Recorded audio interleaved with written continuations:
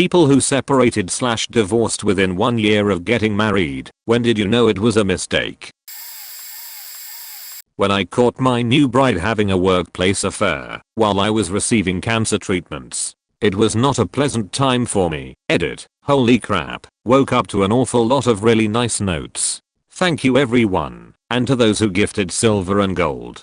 I'm going to try to respond directly to some folks, but I will say this here. This happened about 25 years ago. Yes, I'm an old guy. It really sucked at the time. The day I found out I was a few months into both a major surgery and then daily radiation treatment. I was down to about 118 from my normal 155 lbs. But, as it turned out, it was really a good thing. We did not have a house or kids and the divorce was rather simple. I went on to get married again and have 3 incredible kids I would never have had otherwise. The entire experience taught me a lot about the power of forgiveness. Admittedly, it took me too long to learn this lesson, and I have a pretty great life today. If you are currently going through something similar, please know that life can and does get better.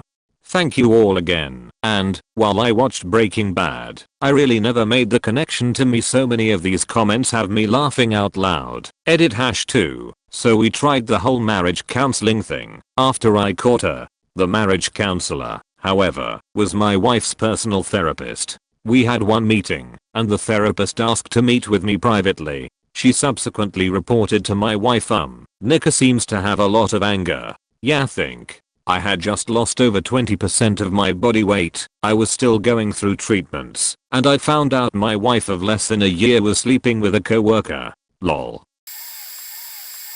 Best girlfriend I had to date at the time. I was in my late 30s, had never been married.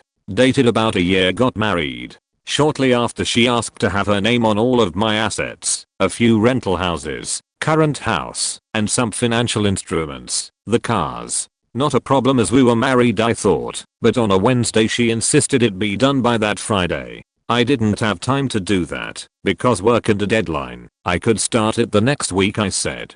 She pitched a fit and said if I loved her I would do it by Friday. I found this strange and decided not to start it and see what happened. She moved out of our bedroom into a guest room, got cold around the house, told me she would move back into our bedroom when I finished getting everything done. At this point I thought bullshit and told her so. I went to my family lawyer to seek advice. She advised me not to put anything in her name at this point.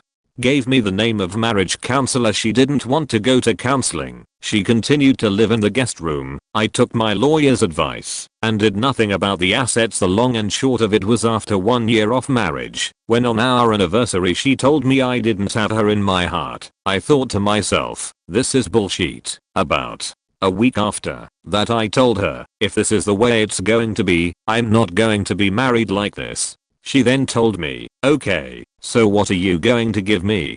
Yes, she said. That point I consulted my lawyer on what a judge would come up with regarding community property for the past year. Number came up to 20G. I took that number and added about 20 grand and proposed that to her, so we can make it easy. I was going to spend more than that in lawyer's fees. If it got ugly, it got ugly. A week later I got served with papers with all said in the complaint. When added up, she was going after $750K for 1 year of marriage, 1 year of divorce proceedings, and 2 years of property settlement proceedings on what should have been a 2-hour problem. Judgment came. 215 points in the judgment. I owed her what would have been the community property, about 20 grand, but awarded me attorney's fees. So in net, she owed me about 30 grand and left her to go buy her own car. Turns out this judge had worked her ass off through school to become a lawyer and the same to become a judge by 40 years old. I was told by another attorney that normally this judge never gives attorney's fees, but was so pissed off at the gold dig my wife attempted that she felt it was justified in this case. Even though I came out okay financially, it was an emotional train wreck to have this happen and go through all that. It's been 15 years since it happened. I was not dateable for about 2 years, but now very happy with where I am and who I'm with. Edit. Wow, this reply to the op really blew up. Thanks much for the silver and gold. These are a first for me. Not sure, how do I find out who gave those to me so I can thank them directly? I can probably Google that. Lots of good comments. I'm trying to answer each question, but might take me a while. I'm in Asia right now and will be heading to bed soon. Thanks much for your thoughts. This happened 15 years ago, so I'm over the hurt, but the thoughts that you have been sending me have been uplifting. Point for the others with the stories similar to mine, and worse. I feel for you, I really do. I don't wish this type of thing on anybody. Divorce can be nasty, and I don't wish it on anyone. But in the case of damaging relationships, it's a tough but needed remedy. I guess the first time it got physically abusive, it took me a while to realize there had been subtle emotional abuse for a while. As it always does, the abuse escalated. It ended up being a really bad situation. My ex fit the textbook definition of a narcissist. I would watch YouTube videos of interviews with criminals and other people suspected to be narcissist and almost be able to predict what they'd say based on what I thought my ex would say. Then the cheating started. I know of 2 others for sure, but I suspect many more. It culminated with me uncovering a half-cocked plan to murder me for my life insurance. Would they have gone through with it? Probably not, because the plan was really bad, and they are not that stupid, but it was there. I had a complete breakdown, quit my job, my insurance was through them, sent my kids to live with their dad temporarily ill, and ended up in the ER. When I called my spouse to come get me, when they released me, they hung up on me. So I called my mom, who lived 2 hours away, and said, come get me, I'm done. That was almost a year ago. I'm still technically married, because I've cut contact for me and my children's safety, and don't have a current address for them. It's been a long uphill battle coming back from losing everything I owned, my job, my kids, my sanity. However, now I have a great job, kids are back with me, we have a great home in a wonderful part of town, and I'm enjoying getting back to being me. Honestly, before we even got married, but there was a great deal of denial and fear surrounding ending the relationship months before the wedding. However, there was a definitive moment when I realized this was not the man for me. About 3 weeks into our honeymoon, we had been traveling through the British Isles and finally made it to Italy. I really wanted to stay in a remote village and be immersed. He did not. We settled on Florence. Don't get me wrong, it's lovely there, and we saw a lot, but it's extremely touristy, and I didn't feel like I was getting the full cultural experience in a big city like that. I asked our host of the B&B what their favorite restaurant was, something only locals know about. The sweet man drew me a little map and even told me it would look closed and was very small and had very specific hours, which he wrote down for me. The next day, after some searching, we find it in an alleyway off the beaten path, and it's like a dream come true. Only Italians, no English translations on the menu, no couple from Florida at the table next to us. It's faking packed and it smells so amazing. They squeezed us in on a tiny table, got us menus, and said what I imagined was, we'll be back in a bit. I was awestruck by finally feeling like I was in my home country. I'm from Italian descent and all American Italians dream of visiting Italy. This place was something out of the movies. Small dim lights, loud, classic Italian music in the background. The little old Italian lady making the pasta looked like my nonni. I was just smiling and taking it all in.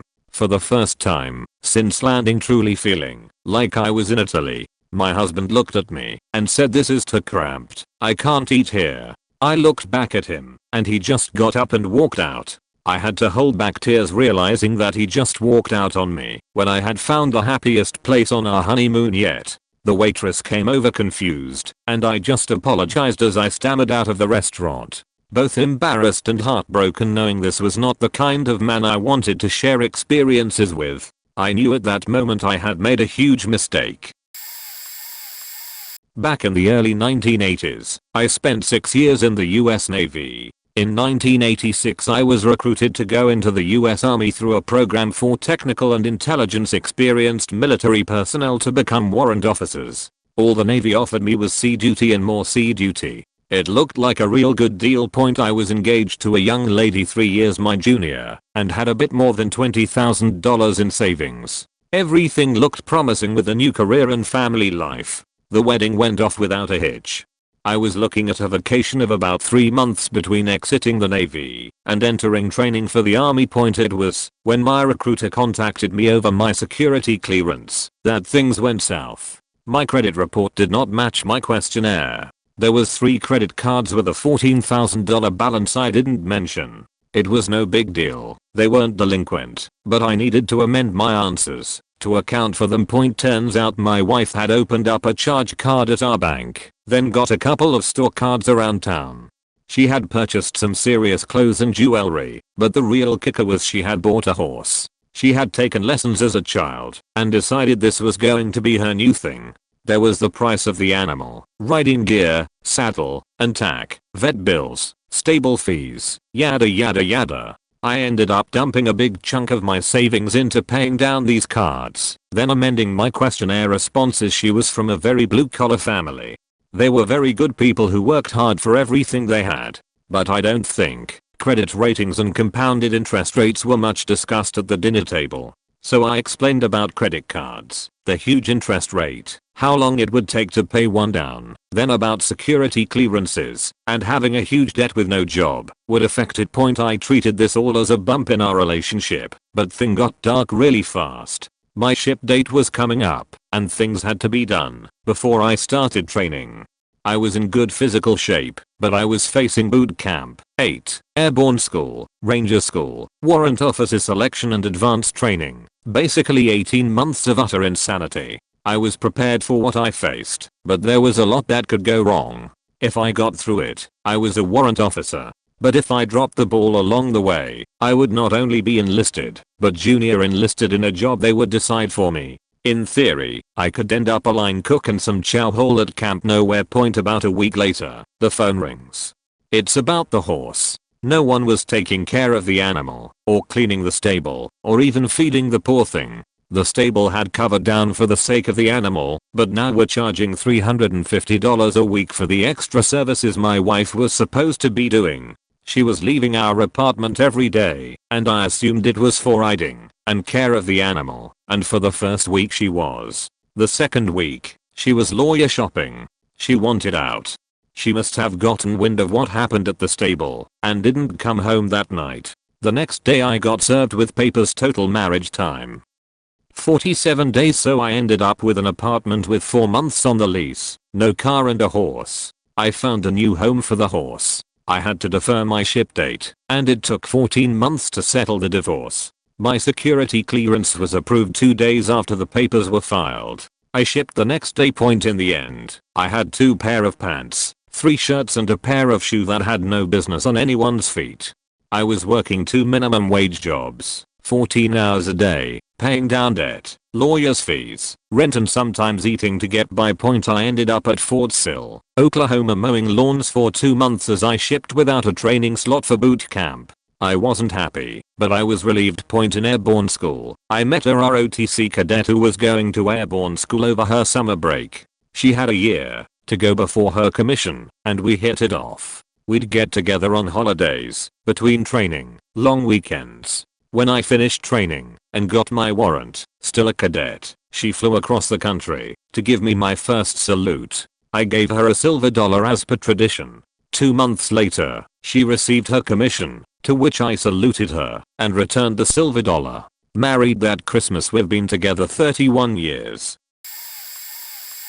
There were a lot of red flags that I can only see now, in hindsight, tbh. For context, there was a pretty big age gap between us, and he had a really rough life when I first met him. Some friends of mine and I helped him get out of his bad situation, although it meant leaving his mother behind. Sweet woman, tbh. I couldn't see at the time how much that would fuck him up. Boy. There was a pretty long gap in the middle where I was focused on my career in politics and didn't see him, but when we reconnected he had become a pretty hot NGL.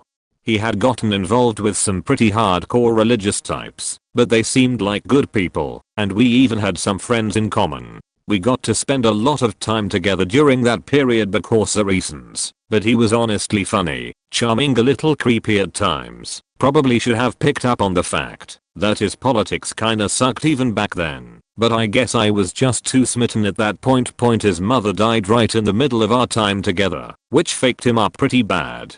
I started to see an angry side to him which I found more disturbing. Truthfully, but I mean his mother had just died, and I figured it was only a human reaction to that kind of pain.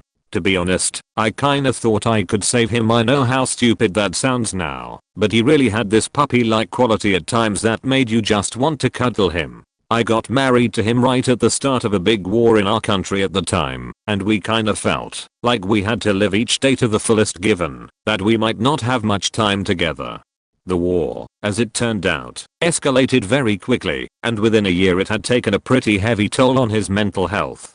It didn't help that I got pregnant around the same time. He started really worrying me when some pretty ugly abandonment issues reared their head. He couldn't bear the thought that something might happen to me and he'd lose me either because of the war or complications from childbirth, or I honestly don't know. He got real moody around this time and I could just feel our relationship slipping away. The last straw, the point where I definitely knew I had to leave him, was when he force choked the hell out of me on Mustafa and left me for dead while he fought with his old mentor. We separated pretty soon afterward, and it's left me pretty broken, tbh. The world feels like it's just fading away, and I've kinda lost the will to live. Not me, I've never married. But a close friend of mine that divorced within a year told me he knew on his wedding night he was making a huge mistake. In the months leading up to his wedding, his soon-to-be wife was spending more time with her mother than she had in the previous several years. On the day they wed, right after their nuptials, they went to take photos while the guests enjoyed cocktail hour. As they were getting ready, his new bride asked him to walk to an area with her for a minute of privacy. When they got to this gazebo, or something, I don't recall exactly, her mother was waiting for them. As it turns out, the mother and bride went into a long diatribe about saving his soul, how together they'd recently been reborn and found Jesus, and wanted him to start attending services with them. Now, this buddy of mine is an atheist, always has been. He was not raised in any kind of religion, but he doesn't announce his beliefs either. He has absolutely no qualms with people following God or whatever, but like me, he just doesn't want others to force their beliefs on him either. So he sat there on this gorgeous day, listened, and faked enjoyment the rest of the evening. The honeymoon was painful, and when they got home he tried to tell her he just wasn't interested in following, but was happy and supportive of her to find happiness the way she was. It wasn't good enough. And her mother began pushing him, and within 6 months he dropped the bomb that there was no way their union would last. He had a rough couple years after he moved out of his own house that he allowed her to live in, but he's since met someone else, remarried, and had a baby. Dude is an all-timer, one of the nicest people you could ever meet. So not me, but an ex. So I dated this girl for almost a year. We'll call her Lisa. Really thought I was in love with her. I mean, she was a pretty cool, slightly older chick. Opened my eyes to a lot cool different stuff. Those were some crazy days. So around the end of the relationship she started to act a little weird, distant. I of course handled it in the most mature and adult way, by being clingy and irrational. I still cringe thinking about it, but you know, to be young and in love. Well, fast forward to after our breakup. I'm incredibly depressed. I mean, don't want to get out of bed depressed, and to add to it, she already has a new boyfriend like a week after we broke up. Yes, I know. I'm also in the future with you looking back. This guy, we'll call him Rick, is literally the opposite of me. He's tall, absolutely shredded and has a good job. She brings him around our mutual friends, and like everybody loves him. So about 3 months after that I'm feeling a little better. I run into her at a party, and she tells me she's getting married to him. Honestly, I was fairly over the breakup by then, and I wished her luck. So as the wedding day draws closer she keeps calling me, and we chat from time to time. One night she calls and tells me that how great it would be if I showed up to her house before wedding, and whisked her away. Now if she had asked me like a week after we broke up I might have done it, but by this time I had gotten laid a couple of times, lost some weight, and was feeling pretty good about myself.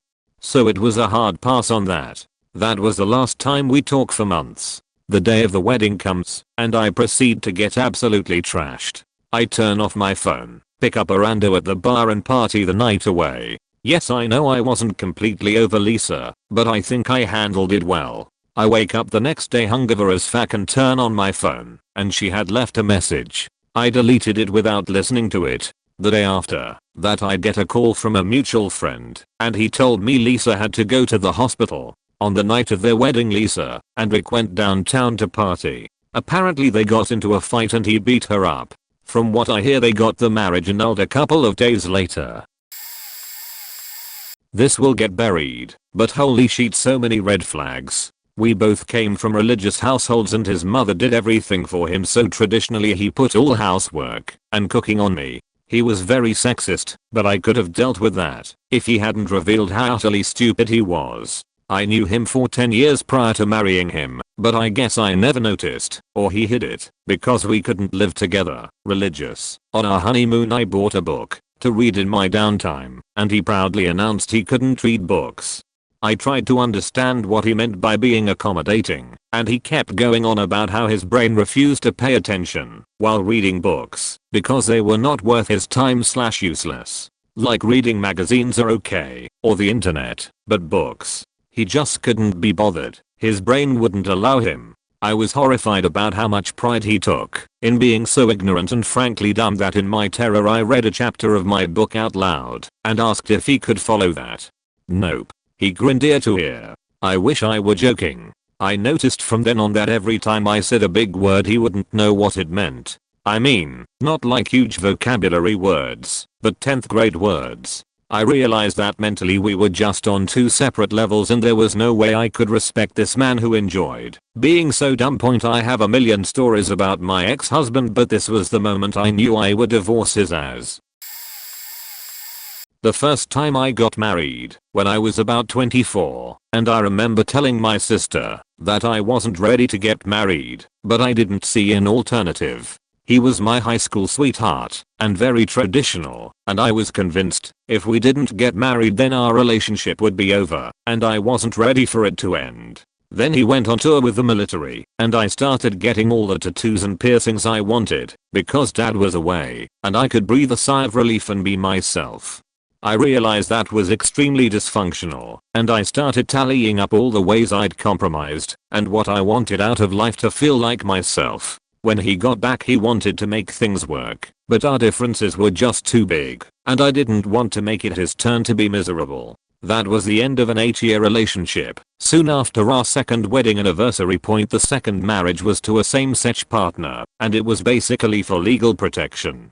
I had been super clear from the beginning I didn't want to get married again, but then coming out got a really unsuper reaction from my family, so when they proposed I said yes because, again, I wasn't ready for the relationship to be over, and since we were going to be together for a while, yet the legal protection made sense. That marriage ended after about 9 years together. 4 married. Now I'm the queer polyamorous aunt who regales cousins with tales of her debauchery at family reunions, while the aunts and uncles wince and try to smile through their discomfort. This doesn't qualify for ops question, but I'd like to contribute a cautionary tale regardless. Some family friends, who I'll call Steve and Karen, were all well and fine the 2 years leading up to their marriage. They were both a bit older, late 30s, but still wanted to have kids, and decided to tie the knot. A few months before the wedding, Karen starts to get these kind of nervy turns. Steve notices this red flag, but everyone chalks it up to cold feet/anxiety, and assumes it'll settle down after the wedding.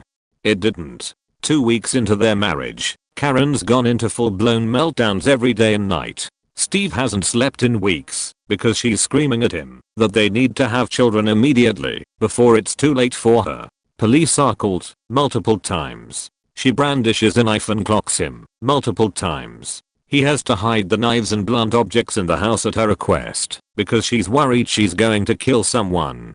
2 months in as Steve's trying to gather divorce papers, Karen gets pregnant. Steve decided to stay with her because he didn't want the child to be stuck with her alone, and they've carried on like that for about 25 years now. Don't be like Steve and Karen. Please get out beforehand if you have any doubts. And if your partner is showing signs of mental health duress, please help them get help. Abuse is abuse, no matter what party it's coming from. Never tolerate it.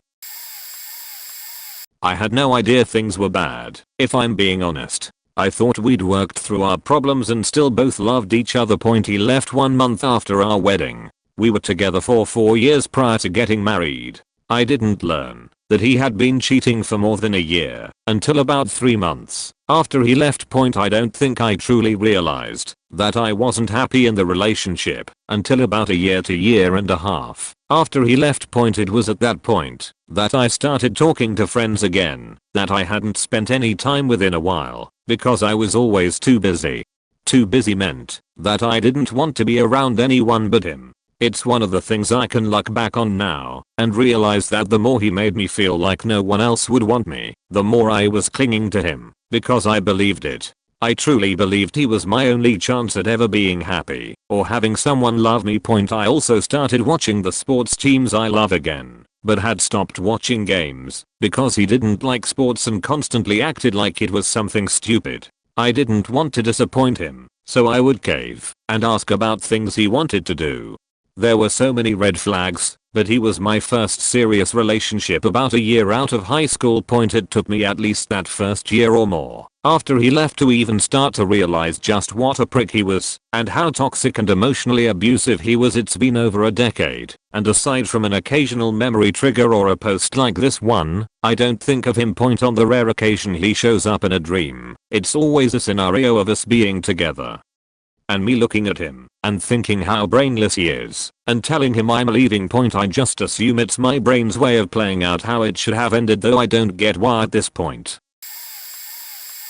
I didn't, but I should have. 3 months after getting married I found out that my husband had embezzled $150k from his employer and had been caught before our wedding. When we were on our honeymoon, back in the day, he always wanted to go to internet cafes. Turns out it's because he was emailing his old boss, pretending to be his father, trying to negotiate a payment plan for the money. In the end, his parents took out a mortgage on their home and saved him from jail. None of them told me this. I found out on my own, snooping in his email, because my spidey sense was tingling. Once that came out, it turned out that he was also basically a pathological liar. None of the stories he'd told me while dating were his. He passed off other people's stories as his own. He never went to either of the colleges he said he went to and got his diploma online. I was so dumb that I believed once it all came out it would be a fresh start / clean slate for him. We went to therapy for a long time, apart and together. We worked through it, I thought. We stayed married and had 2 kids. I eventually found out that he'd still been lying and that he'd managed to rack up $70k in credit card debt in a communal property state. He's a sentient turd. I hesitated before saying yes to the proposal. I envied how other women were treated by their partners and fantasized constantly about being with a man like that. Night of the wedding, I did not feel happy or sad, just neutral. During the wedding, I spent the day with my friends, he with his friends. I don't remember seeing him that much. We invited every relative, even people I had never met before. During photos, I was only thinking about what they would look like. I spent the night dancing with my friends until we were the only people left, and we didn't even sleep together that night. After the wedding, he did not magically turn into a husband like I thought he would. It was exactly the same. I started getting depressed 6 months in and started seeing a counselor who mentioned divorce as an option and walked me through the process. We didn't sleep together from the day we were married until we divorced 11.5 months later. I refused to have my name changed, which made a lot of family members ask constantly why. When I married my husband now, I did because I wanted children with him and finally experienced being treated how I had always fantasized. I wanted more of the same thing instead of hoping he would turn into a husband. I was so excited the night before the wedding that I couldn't sleep. The wedding was only my closest family and friends. We didn't even notice the photographer was there. We were just happy to be with each other. We left immediately after the cake so we could start our honeymoon together. We get stronger and more in love every day. We have beautiful kids and have been married over 10 years.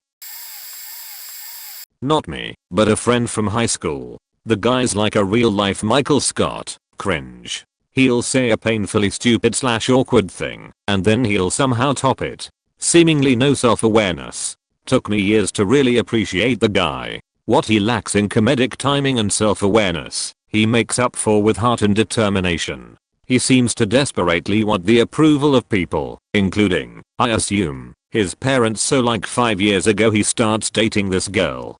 Maybe 2 years into the relationship they're engaged, confirmed by Facebook pics. 6 months later the wedding is planned, and it's quite the event. Classic big expensive storybook wedding. I was unable to attend because I was not stateside, but I saw the many pics. They went all out. 6 months later, the problems begin to surface. She leaves him, and they get a divorce. The way I found out about this is particularly tragic. I was still out of the country, but I heard about her 10-year high school reunion.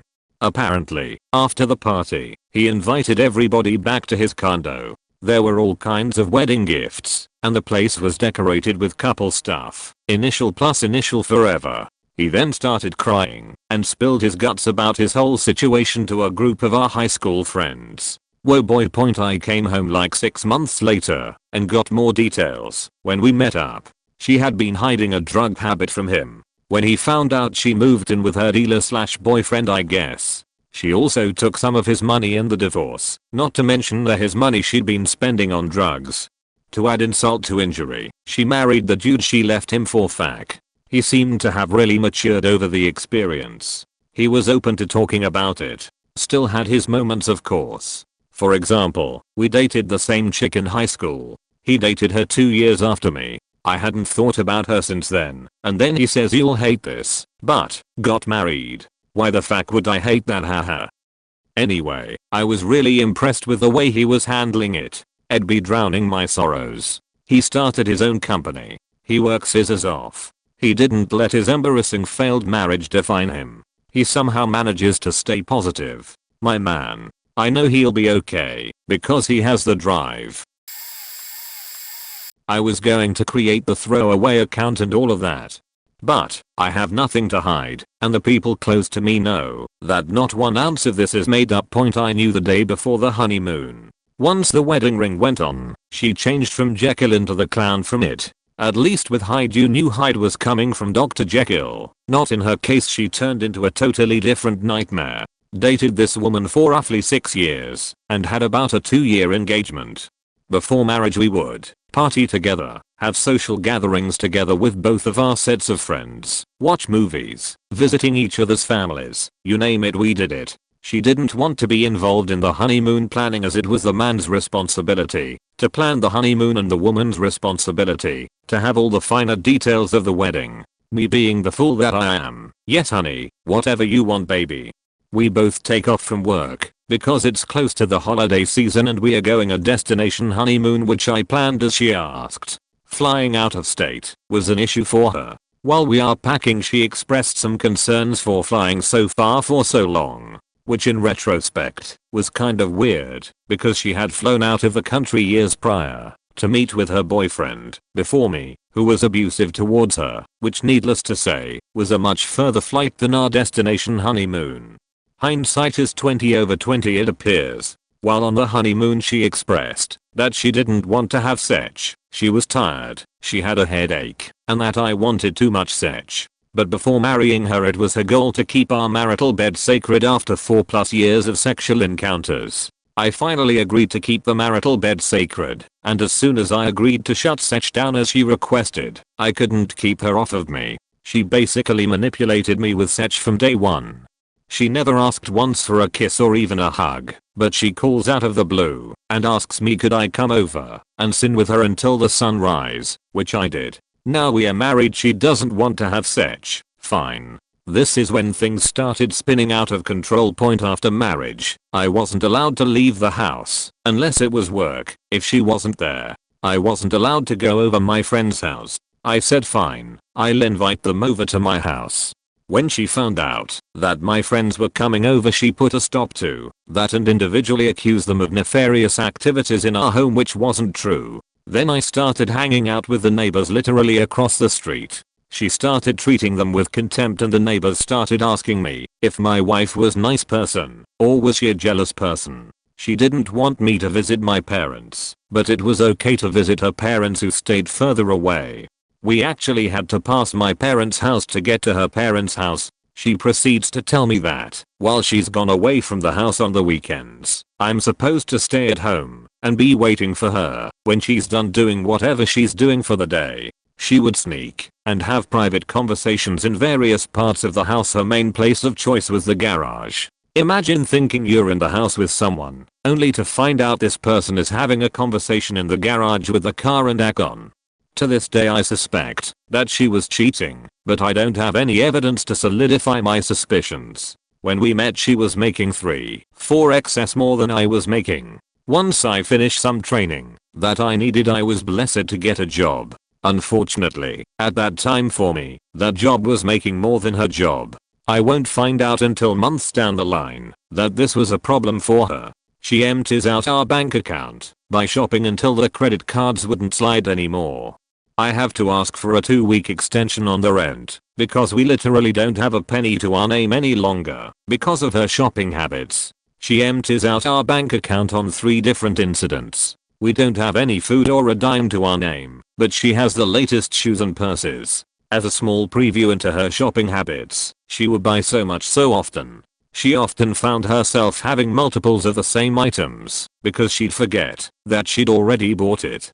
Problems start to arise once all this starts happening. I'm sleeping in a different room on a love seat for some months now. Still going to work every day, had to borrow money from a coworker to put gas in the car to make it to and from work. Bonus season is coming around for my job. Her job didn't give bonuses, and I know that the bonus money is going to hit the joint account. I also know if she sees the bonus money she's going to go on another shopping spree. So I hurry up and cash the bonus out and open another account so that I can pay the bills. She's waiting on the bonus and calls me, tells me that she sees that I spent all of her bonus money. She was depending on that bonus money so she could move herself out, she tells me. She begins screaming at me on the phone and beating her fists on something that I can hear over the phone. So I know we have a gun in the house, and right now this woman is in a frenzy because the bonus from my job was her next shopping spree and I effectively took that from her. I run home, remove the gun from the house and take it to my parents' house. I tell my parents I'm bringing this gun over so that no one will get hurt if anything goes down. My parents are concerned, but they respect what I'm trying to do. I say to myself, if she never looks for the gun, then I overreacted. If she looks for the gun. I'm sleeping on my love seat and she literally kicks the door into the room and screams, "Where is the gun?" I was scared and shocked. She proceeds to call the police on me and tells the police that I stole the gun and gave it to one of my friends that was out robbing corner stores with the gun that has her name associated with it. I explain to the cops what's going on. The cops shake my hand and thank me for being rational with the situation and suggest that I leave and protect myself. Now we are separated and she sends me divorce paperwork from the internet through the mail, and somehow, some way I receive this paperwork on my birthday. I signed the paperwork and in my heart I know it's over, and I go out and have a pretty good birthday that year. A few months later, not knowing that divorce can be such a long and grueling process, it's time to file the tax paperwork. I haven't heard from this woman in months, and she calls and states that she is at some tax office and that I better give her my SSN over the phone to some guy so that she can file and get the refund. I hire a tax attorney to find out my options, only to find out that the entire time we were married she was lying about her salary by dwindling her taxes being taken out of her check to literally a negative amount. Basically inflating her net to outdo my salary or what I was bringing home. So, when I tried to divorce the woman I couldn't legally because we owed a year's worth of taxes that I was responsible for as head of the household.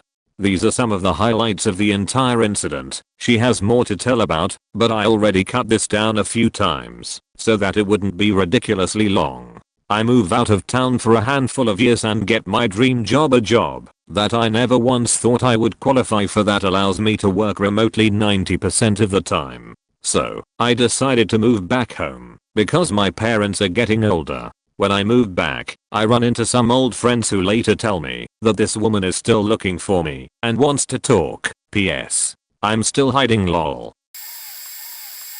Hits me how almost every response to the question is related to one of the partners cheating. Point here back quote s mine. We had been together for 13 years in what seemed to be a happy relationship on both sides. Eventually we got married. With that everything suddenly changed 6 months. After being married there was no sex anymore. My wife was completely cold to me. I asked what was wrong, but she said all fine. I started being suspicious and kept account of the contents of a condom box in our bedside drawer. Fair enough, I went away for 2 days on a work trip, and when I returned there were 2 less condoms in the box. I confronted my wife and she came up with excuses that she had given the condoms to a female friend of hers who needed them. I really wanted to believe that answer, no matter how implausible it sounded. I just didn't want to think that after 14 years a relationship could just fall apart so quickly. So I accepted it for now and played along. We went into months of counseling, but my wife made it clear that she wanted out. I eventually moved out for a trial separation. That trial moved into a permanent arrangement. We divorced to the day 12 months after getting married, which was the earliest we could get divorced according to Australian law. I soon found out that she had been cheating on me with her boss at work all along. I don't know how long. I want to think it didn't start before we got married.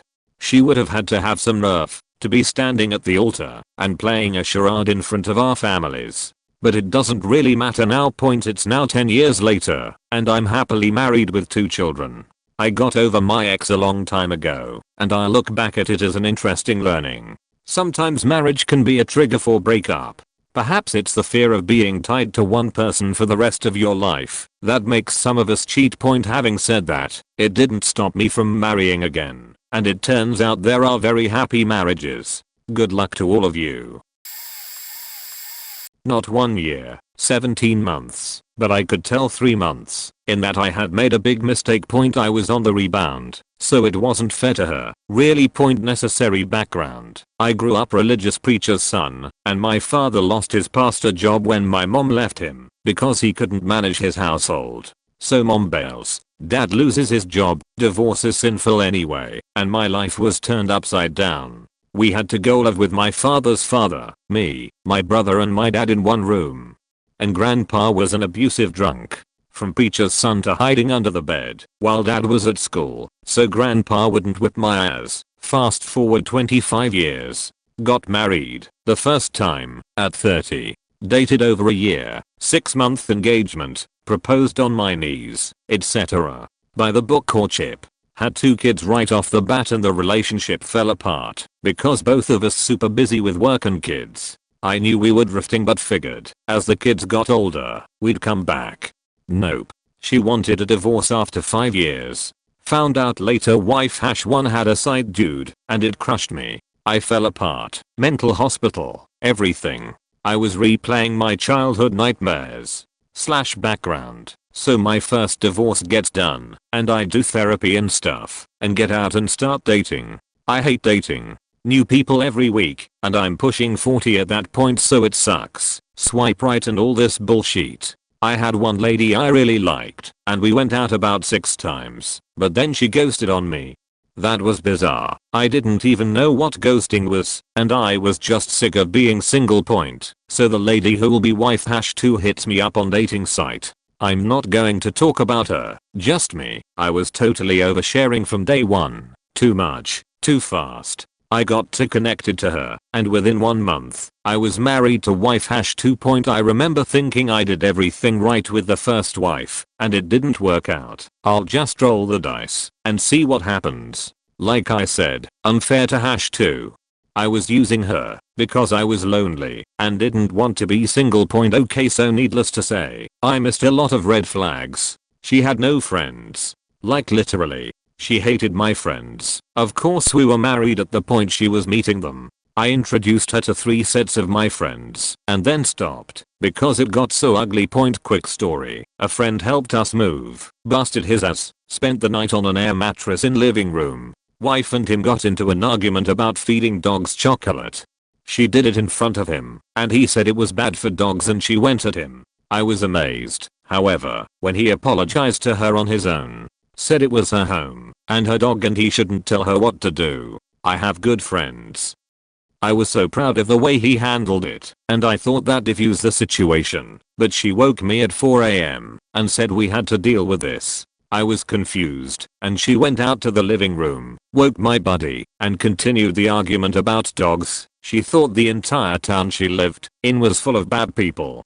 She was a military brat, and, according to her, everybody, like, literally, every person in every town, according to her, in towns near military bases hates the military. Not some, everyone. According to her, everyone at her job was incompetent and out to get her, especially the women. At first I wanted to give her the benefit of the doubt, but she got fired, and, at the new job, same thing point. When she got fired, I thought there was a plausible disability discrimination claim. I called a friend of mine from law school who did employment law, and gave him the facts. He was interested, and I brought my wife to meet him, and one of the partners at his firm. Legally, it's very straightforward, but when the interview started she went on every tangent about how mean they were, and hardly spoke about the accommodations she needed, and when she told them, and what they said about that, it was all catty-cow-walker stuff. So my friend and his partner talk, and they pass on the case. Friend later told me it was witness issue, they wouldn't want to have her deposed or put on the stand. So lots of red flags that I missed. I mean we only dated for a month though. One thing that kicked in for me zero is I did not want to be the guy with 2 divorces, because that would mean I was a real failure, so, by God, I wanted to make that second marriage work. Despite the red flags, I think the thing that got me was how badly we argued. She refused to let me take breaks. It's something I learned in therapy. If you're just going back and forth in an argument, ask for a break. She wanted to resolve things right away and said I was just procrastinating. I also felt like she wasn't negotiating when we argued. I tried to offer compromise positions, but she was an all or nothing kind of attitude.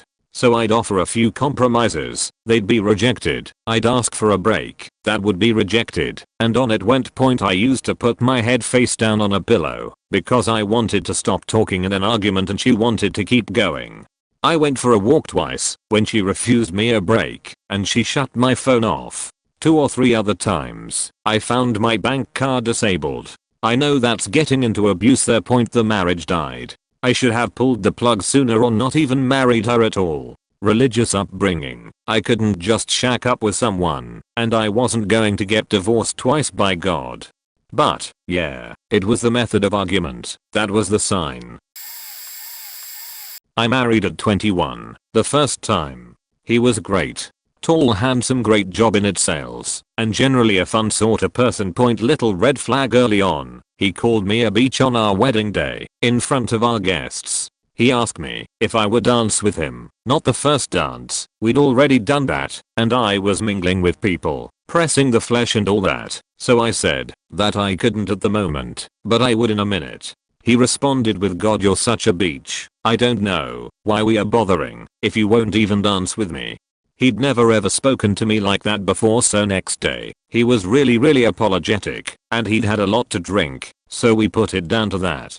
I was annoyed, obviously, but there wasn't another incident like that in our marriage, all 11 months and 23 days of it. In fact, I'd say it was blissful. We bought a house, we had cats, we worked hard, and we were doing just fine. Sexually, it was brilliant. There were absolutely no clues he was about to end it. In the week before he did, well, we faked like rabbits every day that week. On the Tuesday he brought flowers to my workplace because he'd been visiting a client in my building and couldn't be in the same place as I was without coming in to see me. And then on the Thursday, we went grocery shopping. I remember as clear as day, when we walked in the store I said, "Shall I get this one or will you?" And he turned to me and said he didn't think I should because it would be unfair of him to make me buy groceries I wasn't going to be using.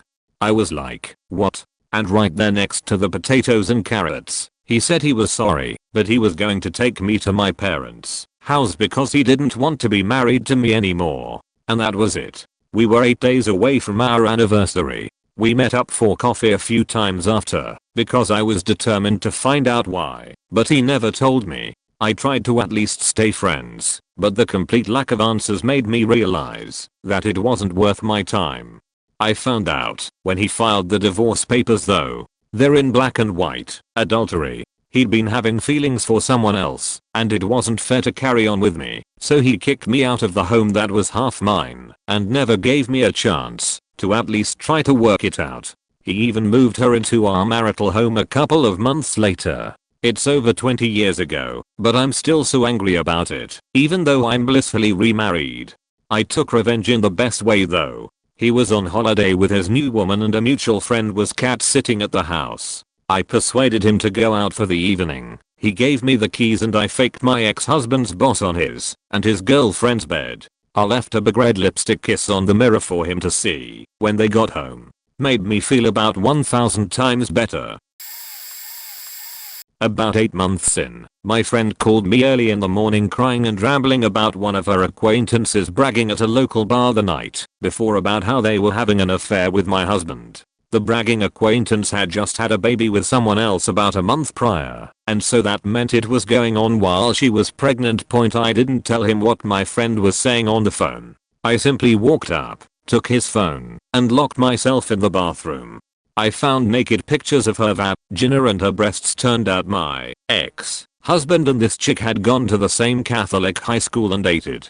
He comes from an affluent and well-known Catholic family in town. Turns out, he got her pregnant at 15 over 16 and his parents paid for her to carry the baby and then give it up for adoption to a relative and to never talk about it. It was a huge secret. Still is. That was just the beginning of my reality.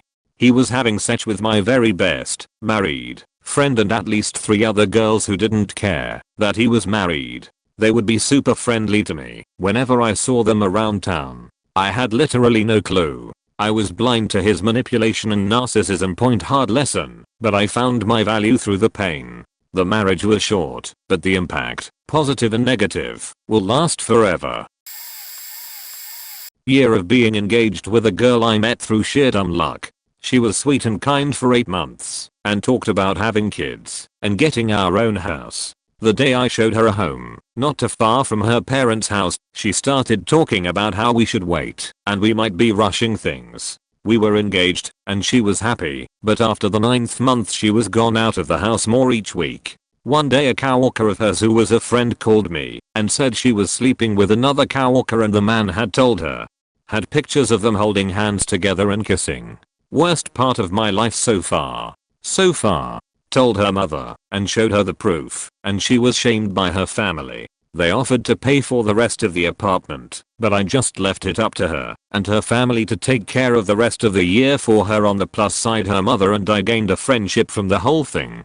I was in a depressed state after the breakup, and she was there to take me out to lunch and watch movies with me, since her husband never wanted to go out. Ended up doing a few classes together for cooking and art, and she helped clear my head. I also helped her husband choose some good gifts for her to make her smile more often at home. We are amazing friends and we always look out for each other.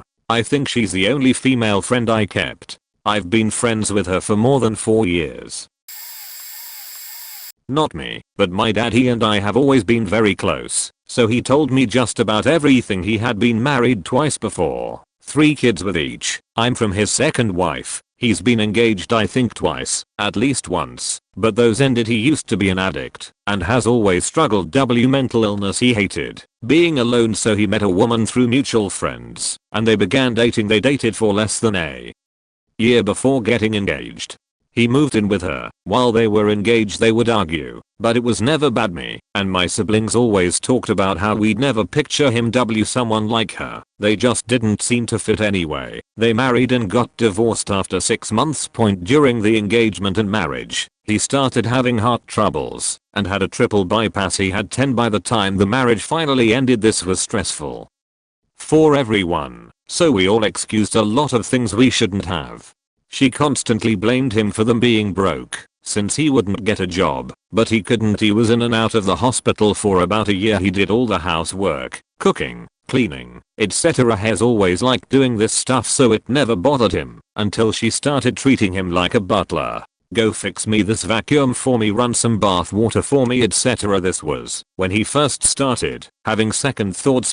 After the surgeries, his body was pretty messed up.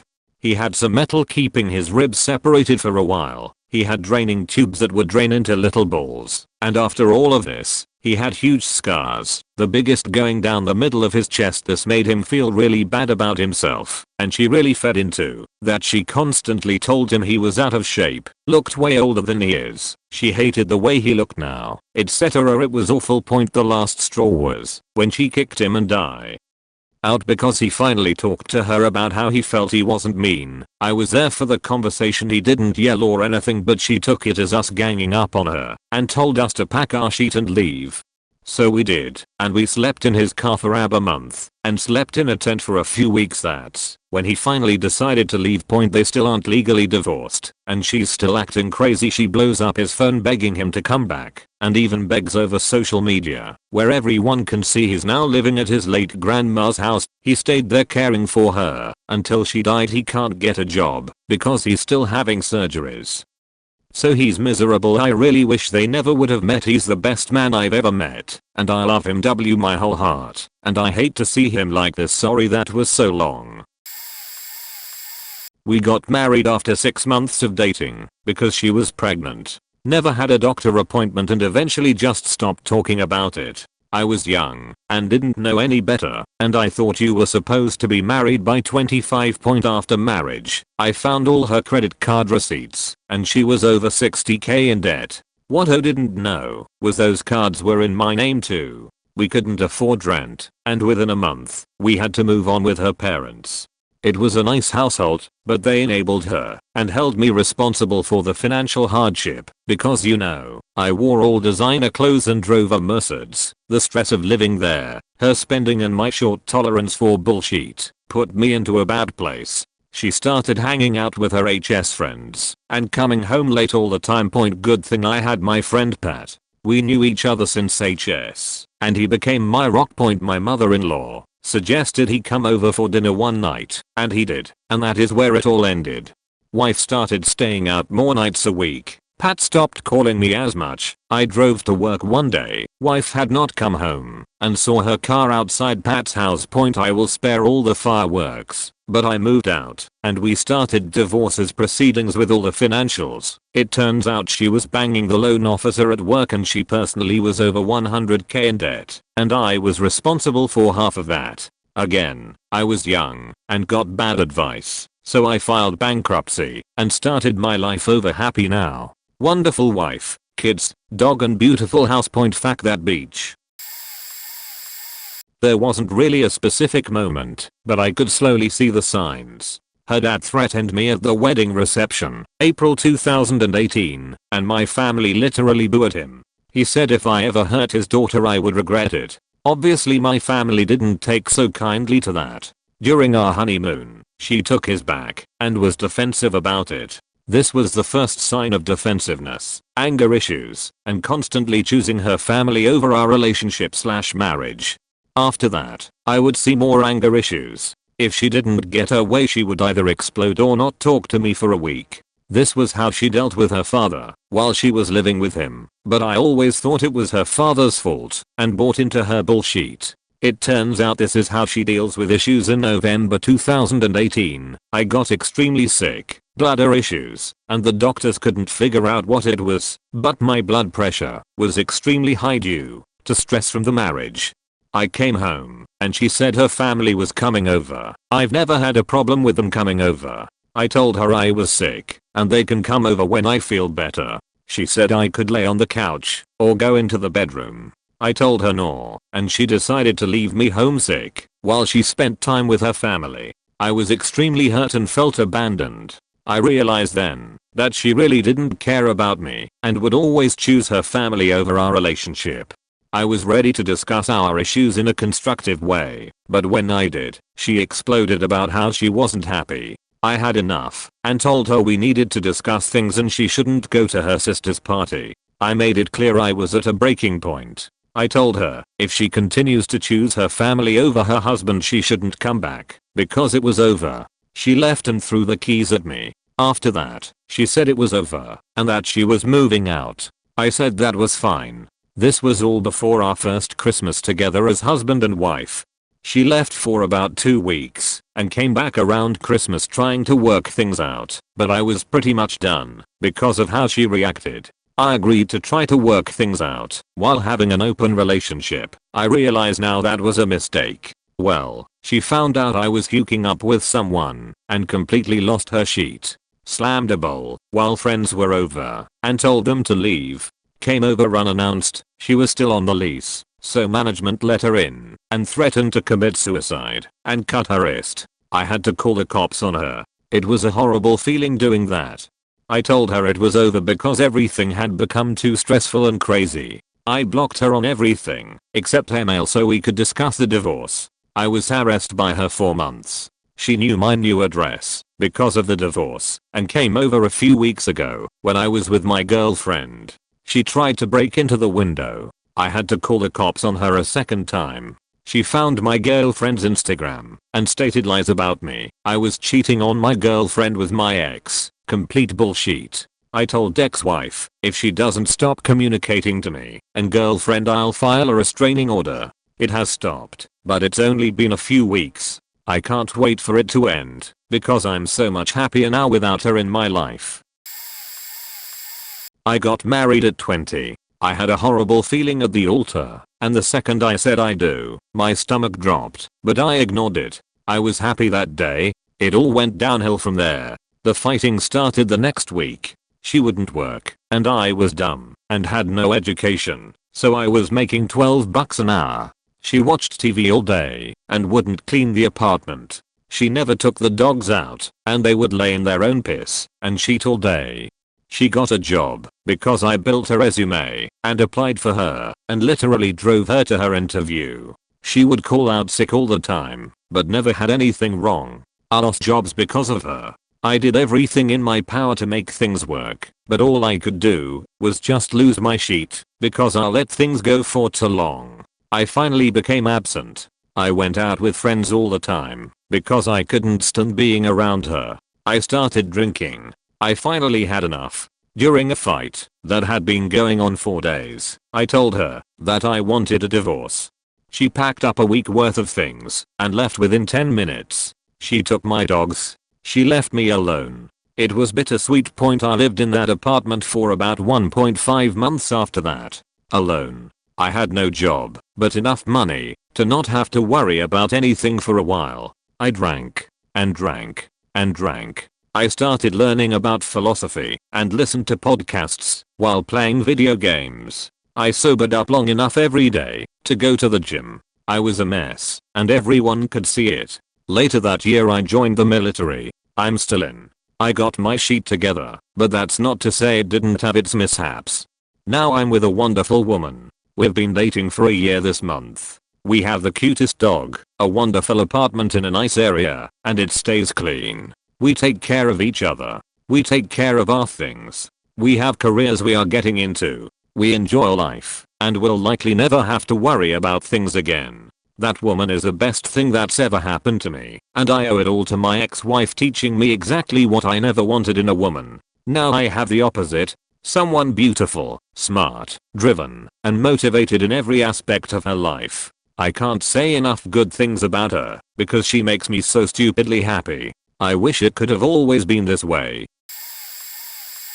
This was the worst. I knew it was over before it began. I didn't want to get married, but he was extremely pushy about it, and we went to a place to get it done the same day. So after much convincing that this was best for God and his family, I agreed. I know this was crazy/bad idea. Then within 4 hours of getting married he tried to leave me at a hotel because his parents found out we got married, and they were not happy like he thought they would be. He told me to rest, and he went downstairs and called his family who demanded to pick him up. When I went downstairs after my nap he was waiting for them, and he said God told his father we made a mistake.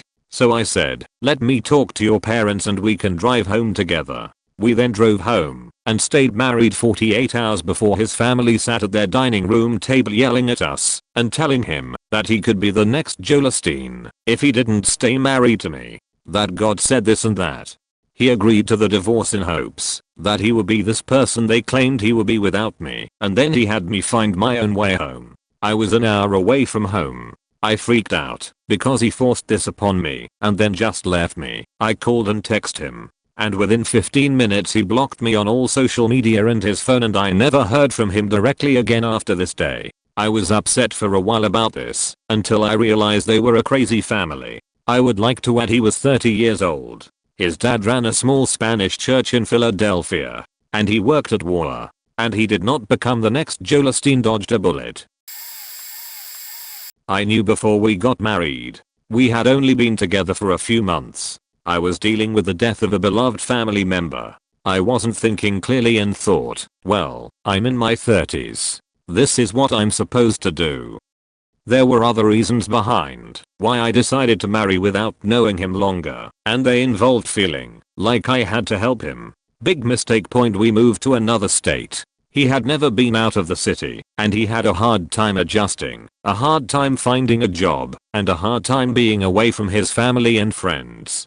We started fighting. Although he said he was okay with me not wanting kids, he was pissed that I didn't change my mind.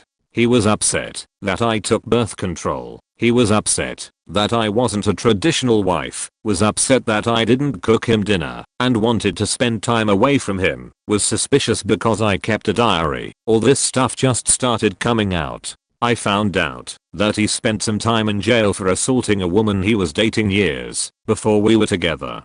I started to learn how crazy his temper was. The final straw. We got into a fight. He disrespected my aunt, and he kicked my dog's bed while my dog was on it, traumatizing him. I knew the next time he wouldn't miss. So the next morning, I purchased his ticket back home and filed for divorce shortly after that. Not me, but my cousin. She dated a man for almost 2 years whom she believed was her soulmate, a guy who adored her, put her on a pedestal, lavished praise, gifts, and his undying love. It was the perfect match. About a month into the marriage, he told her he was off to the gym. She went to the grocery store. While passing the diaper/formula aisle, she did a double take. There was a couple shopping together and the man, seen from the side, looked eerily similar to her husband. She dismissed it pretty quickly, then ran into the same couple a few aisles further down, only this time she could clearly see his face. It was her husband. As soon as they made eye contact, he did a 180 and disappeared.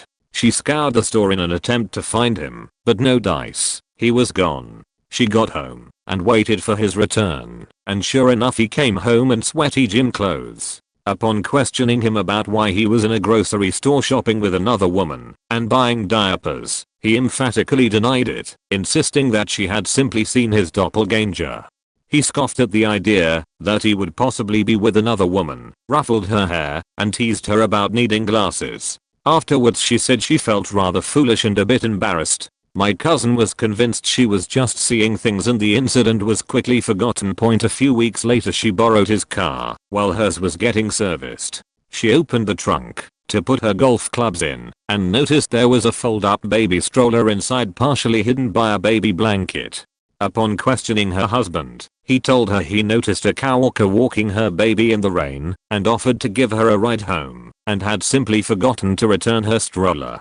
This excuse seemed pretty plausible, since he explained it so quickly and convincingly, but later she was trying to remember the last time it had rained in her area and couldn't recall any rain for several months. After having a couple of giant red flags waved in her face, she began to watch and observe him a bit more carefully. He would leave the house wearing different items of clothing. Then when he left, sometimes something as subtle as a different pair of socks. He would say he was going on an all-day hiking trip to take photos, but would return late without taking a single picture. His excuse? He forgot to put batteries in the camera. His paychecks were half spent, and he had no explanation of where or why his money disappeared so quickly, claiming he should probably try to cut back on going out to lunch with his coworkers, too much Starbucks, buying new camera accessories on Craigslist, etc. The final blow came on their 6-month wedding anniversary. He walked into the kitchen after work while she was cooking dinner, bleary-eyed from lack of sleep and having had a few cocktails after work, and placed a bag on the table. My cousin assumed it was an anniversary gift for her because he was always so sweet and sentimental like that, and while her husband was in the restroom, discovered some baby bottles and a teething ring inside as well as a beautiful gold necklace with the name Carol on the attached gift tag. She also found a card in his handwriting declaring his love for Carol and their child. It seemed that her husband had confused which house he was entering and accidentally revealed that he was living a double life. My cousin turned the stove off, grabbed her keys, got into her car and drove away. She was probably 5 miles away by the time her husband finished using the restroom and had crossed state lines back to her parents' home before he figured out she had left him for good. No confrontation, no discussion, no accusals, no packing, no explanation, no goodbye note, no pleading, no argument, no tears, just poof. Gone. She filed divorce papers the next day. Also interesting to note that Carol had no idea my cousin was married to the father of her child, but it all came to light when Carol's best friend Susan heard about the impending divorce from my cousin's boss, who also happened to be Carol's neighbor, and they all put the pieces of the puzzle together. They all lived in a big city and miles apart from each other, but it's still a small world. And yes, Carol dumped him and took him to court for child support. Close bracket.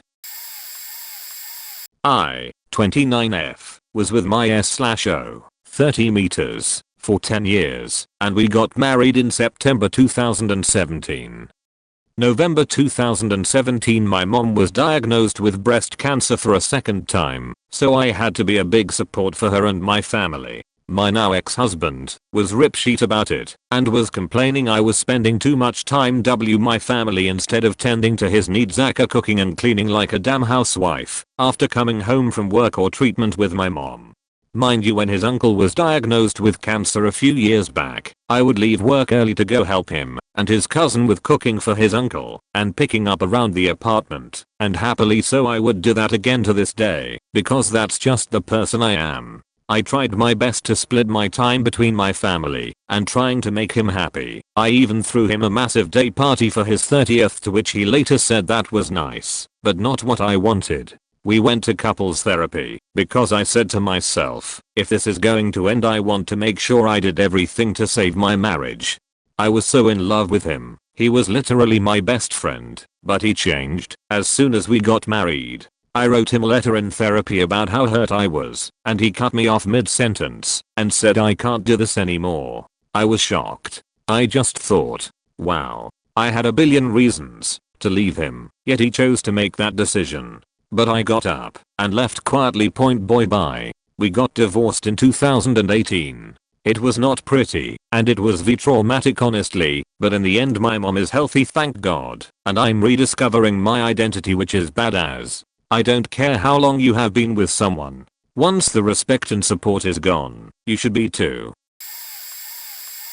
Just a couple months in. But to be fair, leading up to our actual wedding day we had a couple rough months. He was smoking spice, which for him was really bad. His behavior was erratic, and when he wasn't close to manic, he was withdrawn and secluding himself away from our family. I tried to get his brothers and parents to see what was going on and help me help him, but they just couldn't see what I was seeing. When I addressed the issue with him, he laughed at me.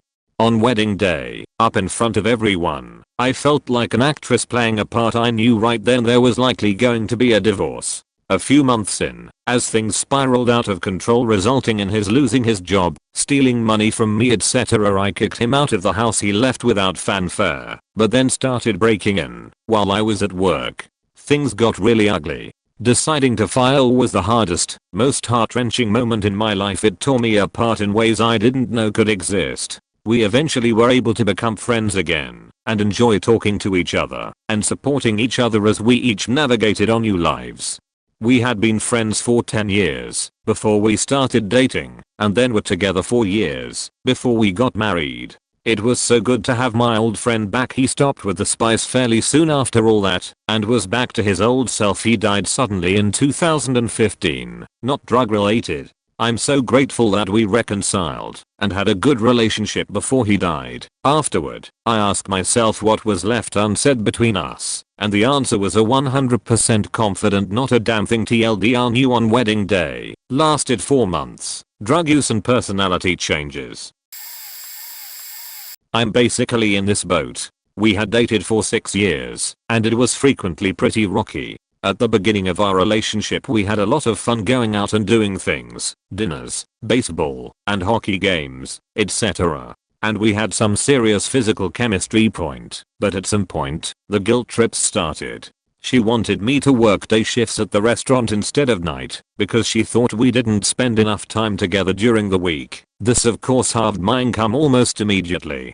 On the nights I did work, she told me not to go out for drinks with coworkers afterward to unwind. If you've ever been a server you know how needed those times are sometimes. Her reasoning being that she had to get up early, so when I'd come sleep over it would bother her. When she wanted me to move in, I was extremely hesitant, and I told her straight up that I didn't want to because I'm the type of person who needs space sometimes, and I loved playing video games to unwind after a long day. I told her that I knew if I moved in that she would slowly try to stop me from this, as in her eyes, video games are stupid. Eventually I caved and moved in with her. And wouldn't you know it, what I feared came to pass. I was playing Borderlands 2 with some friends from work when she came home once, and she demanded that I turn it off. My friends at the time were like, dude, what the fuck, she's really controlling. I began to fear making her annoyed or angry, as it would happen often. Eventually, I stopped playing video games altogether, stopped going out after work with coworkers, began to lose the desire to do anything but the normal routine of come home, drink heavily, watch TV. My friends all noticed the changes in me and were quite alarmed, and even though I knew I was unhappy and that this wasn't right, I had pretty low self-esteem and ended up staying with her. We'd have frequent arguments because I wouldn't do things the way she wanted them done. I put away silverware wrong. I was too forgetful. I never did anything sweet for her. I put things back in the wrong place, etc. I got even more depressed and developed a learned helplessness. My self-esteem and self-worth were shot because I felt I never did anything right. Through all of this time I burned through $10,000 in savings by combination of not making enough anymore and buying stuff / doing trips to try to make us both happy. We eventually left DC and moved to the SF Bay Area, where I'm originally from. She began agitating that I'd proposed to her, but I didn't want to spend money on a ring, yet because I was pretty heavily in credit card debt at the time, still in debt, but not nearly as bad. Then the ultimatums started. Propose to me by X date, or I'm leaving you. My identity was completely entwined with her at this point, because I hated myself. I stressed about this until I finally broke and started having anxiety attacks and delusions, most notably a delusion that I had to constantly check my shoes and skin for signs of needle punctures to make sure I didn't contract HIV. I started drinking heavily and smoking a lot of weed to cope, calling my insurer's advice nurse obsessively. I felt so unfulfilled and sad all the time. She demanded I get therapy and get meds. I did so. Eventually the serious anxiety subsided and I was able to function again. The ultimatums kept happening, now to include the fact that she wanted a baby, and I was so desperate not to be alone that I bought a ring. I eventually proposed and thought it would buy me some time to get my life on track. No such luck, as she became pregnant shortly after. Now I was trapped. I knew for years this wasn't right for me, but couldn't bring myself to end it. Now I was screwed. I went off the deep end into alcoholism. I would drink in secret at home, hiding vodka around the interior and exterior. I'd go to work, but a 6-pack of IPAs and drink those in secret at work. I tried searching for women to have an affair with because I felt so unfulfilled. I began self-harming by hitting myself in the head whenever she'd get mad, which was often. She would get really angry about that because she was convinced I was doing it to make her feel guilty for yelling at me or calling me stupid, when in reality I did it because I hated myself so much and wanted to die. I'd fantasize about jumping in front of trains. Eventually this house of cards came crashing down when she discovered me passed out drunk one night and went through my phone, something she did often, and discovered my attempts at affairs. She kicked me out. I went to my mother's house and drank even more. I ended up getting roughed up and arrested one night while walking home drunk because I didn't want to stop and talk to the cops. My thumb was dislocated so badly that I needed surgery. To correct it, I began to see how my self-destruction was ruining my life. I stopped drinking shortly after that. I moved back in. She decided to try to forgive. Our child was born, and I was very happy. But soon I felt even more depressed because of her cold attitude toward me. We were in counseling but nothing worked. Eventually I fell back into trying to meet women online, just trying to feel loved and wanted again. I know this was wrong, and I don't have any excuse for doing it. She caught me again and now is just borderline hostile to me every single day. The tiniest annoyances cause her to explode and yell and ask why I'm so stupid I can't do X right, etc. I now self-harm at least once per day, and I feel nothing but hatred toward myself. I've internalized all the negative things she said about me. I've come to the realization now that we just need to divorce. She will never be caring or nice toward me again. I feel like a stranger in my own home. She's threatened to take my son away from me and uses my past struggles against me, saying it would be so easy for her to get full custody. I sit here now on my 32nd birthday after yet another morning of hostility and yet another morning of bashing my head with my fists, just wishing I were dead. My life was good before I met her, and I let her abuse me emotionally until I became this husk of a person, which she now holds against me. Of course, my parents are divorced, and the last thing I ever wanted for my children was to grow up in the same circumstances. But I've failed. I've bypassed relationships in which I could have had a loving family. Instead I live in a broken home with no friends, and I long for some sort of validation or love. Anyway, if you've gotten this far, thanks for reading. The day after our wedding we got into a huge fight over something small and stupid that erupted out of control. During the argument he shouted we should never have gotten married. He said it just to be cruel and hurt me, but as soon as the words left his mouth, I knew it was true. 5 years of my life, countless tears, emotional abuse, and numerous episodes of catching him cheating later, I finally got up the strength and courage to leave. Afterwards, I really struggled with feelings of resentment and anger towards myself for so much wasted time and letting myself be treated so terribly. I've spent a lot of time since then thinking about my own role in the situation, trying to understand why I made the choices I didn't, learn from my mistakes. I still wrestle with self-anger, but I'm actively using the lessons I learned from this awful experience to make better choices going forwards. Despite all the anger and heartache, I grew a lot as a person during the whole process, and I wouldn't be who I'm today without having gone through the pain of this experience. I guess by making the most of what little positive there was from going through this divorce, I feel as though I'm making my past suffering count towards something. I'm in a much happier, healthier relationship with a wonderful partner now. I try to consistently apply the lessons I learned about what I need for myself in a relationship and about what kind of partner I want to be. It's been a long, painful journey and a lot of effort, but I'm really motivated to keep it up. I will always be a work in progress, but so far I'm seeing a lot of positive returns for my effort. I divorced my husband after 4 months, but we had been together for 9 years total. I think for a long time we had been waiting for happiness. We will be happy when we graduate college. We will be happy when we get good paying jobs. You catch the drift. We met our sophomore year of college, and I think it was easy to fall in love with the potential of a person, especially while young. He suffered from anxiety and depression, and myself with anxiety, so I enabled a lot of behavior out of empathy. Led to a very codependent relationship.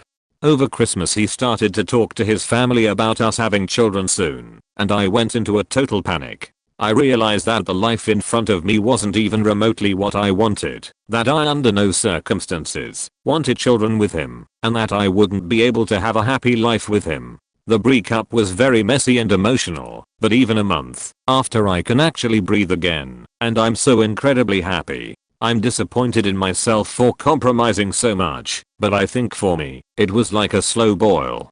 I had been unhappy for a long time, and I had tried lots of solutions, and I think a lot of our fights got blamed on planning for the wedding instead of our real issue. Big surprise issues were still there after getting married. My advice is to set boundaries, stick with them, and don't knock down those red flags. You should always trust that gut. Wish I had. Would have saved a ton in legal fees. Finally one I can answer. I knew when I was saying I do. My son's dad and I dated for a couple of years. I met him at work, retail when I was 16. This was my senior year of high school. We ended up breaking up and almost a year later had a one night stand. I knew instantly that I was going to get pregnant from it. He didn't pull out. I wasn't on the pill. Young and dumb I was.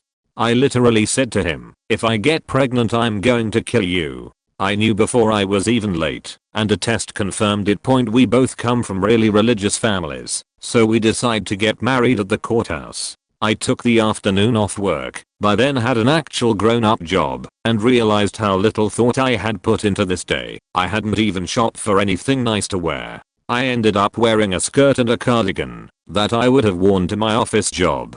While at the courthouse, his grandpa made a joke about how I could tell my second husband that my first marriage took place in this city. I was appalled at the comment, and it fueled the anger I already was feeling from realizing that I didn't want to do this. We tried to make it work, but ultimately I didn't love him. Our son was born, and less than a year after we married I left and eventually filed for divorce. Thankfully, we have been successfully and peacefully co-parenting for over 13 years now. Moral of the story: do not get married just because you or your so gets pregnant. A little bit different, but sort of relevant. Met my now wife in college when we were 18. We moved in together after a long distance relationship, both going to the same university. She was a bit of a country bumpkin, shy and quiet, but I took her places, saw things, did stuff she'd never done before. Everything was great, but towards the end of her course she started to become extremely depressed and started to behave in ways I'd never seen before. Seriously concerning depression. I'd walk in and find her on the floor crying, banging her head against the wall. She'd have the shortest temper and lash out violently, or flip her lid at the slightest provocation. We've always talked about everything and never hid anything from each other, and she'd tell me she couldn't explain why she felt so utterly without hope or desire to live. After a year of this, one night we had an argument, threw an iron at me, and stabbed my clothes with a knife out of anger.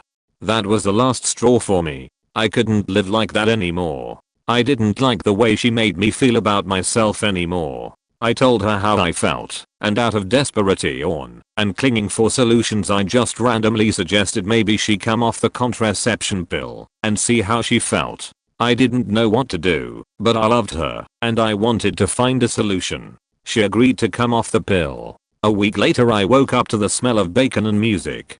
She had woken up before me, she was cooking breakfast, and she was singing. I went downstairs, and she smiled at me. I hadn't seen her smile in a year. I'd forgotten she could smile. Holy shit, it was like she was back, and I'd never realized I'd lost her. She told me that, since coming off the pill she felt like this fire that had been burning inside her was gone. She didn't feel angry or tired anymore. 2 years we lost. No doctors had ever warned her of the possible mental and behavioral effects of the contraception pill. That there were different kinds and can affect you differently. I was relieved and at the same time furious and saddened. How many young women out there might be suffering from a misprescribed contraception pill? How many lives were destroyed? How many relationships? It's maddening to imagine a girl experiencing that and never knowing why, and God forbid hurting herself. There needs to be way more education and communication for young women starting contraception regarding these effects, because it is potentially disastrous. I'm glad I didn't walk away and give up, even when things got truly terrible. We were together for a long time and got married 5 years ago. We would have gotten married sooner, but we could never afford it.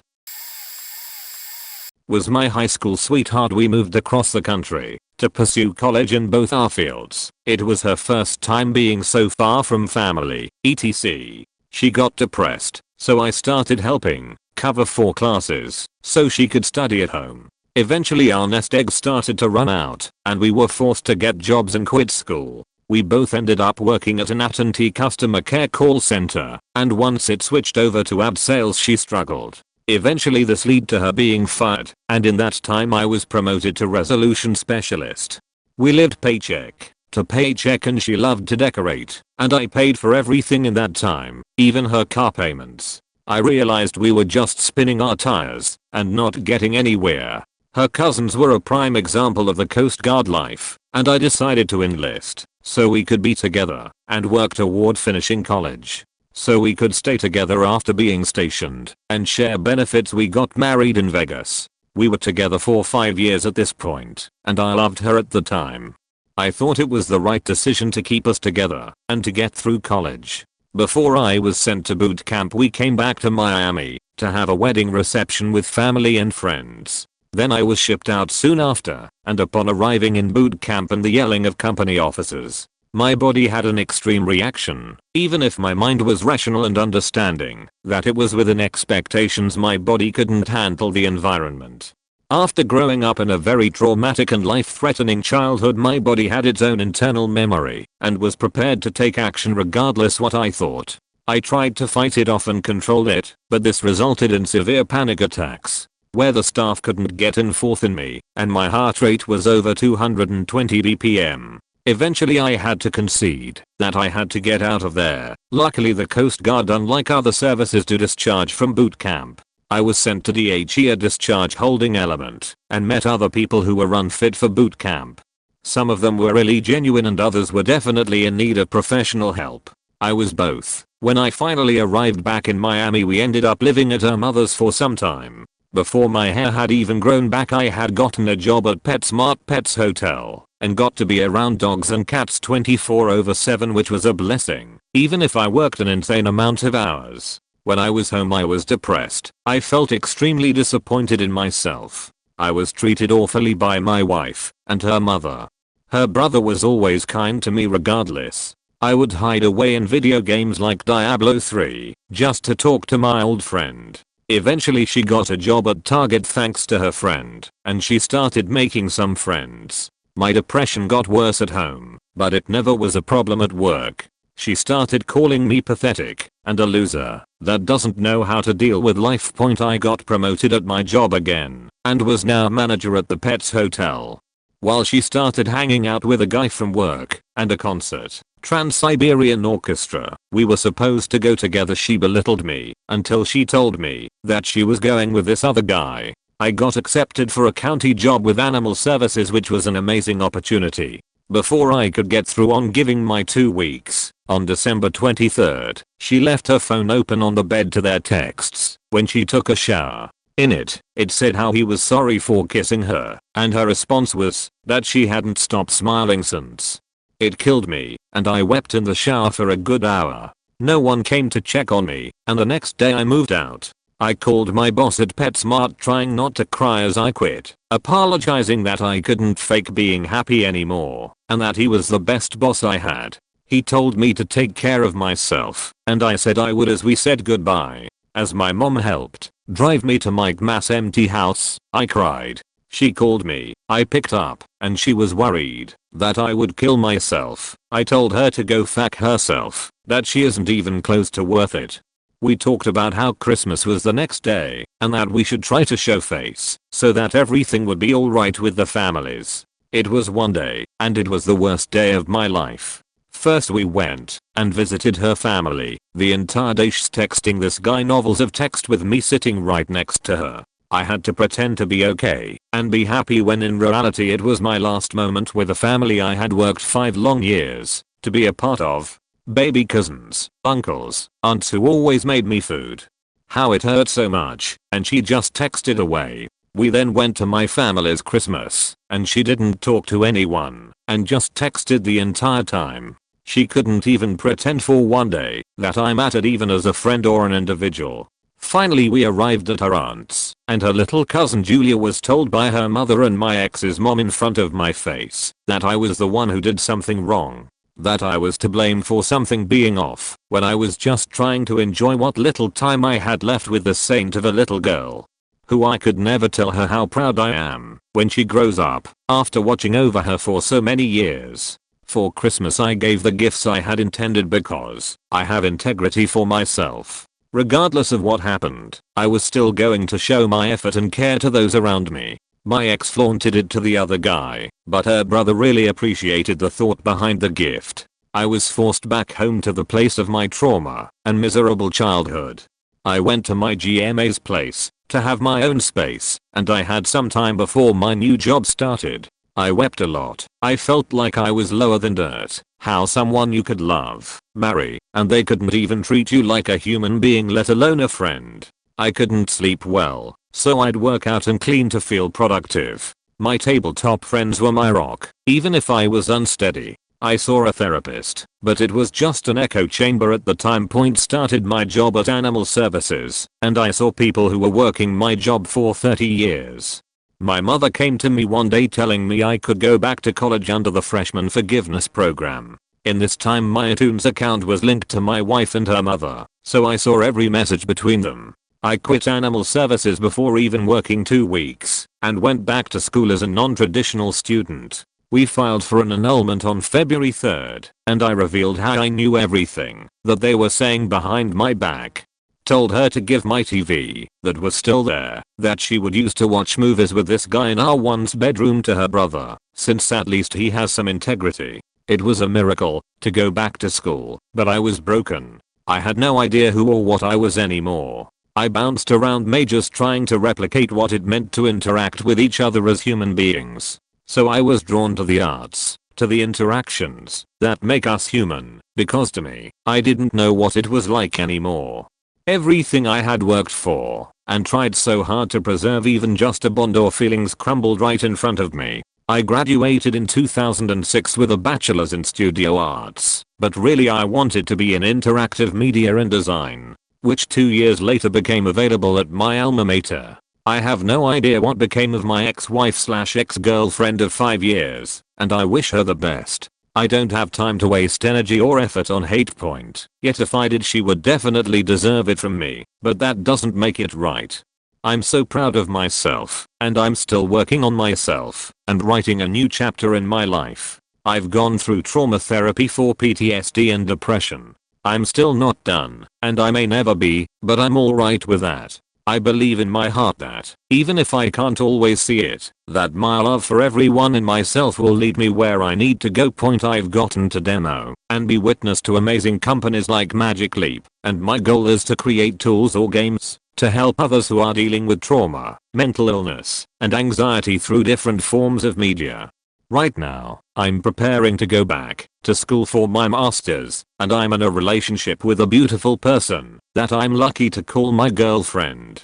She and I base our relationship first and always as two individuals. Just like we heard at a recent wedding, we are two different pages in the same book. Edit. Thanks to whoever took the time to read this. I hope it was able to inspire. May you have an amazing day just like you. It was just after a year, but close enough I think it still counts. He and I had a lot of issues, but we had decided we loved each other despite them, and were willing to work through them. We were together about 5 years before getting married, but had broken up once before. What finally pushed me too far and made me leave, it was a combination of things. He had cheated on me multiple times since our wedding, all with ex-girlfriends of his. I tried to let that go, considering the sticky situation that made us break up before was due to what some may consider cheating on my part. So I thought, well, fair enough. I won't give up on us over it, but it happened repeatedly. I started to get paranoid about it. I saw signs of him cheating on me again everywhere, and I would be right and he'd confess. Then he started hiding it and gaslighting me, making me think I was crazy and feel guilty for suspecting it of him.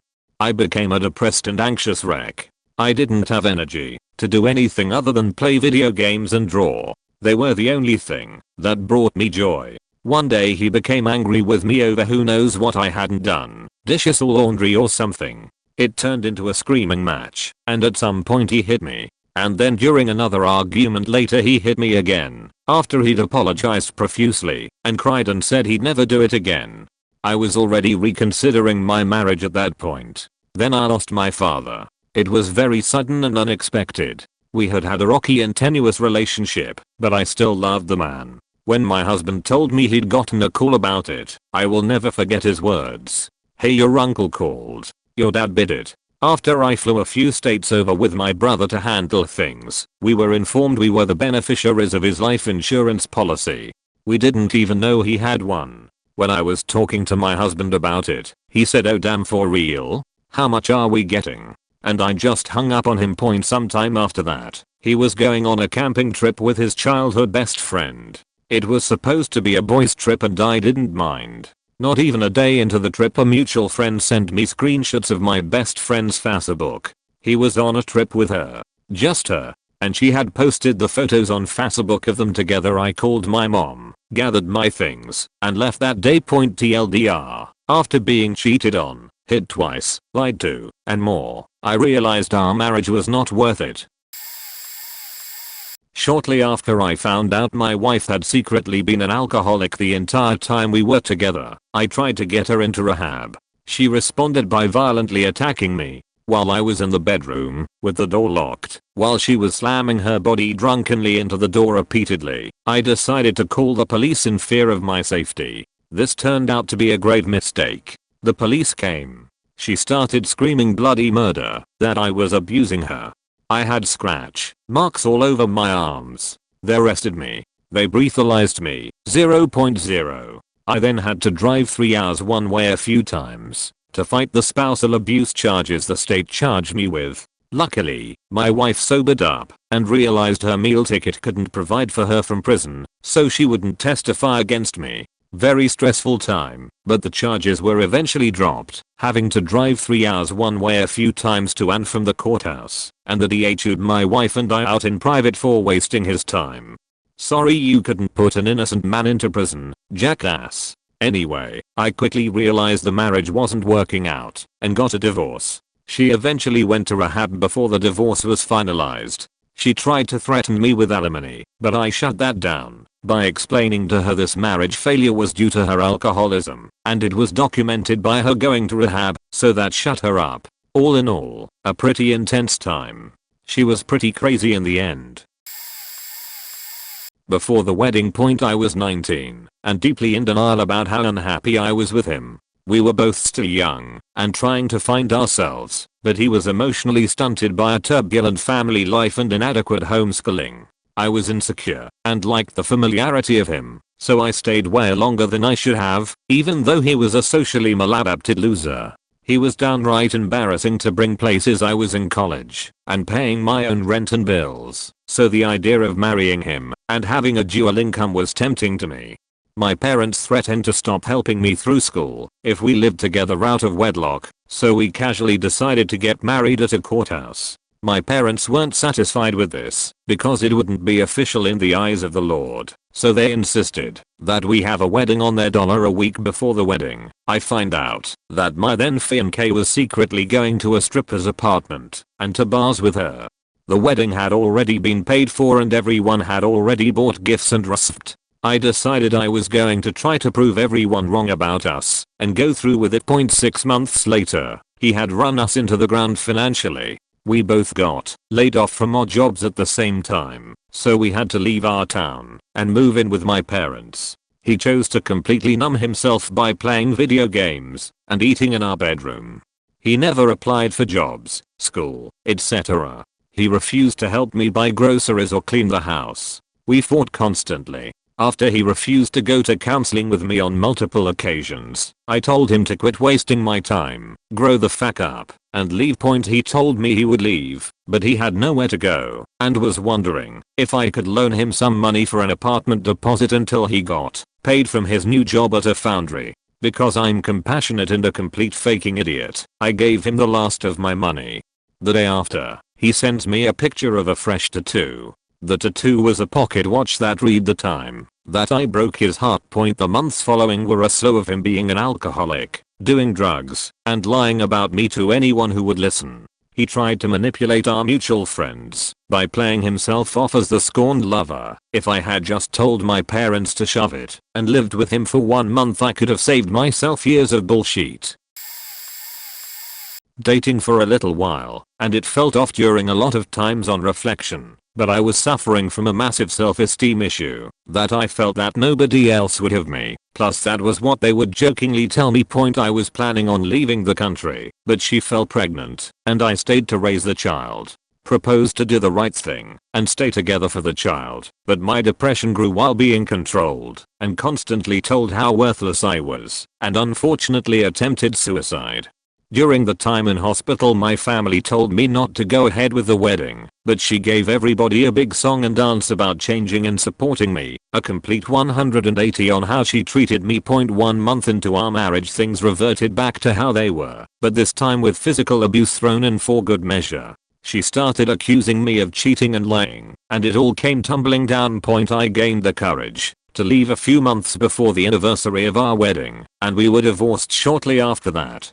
She continued to abuse me, and unfortunately I have lost contact to my child after getting a restraining order against her, after she physically threatened to attack, and she's told my child some terrible lies about me that they would tell me from time to time when we would see each other. I continue to support the child as it's not their fault, and they deserve to receive the care, even though I cannot see them, but once they're an adult I plan to reach out and build that relationship if they'd let me. On the bright side, I'm now married to the love of my life, and I'm thankful to have her as my wife each and every day. She supports who I am and sees the man I plan to become. We've been married for 2.5 years, and I plan to grow old and grey beside her as she grows more and more beautiful with each passing day.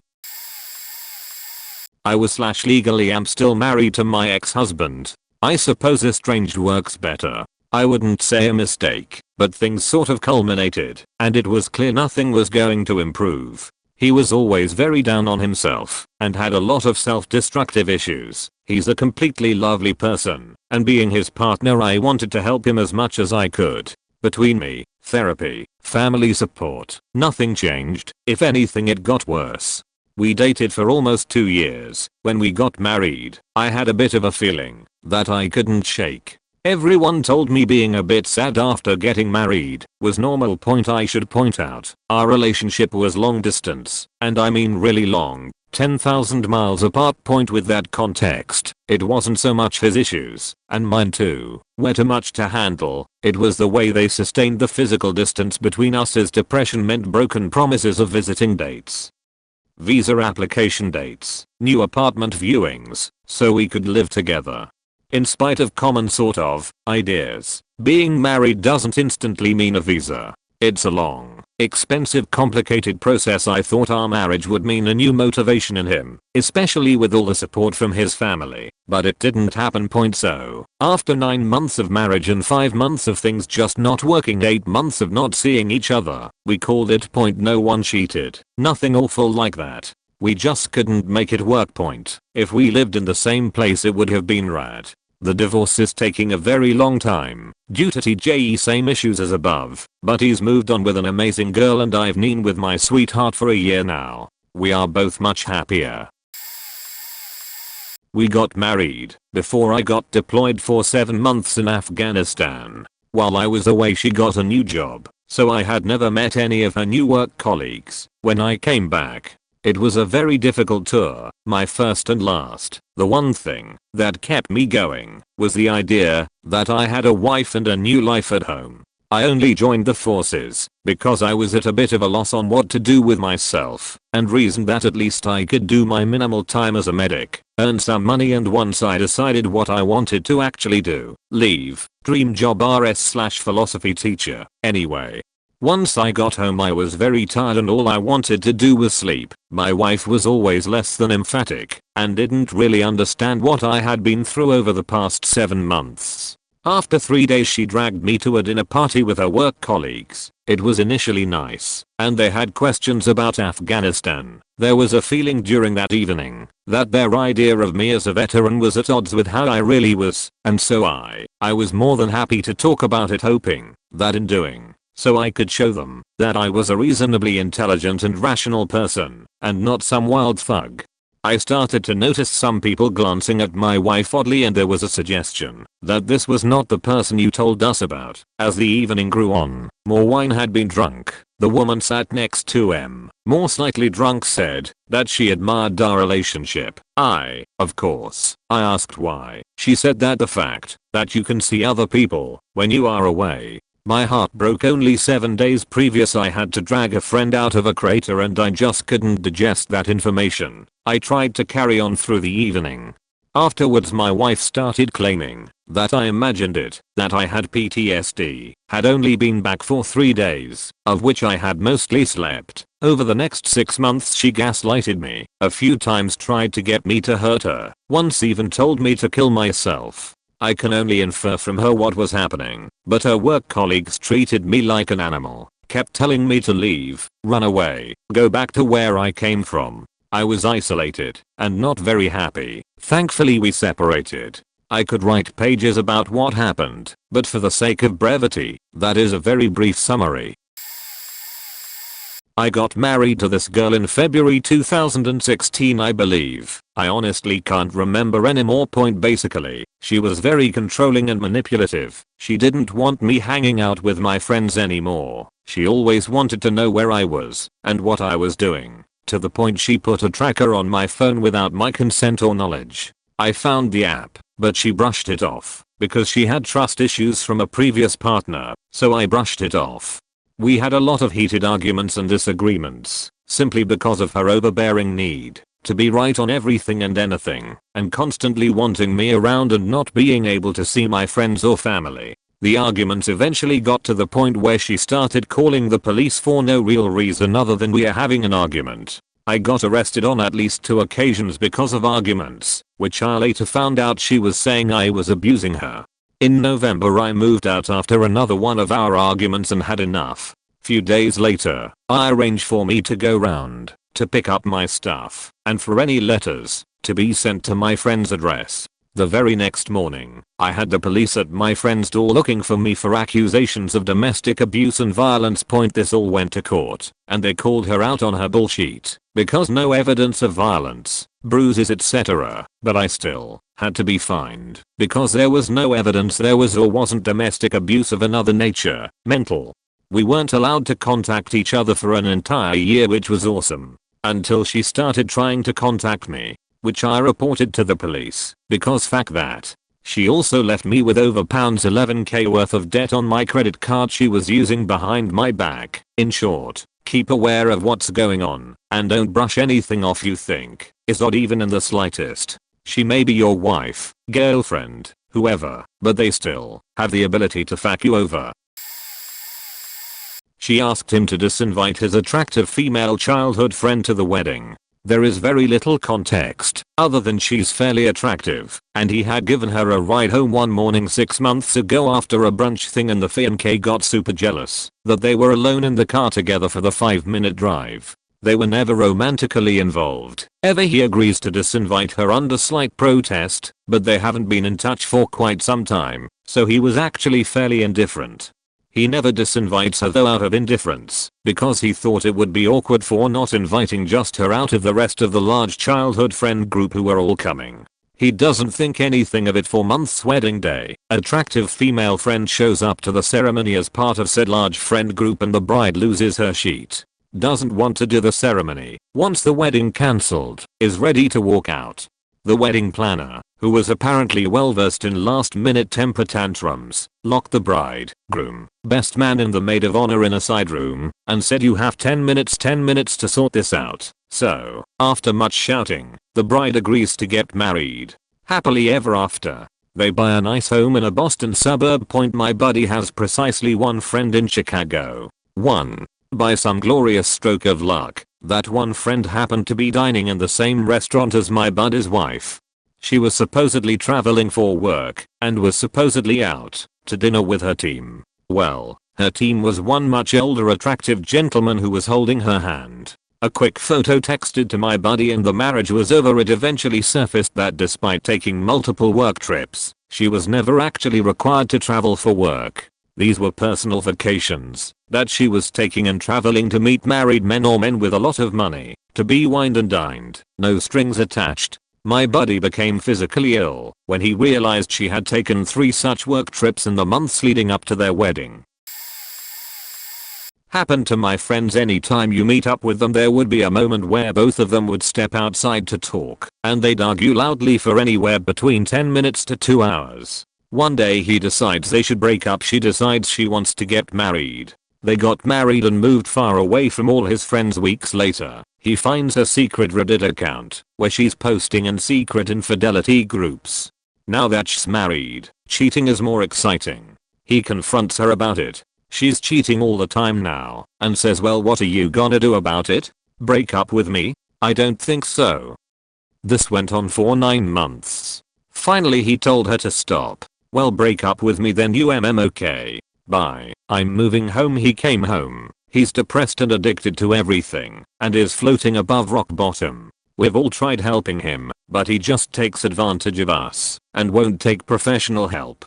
We're waiting for him to hit rock bottom before we help him again, though we are making sure he's safe. She, however, is having a wonderful time on the other side of the country, and aside from her dad resenting her for spending a huge fortune on their wedding, she goes through boy toys too young for her who may or may not stick around. When she tells them about cuckolding, our group of friends doesn't talk to her much anymore, but she does let us know she's doing fine. Side story: so was my +1 to the wedding. What do I need to know about these people? I've never met them. They'll be my first friends divorced. This is actually an interesting thing to know, so it's worth a read if you're thinking about getting married. I knew after I changed birth control. I've actually known 2 other women that had this happen. I was with a guy for all of my young adult life. Over the years things had gotten not so great. I was in denial about this 7 years in, and 6 months married. I felt like that was just how our relationships were. So many married people talk about compromise and having to work at a relationship.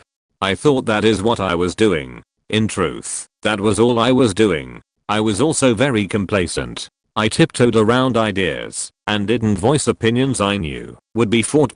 I got sick of being on the pill. I was starting to get worsening side effects. I switched to a non-hormonal IUD.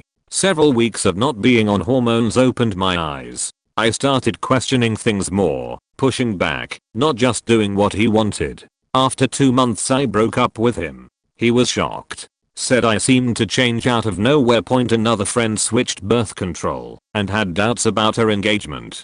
They broke up before the wedding. When I shared my ideas with a friend, she spoke someone she knew that went through a similar situation. I actually read an article ages ago, can't find it. It was in a magazine, so Google isn't helping, that supports this idea. I don't remember the specifics, but it argued that you should always try being off hormones before you marry someone. It claimed that hormones altered your state of mind enough that you might settle down prematurely with someone or continue a relationship that you should have ended. Obviously I don't have a lot of science backing me up on this, but it's an interesting theory people should consider. Not me, but a couple I knew. The bride had been planning her dream wedding since about 8th grade, like actual plans. She met a cousin of mine, and they were both a bit socially awkward, and they kind of got pushed together by their group of friends. For both it was a convinced marriage, at least that's how I saw it. They were each other's first everything, her early mid-20s, him mid-late 20s, and pretty much figured this was it. She got to have her dream wedding. Now she found her groom to put in the tux. The wedding dress alone cost over $5,000, and the whole wedding had to be about $100,000 all out of her parents' pocket. Everyone at the wedding knew it wouldn't last, but we didn't realize how short it would be. Not sure how long into the marriage it was, but he cheated and moved out to be with the other woman. Literally at the 3-month mark, she posted on Facebook looking for somewhere to sell her wedding/engagement rings.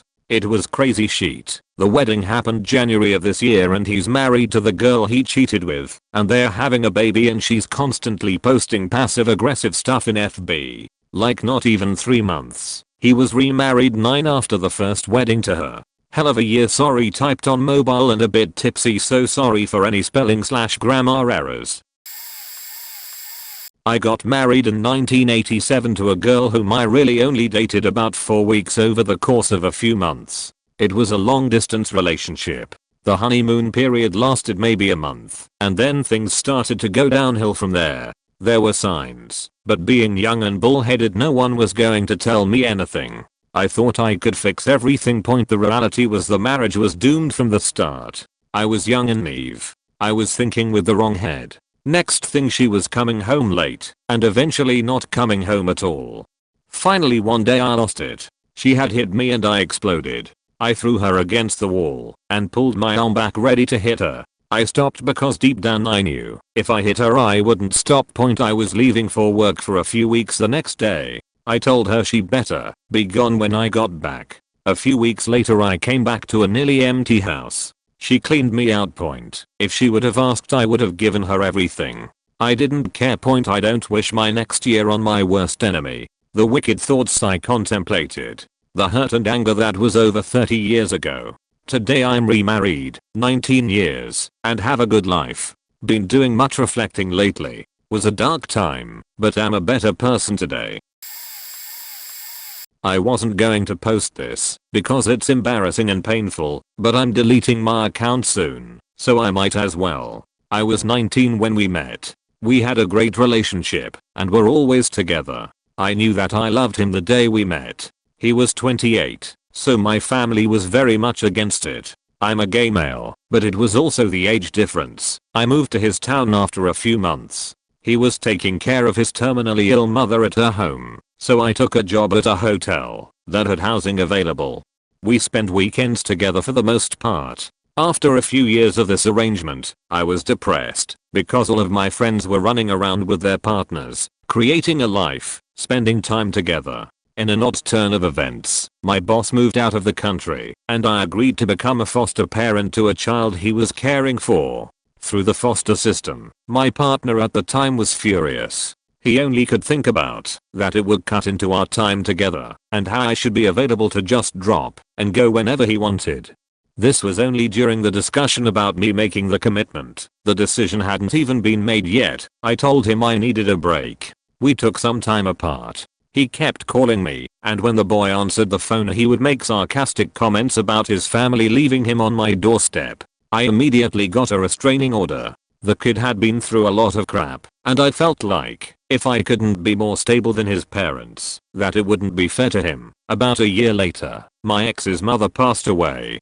He was impossible to get rid of. He would show up at my, finally officially adopted, child's school and try to get him to send me messages. He ended up going to jail, overnight, for violating a restraining order. We picked up and moved out of state. It's been 20 years, and my son always teases me about it. He says, after the family I had, I figured your life was pretty normal. I did run into my ex at a grocery store. He still had that gross, lusty look in his eyes. I ignored him. Not to be shallow, but life was not kind to his aging process.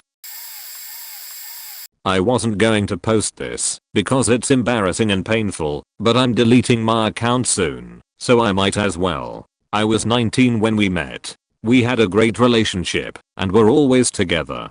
I knew that I loved him the day we met. He was 28, so my family was very much against it. I'm a gay male, but it was also the age difference. I moved to his town after a few months. He was taking care of his terminally ill mother at her home, so I took a job at a hotel that had housing available.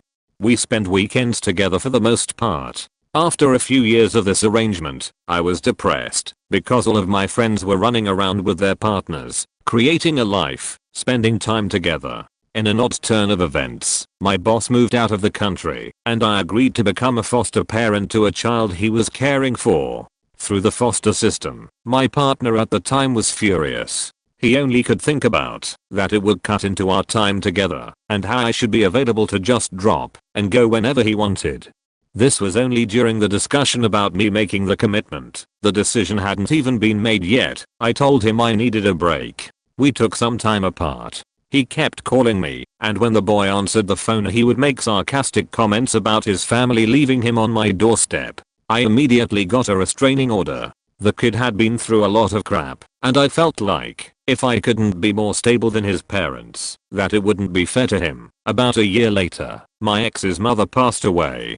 He was impossible to get rid of. He would show up at my, finally officially adopted, child's school and try to get him to send me messages. He ended up going to jail, overnight, for violating a restraining order. We picked up and moved out of state. It's been 20 years, and my son always teases me about it. He says, after the family I had, I figured your life was pretty normal. I did run into my ex at a grocery store. He still had that gross, lusty look in his eyes. I ignored him. Not to be shallow, but life was not kind to his aging process. I realized it was a mistake about 5 to 6 months after the wedding. He stopped wanting to be intimate with me. He changed his mind about the plans we had made. I wanted another child, something he was okay with, before we got married. After the wedding, he no longer wanted children. He stopped working. He plays an online game on his phone. He would spend all day and night on his phone and text women he met online in this game. I accidentally found out shortly before Thanksgiving of that year. When I confronted him, he told me that they were his friends. I asked to go to marriage counseling. Initially he agreed. I brought it up again before Christmas and he refused. His parents hated me, and that was another big factor in our relationship. At Christmas, his mom made fun of me yet again, and he told me to get over it. There was nothing I could do about it. That's when I made the decision to divorce him. My divorce was finalized a day after our 1-year anniversary.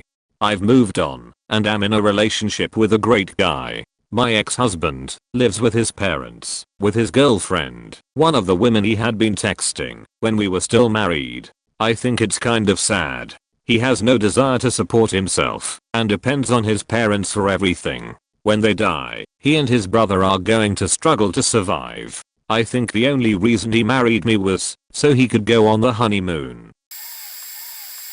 When we got home after the rehearsal dinner, his sister had 8 months to get the right color dress, gold. I contacted her multiple times asking if she'd found one. Never did. Wanted to wear a dark bronze dress she already had. The day before the wedding I went to the mall with my cousin, who wanted a new dress. After seeing my 3 best friends' dresses, we got a great dress that complemented the junior bridesmaid's dress for my cousin and the same dress in Sil's size. We showed it to her in the parking lot before the rehearsal dinner, and before dessert was served I saw where I really stood. How dare I provide a member of my wedding party with a dress? My husband refused to back me up. I cried all night. The ceremony felt totally fake and was a disaster. The rabbi was half an hour late. The chicken was dry and salty. The green beans were cold and oily. I permitted myself 5 minutes to wolf my gross food, so my husband started going around to tables without me. Mill was disgusted that I would sit around eating and ignoring my guests. My stomach was such a wreck from my world being suddenly upended that this was the first food I'd eaten all day. Ceremony was 3:30 on a Sunday, reception at 5. Party and family photos during cocktail hour. I asked his best man to discreetly collect him and continued scarfing so I could get back to hosting and mingling. Mill grabbed the DJ and tried to get him to side with her. I'm sorry, Ronnie from Spinning Discs. You were the only good thing about my wedding. The rest of the reception was fine to my knowledge, just didn't feel the way it's supposed to feel when you marry your forever mate. Found out later that my aunt and uncle were accidentally served another couple's kosher meal and refused to surrender the salmon, so the kitchen had to act fast to save me the embarrassment. Props to the Arboretum Club. Also found out later that my Mill had gone around my friend's table and bragged that her dress cost twice as much as mine. My stepsister asked my permission to needle my Sil about her dress, which I granted. She pointedly asked her why she didn't match. Sil said it was just what she felt comfortable wearing. Stepsister countered that my wedding day is not about Sil's comfort. Sil turned heel, and my creepy underdressed photographer staged a borderline inappropriate solo photo shoot for my gorgeous mom. Spent the night in the hotel room with my husband trying to convince him that typically brides pick a dress for their attendants and they pay for it and wear it with a smile, whether they like it or not. Also reminded him how his mother had said multiple times that she would wear a fucking bikini because it was our day. Spent a rainy week in Maine, got into it again about the damned dress issue while he was brushing his teeth, and he tossed my toothbrush onto the carpet. I whipped it at him. Missed. Our layover from JFK was delayed by 2 days. Those days at my cousin's house in New Jersey were the best part of my honeymoon. He actually apologized for not listening to me and promised to do better. Oddly, this was inspired by my cousin asking his wife if his outfit for the next day matched. My husband was a terrible dresser. I'd had to send him back to change twice because Merrill clogs don't go with anything and sneakers don't go with cholo on Easter shirts. Sadly, he abandoned the marital home 2 nights after we got home. I lost 15 lbs, but gained the entire sum of our joint bank account, and Jews are generous with wedding money. Also an apology from his lawyer, his uncle, on behalf of his paternal side of the family. Illuminated why very few of them were at the wedding. I'm now with my husband, who I've been with for almost 10 years. Our daughter will be 2 on New Year's Eve. Eat a dick, Ross. It was 2 years for me.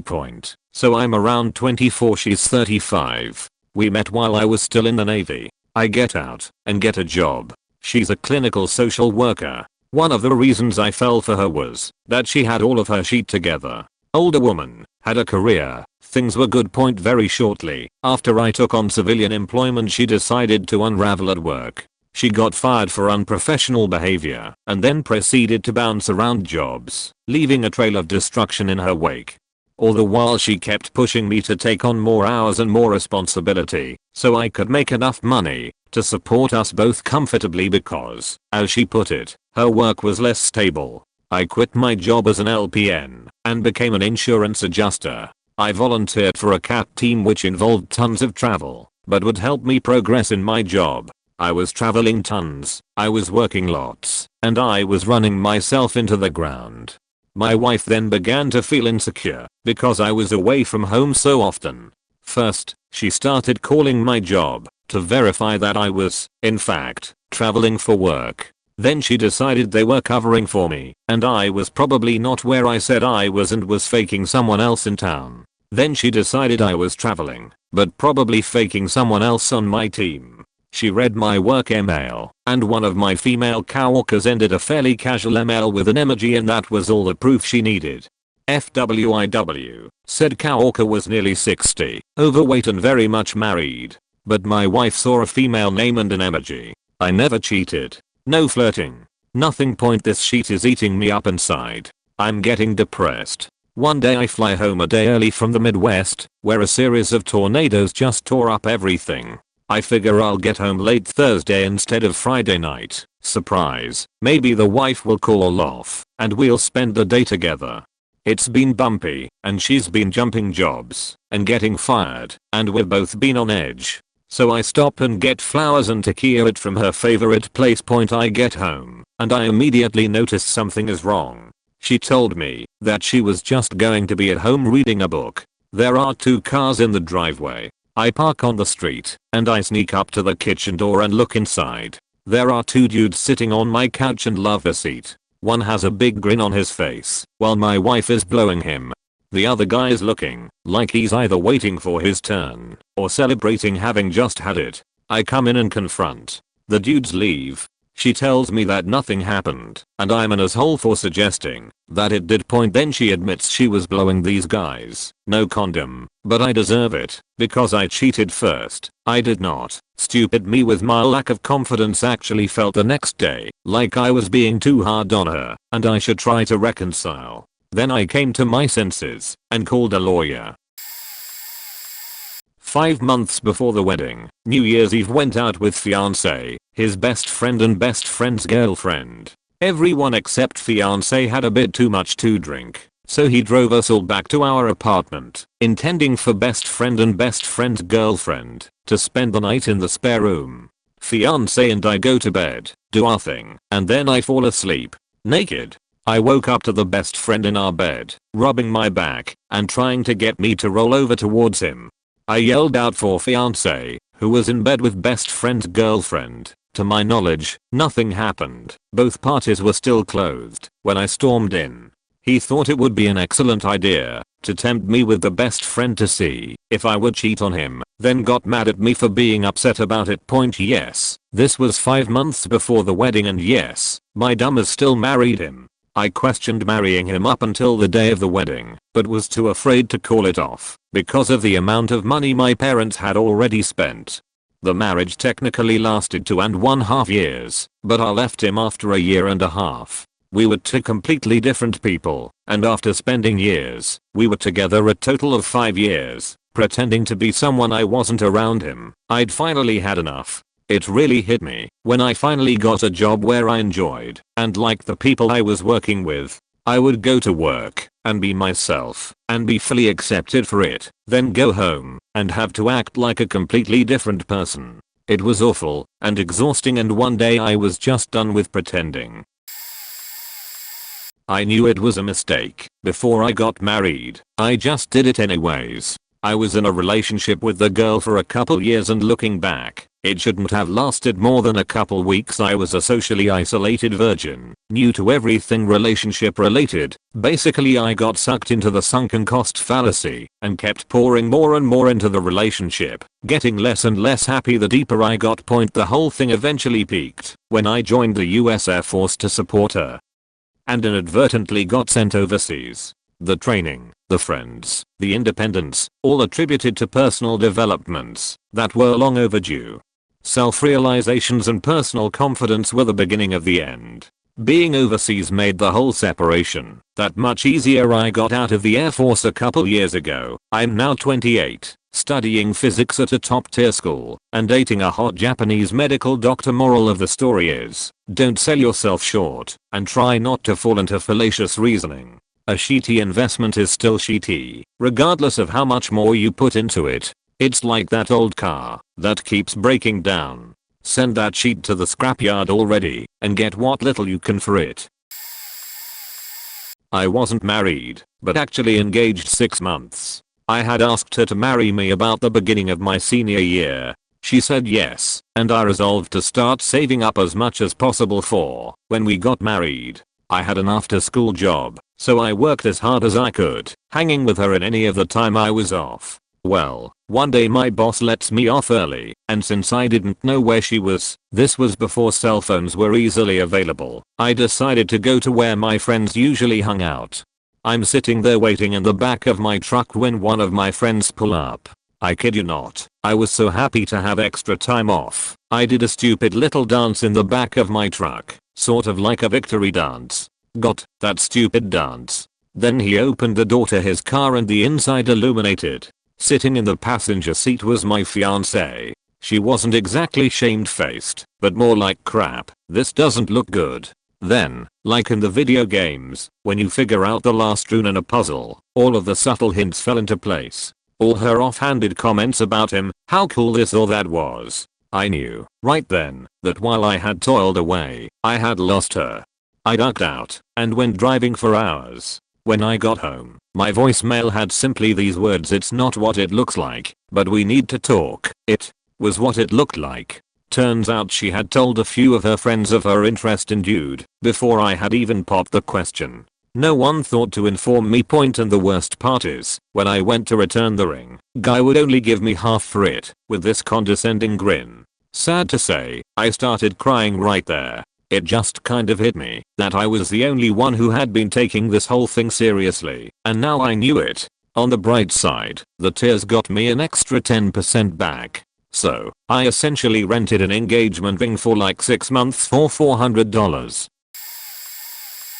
Luckily we were not married. I did dodge a bullet. We had dated for about 8 months and decided to get an apartment together. One day she gets a puppy because she felt bad for it. I'm not too big on dogs, but I'm good with it. She babies the shit out of him and starts blowing extra paychecks on the dog while telling me I need to find a better job. I was already looking for one, but that still bothered me. One day she come home after work and I was already falling asleep since it had been a long day for me.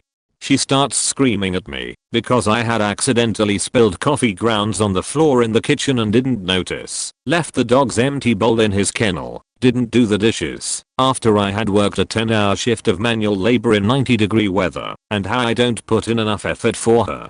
I stuck around a bit longer, but more arguments were starting to come up over the smallest stuff. She wanted to get another dog. I disagreed, since she buys some of the most expensive food available. We don't have the space, and that our landlord was already unhappy that we had one dog in the first place.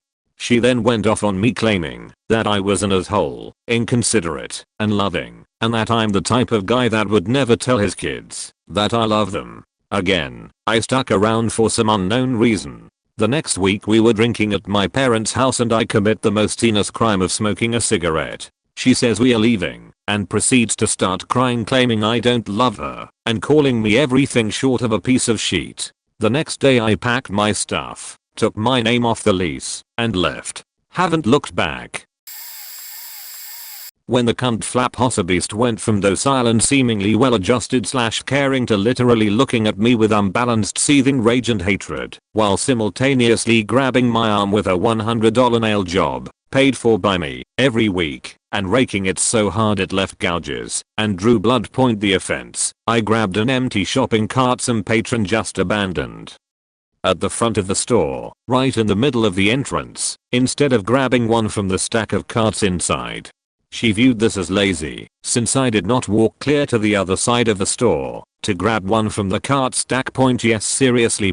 I also would wake up addled and wrenched in sweat from PTSD / bee-induced nightmares. I'm a combat vet, invading Iraq, March 20th, 2003, she would tell me, and I quote with great accuracy and clarity, "You are some kind of faking retard. The army faked you up and now I have to deal with your bullshit." Divorced. Her gave her nothing except the memory of multiple squirting orgasms and 20+ minutes of tongue play I would often give her during our marriage, and went our separate ways, with me literally moving across the country. Physically pleasing, large tigs, slightly tanned skin, blonde hair, psychotic / sociopathic tendencies and gross emotional instability. She calls me or messages me on occasion, trying to be all sweet and reminiscent of good times, and I'm very cold and distant, and tell her to essentially fuck off. I mean this sincerely. If she died, I literally would shed no tears. None. The boy who surprised me and ate the end of my rifle to his chest. Tears for the rest of my life.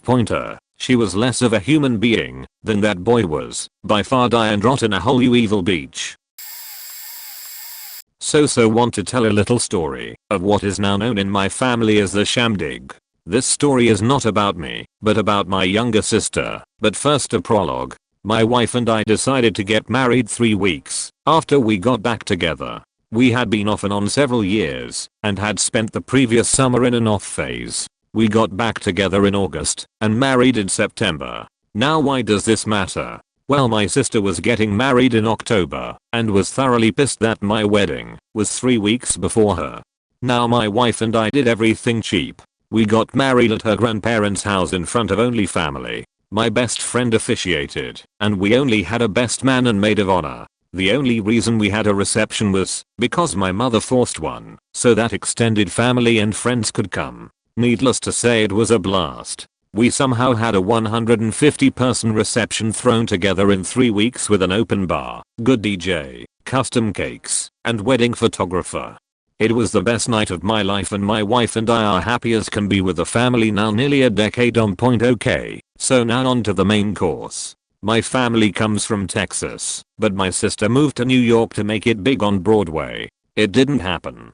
So she ends up meeting this guy while she is at school up there, and they end up having a kid. About a year later they decide to tie the knot. Since she lives in Manhattan now, she wants a big New York wedding. Central Park ceremony reception area, a dance hall overlooking Central Park with a ton of people. She also wants to make sure my wife and I see how amazing her wedding would be. So the day of the wedding comes and everything seems normal. Then we get to Central Park trying to find the spot they were having it, and we realize it's on the other side of Central Park, so the entire wedding party sans bride has to fit across to the wedding area. So obviously, to be cliche as possible, my sister shows up in a ridiculous carriage and the wedding starts. Well, her husband is half Jewish, half Irish Catholic, so the weirdest wedding ceremony occurs with a friend of hers officiating. He does the whole step on glass thing, and then we hoof it back across Central Park to chartered buses to go to the reception. So during the reception everything goes normal, until my brother goes out to smoke with the groom's family. They reveal to him that the guy officiating the ceremony, a friend of the groom, never got his online certificate and can't actually officiate, so they weren't married. My sister didn't know this. I think it finally got revealed to her at the end of the reception. The first I found out about it was drinking at a bar afterward the reception with my dad, brother, and sister, the bride. My wife and I took her limo to our hotel and she took the subway home. Her husband moved back home to his parents the next week. He changed so drastically once we got married. Once that happened I couldn't keep explaining away all the red flags I'd seen before. Then when he flipped it on me and told me I had changed, not him, he took perfectly innocent things that I was doing and twisted everything into me being horrible and cheating on him. I wasn't, to the point where I just couldn't take it anymore. The exact moment I realized I was done was when I told him I wanted to go to therapy because of all the issues we were having, and he was antagonistic, attacking, and sabotaging when we went to couples therapy, and he flat out told me I couldn't go unless he was in the room with me.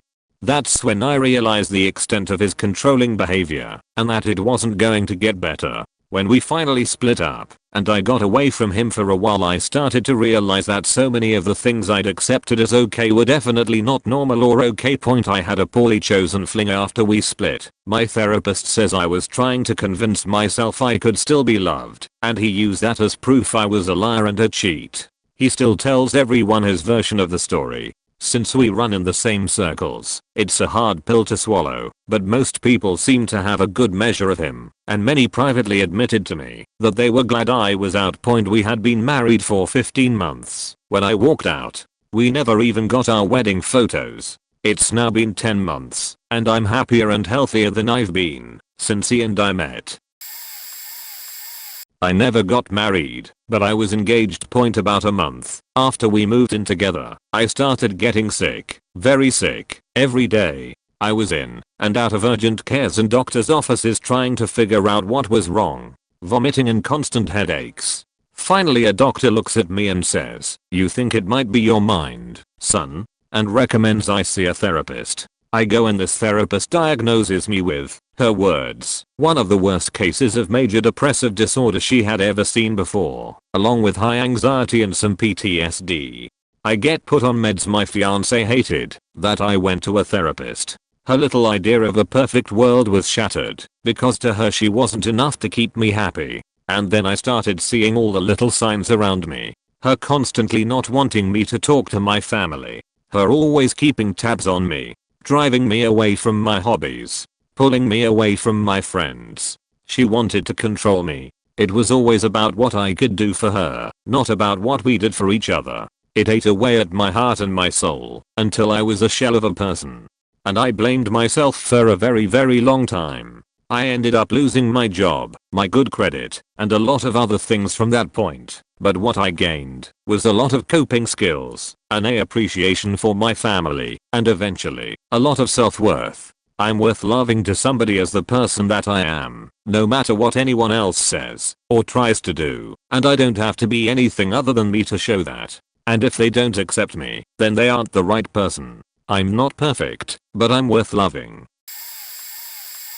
Throughout the year I thought it was an increasingly bad idea, although it took about a year and a half until we separated and a few more months until we divorced. My husband at the time took a lot more interest in becoming internet famous than putting actual effort into our relationship. He showed affection by buying gifts, which isn't all that important or necessary. He was home all the time, and I was too, since I worked from home as a digital artist. We were just together 24/7 and that isn't a healthy relationship. At our 1-year anniversary he didn't do anything to make it special, so I took the initiative to take us to a movie and a nice meal out. Eventually I felt lonely and a lot more like a friend to him than a wife, as there was no romance at all. While fatching around with an art blog I met who is now my fiancé, and we talked while I was still with my hubby. We were both in relationships and there were no secrets about that, but we unintentionally fell for one another. A lot of drama happened near the end. My hubby found out, and I didn't deny it. I wasn't sure if I wanted to give up a 7-year relationship for an online fling. I asked my hubby to make changes to better our relationship, but he wasn't interested and just focused on losing me. It took 6 months for our relationship to completely fall apart. My best friend at the time had a hand in it, getting details from me and saying how the new guy was a good idea and I can always get back with my husband later. Absence makes the heart grow, blah blah, only to go around and tell my husband because she always wanted him herself. There's a lot more details to it, and I'm certainly not claiming to be innocent in it, since it was me who ended up flirting around online. What I do know is he is still with my ex-best friend and gave her all the changes I originally wanted in our relationship. I'm with the guy I flirted with and had a baby with him this year. I think we just weren't meant to be with each other and stayed together out of lack of self-esteem and comfort. My brother, 5 months into marriage, he finds out many lies about where she would go and with who. They had been going out for 8 years, and he had forgiven her for cheating once before, but he learned of other instances also. Dude never cheated ever during 5 months before, and after marriage she would drink a lot to the point she would swear at our family and cause a scene at many family functions. She would yell at him publicly and tell him he wasn't a man or how boring he was. She would hit him and demand that he follow every whim of hers, or she would get angry. She would demand every holiday would be at her house and that he had to cut one of our sisters out of his life that she never saw eye to eye with. She would deny everything she was ever called out on and made up strange stories about the dude after the divorce. Bro was a great dude, but with a huge ego and so many insecurities he filled with this rigid relationship. She used this to get whatever she wanted from him. We couldn't even recognize him anymore. He even hid his mental health medication from her and all of us. The final straw for him was him quitting his successful businesses and locking himself in the home for weeks at a time. We feared for the worst. We were also happy when he finally kicked her selfishes out and I could physically see my bro unclench his asshole for the first time in years. He was a mess and his ego took a huge hit, but he rebounded hard and seems so happy now. I'm not saying my brother was perfect, but he and we deserved much better than that thing. That was 5 years ago. I got my bro back now. He's successful, happy, matured and met someone that respects him as much as he respects her. I'm so proud of him, as some people never get out. My mistake was trusting her. It wasn't until after she left that I realized I should have listened year before, when she said to me, during a spontaneous emotional breakdown I was consoling her through, "I'm just afraid someday you'll see the real me and not want to be with me anymore." Things were 99% amazing until those random 1% of the times when she would have a paranoid anxiety rage fueled mental breakdown that would absolutely blindside me every single time. I think I knew things were bad when maybe 5 months into the marriage we got in a small routine disagreement that snowballed into her leaving that night and not coming home 3 days later, and her mom stops by, her mom that lives 2,000 miles away, because she had called her mom and her mom flew out the next day and they were staying in a hotel. Then she had her mom talking to me because she didn't want to anymore at the first sign of anything difficult. So basically right after the wedding she rapidly convinced herself that I wasn't actually on her team, but was actually her enemy. She was so paranoid and afraid that she'd end up in an unhappy marriage that she willed it into existence completely in her own head. So 7 months in, 2 months after the last thing, and only a few weeks after our honeymoon, one day we had another small routine disagreement that snowballed into her full-on screaming and slamming things and breaking stuff. Until she threw all her clothes in a pile and left to stay with her friend for a few days. Then she came back with a U-Haul trailer and took all her stuff to stay with her mom for a few weeks. That was the last time I ever saw her or heard her voice. She refused to talk anymore. I got divorced via text message. Then she had the audacity to go on a lavish vacation overseas on her mom's dime and post things like "no post divorce blues here, beach. You did this, you did all of it, to yourself." We had a 2-year-old girl when we married, and he insisted on a huge wedding and a huge loan to pay for it, but I believed it was for life so went along. He would go out every Friday night with his mates, no problem as I was a homebody and the main breadwinner, and enjoyed a night in on my own 5 months in. I found credit cards and confronted him. He had run up huge gambling debts and been buying drinks for everyone. I stupidly transferred debt on my empty credit card.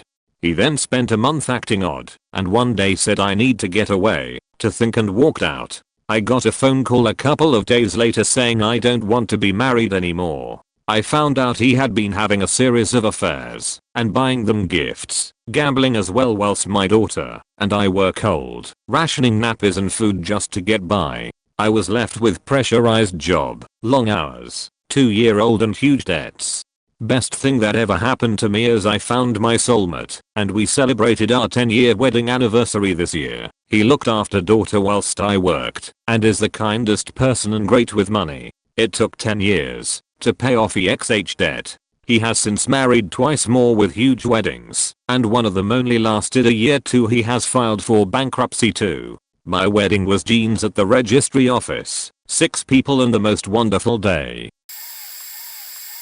Gonna be buried, but I got a twofer. Neither are mine, just people I know. I had a coworker that liked to go on cruises down to the Dominican Republic and juice the houses there. He met a lady, she gave him a song and dance, they got married, and she moved to the US with him. 6 months later he comes home one night to an empty house. Neighbor told him that she packed her sheet up and left. She had moved to New York to be with her boyfriend that she'd been seeing since before she married coworker.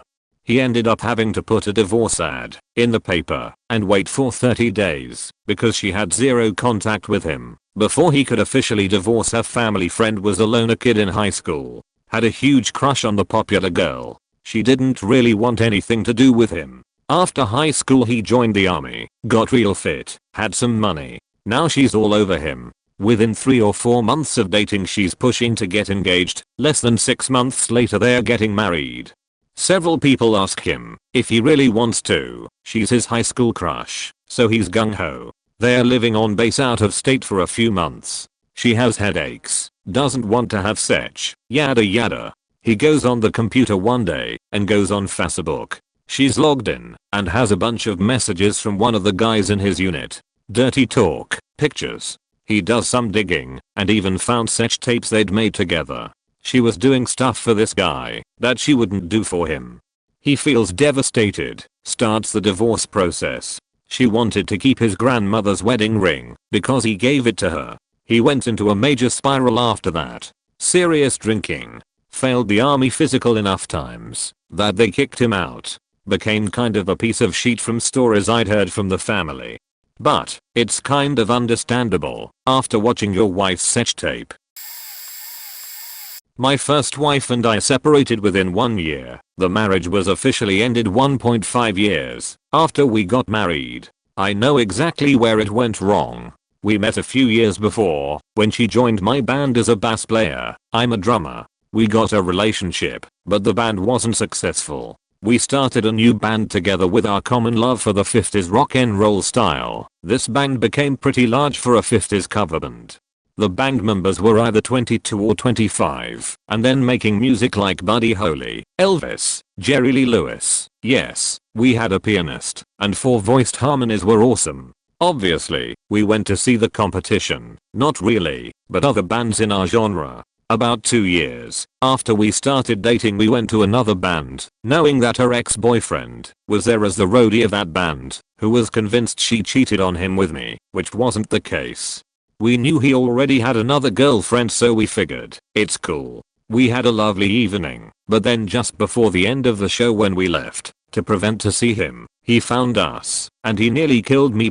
Yes, literally, he hit me twice before I fell on the floor, and while I was laying there, he started to kick me in the head with his steel-nosed shoes. My almost wife started to scream and went inside. The band jumped off stage and stopped their roadie from killing me by removing him from me.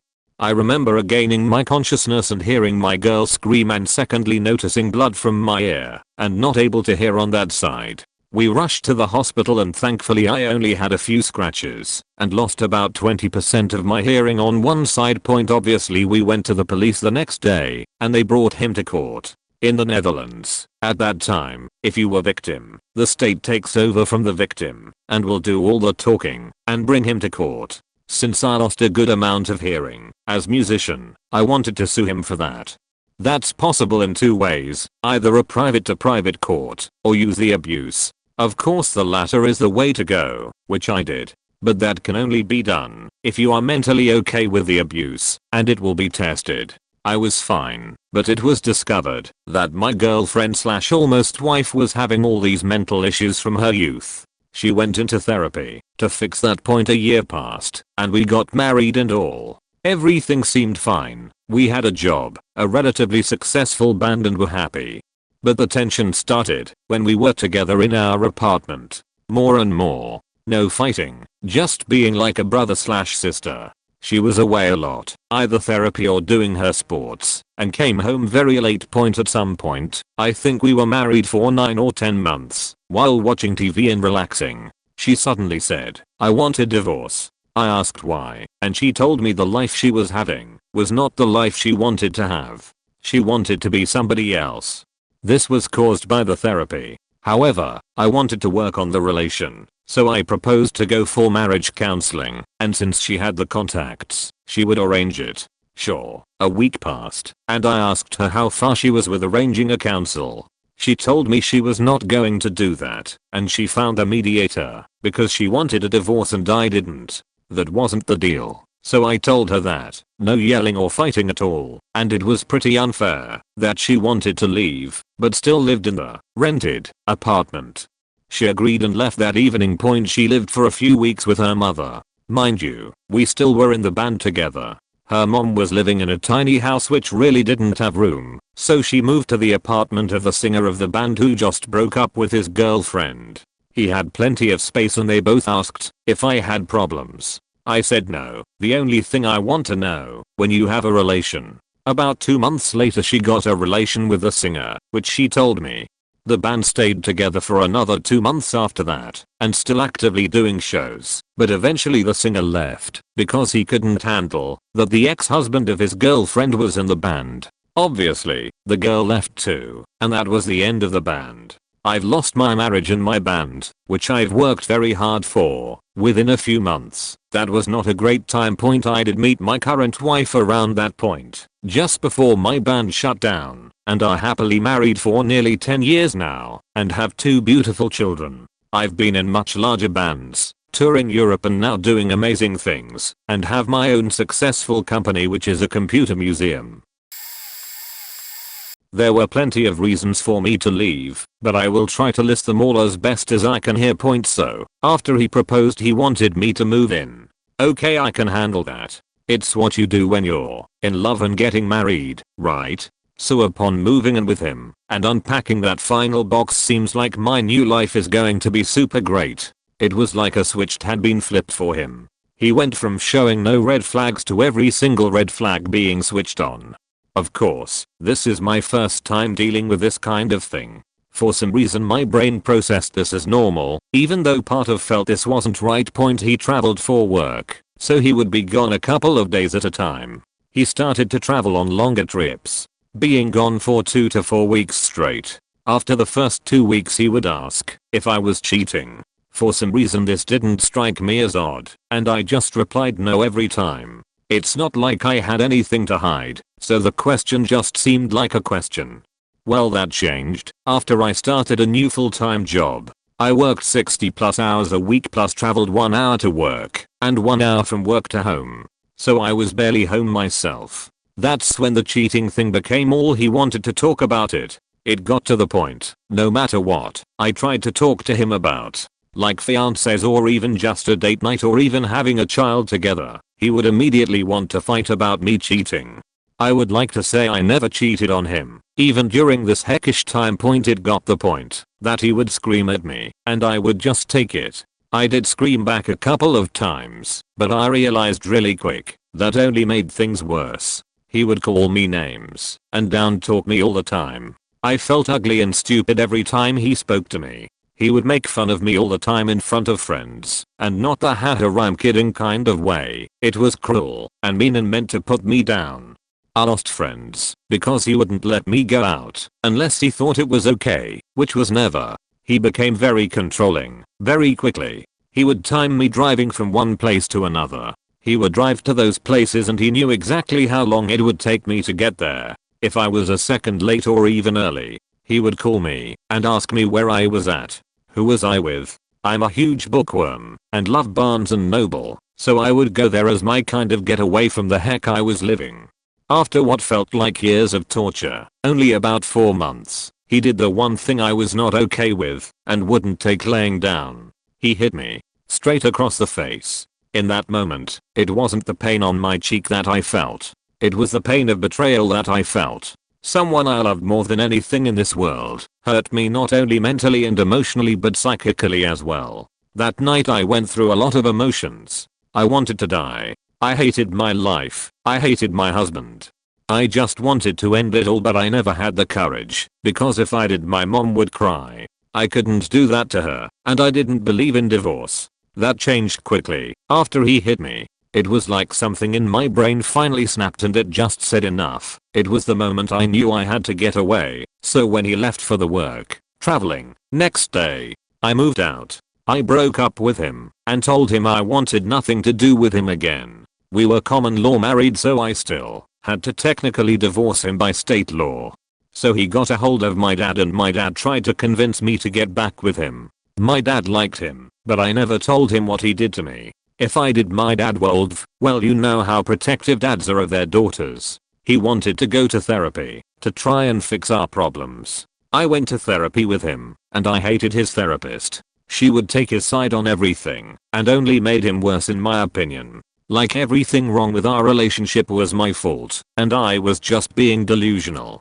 Plus she gave him advice on how to be more subtle with his controlling behavior. After we finally got divorced, all of this takes place in the same year. It's still hard for me to believe, because that was the longest year of my life. He told me he cheated on me 6 months into our relationship. I was so angry with him. I got punished because he felt guilty, not to mention the fact, since he told me after the divorce, that meant he was never planning to tell me in marriage. 2 weeks after we got married, she came home and announced she had quit her job. She felt it was not worth her time to work for small money. She was above minimum wage in a new field for a short time. We just bought a house, her a car, and we had 2 motorcycle payments being made, none of which I could afford on one salary. Also, her being home all day, I found the heating for the house was constantly at 25+ deg, so the heating bill doubled overnight. We just found out we were pregnant weeks later, so I had to stop arguing for her to go to work, because stress and pregnancy. Twins were born prem. More stress. I had to take a second job. She just flat out refused to do anything other than SAHM. Even 2 weeks into pregnancy, I was working 2 jobs, and one on the side for cash, traveling home in my lunch hour to do the house cleaning and laundry every faking day, because stress and pregnancy and physical work. A few months later, she demanded I sleep in the spare room so that we could get better quality sleep. I was a zombie by the end of the first year. Before the kids were 1, she sat me down and gave me an ultimatum. I was to go to counseling and sort out my issues. I was asking her to find work please, or she wanted a divorce. That was my choice. After 18 months of work in 2+ jobs, keeping house and dealing with in-home separation and demanding behavior, it was an easy choice to make. First 5 years was hell. We got divorced. The court ordered psych eval because she then claimed I was abusive and neglectful. The psychiatrist and 3 counselors told her she had some form of PPD and needed help. She took that really badly and tried to skip the country with the kids. In retrospect, she should have married her uncle. It seems he was her idol. I compromised again, and now I live in EU. I get to see my kids at least and have some semblance of freedom. I have hardcore PTSD when in any kind of relationship now and have panic attacks when on dates. What I learned, you never know anybody until they are under pressure, in discomfort or in a new situation. We lived together for a few years, so she did not come off as entitled and arrogant then. Get to know your partner, live together a few years, get to know the entire family, and be aware of that partner's family dynamic, and how they deal with stress, discomfort, and pain. It would be really helpful if you could actually meet one of their ex, so you can compare the story to the reality. The thing that kills me, I think I'm too old now to start a family, mid-40, too scared to date, fear of commitment, so it is a shame I cannot give my children that experience of unconditional love and great relationship examples. I don't think I got married for the right reasons, wherever the right reasons are. We had been together for a few years, and were the right age, and I know my family were expecting this next phase. They never actually pressured me, but I assumed it would make everyone happy, including myself. My then fiancé/partner was more go with the flow, and wasn't that into the notion of marriage, but went along with it to make me happy. We spent a lot of money and effort, and after a year, the relationship fizzled. Maybe I could have made it work, but I wasn't in the best state of mind at the time, and suddenly all I wanted was out. We separated a year after the wedding and formally divorced another year after that, which was the minimal legal requirement. Interestingly, we are both in new relationships, but are very close friends. I don't think we were a bad match, but I think we jumped the gun with marriage. My attitude about marriage now is that it's definitely not something that has to happen because it's society's preconceived notion of what makes a relationship more serious. I'm not against it, and I'm happy when people get married, if that's what they want, but in my case, I think I just did it because it felt like the thing to be done, rather than really wanting to be married and thinking it through. It ended up costing a lot to get married, and a lot to get divorced, not to imagine family members and friends who think I'm an idiot. We were together for 4 years prior. Everything was great. Trips together. Her ideas and my ideas all intertwined. I thought I hit the jackpot. She would surprise me by cleaning my place and doing dishes, making dinner, etc. I work a lot, like 80 hours a week, but only for a few years, then it was go to normal 8 to 5 type stuff. Within a month of marriage I knew it was going to fail. She completely changed. Even thought she worked as a teacher before she decided she didn't want a job and quit. We hadn't even discussed this, just came home one day and said, "Hey, I quit work." She stopped doing chores. No dishes, no cleaning, wouldn't feed the dogs, wouldn't take them out. Left me to do everything for the house. When I got home at 7 p.m. after having been at work since 5:30 a.m., all she did was sit on the couch and watch TV. That's it. She had basically watched all of Netflix within 6 months. I confronted her multiple times about it. I would turn into the bad guy. She would say things like, "You don't support me leaving work and hate me." She would literally tell me I hated her. I thought she was depressed. I said something. I became the bad guy for thinking she was crazy. I was just trying to help. So I got fed up. Essentially said marriage counseling, or we are done.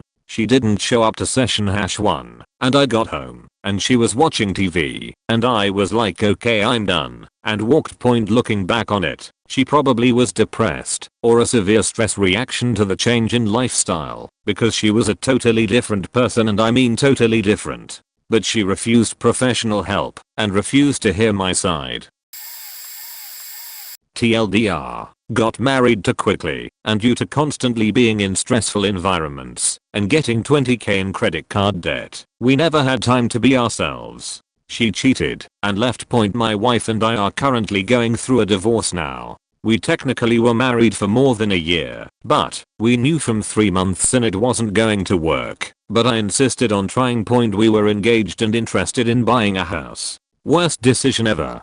A terrible realtor and a broker that strung us along really caused a lot of stress. We eloped during the process because we thought it would make things easier, but it was a terrible time to get married. So we started off what's supposed to be a super happy time with a 3-month terribly stressful process of getting us a home. The whole time we were both working full time, and she was doing school full time. After we finally got into the house, my wife decided she really needed liposuction. She weighed 125 at 5 feet 2. I couldn't convince her that she was beautiful and didn't need it. But she started to despise me, saying I just wasn't a supporting husband, and that she was going to do it regardless. So that put us 10k in debt, since she had to put it on credit cards. On top of the 6k of credit card debt due to our dog having some major surgeries a month later, I had to leave for work for 5 months to another state. We only got to see each other once. About halfway through, once I get back, she was in the process of looking for a new job and still doing school full time. And I also was working full time and attempting to start school full time as well. On top of some major house problems that caused us to not have heat for 2 months of the winter. During that time our dog got sick, costing us another 6k in credit card debt points. So after our initial first year of marriage, half of which I was gone for, and the other half spent building about 20k of debt, we really weren't in a happy marriage. I spent most of my time making sure we were sticking to our budget, to make sure we were debt free by the end of the year.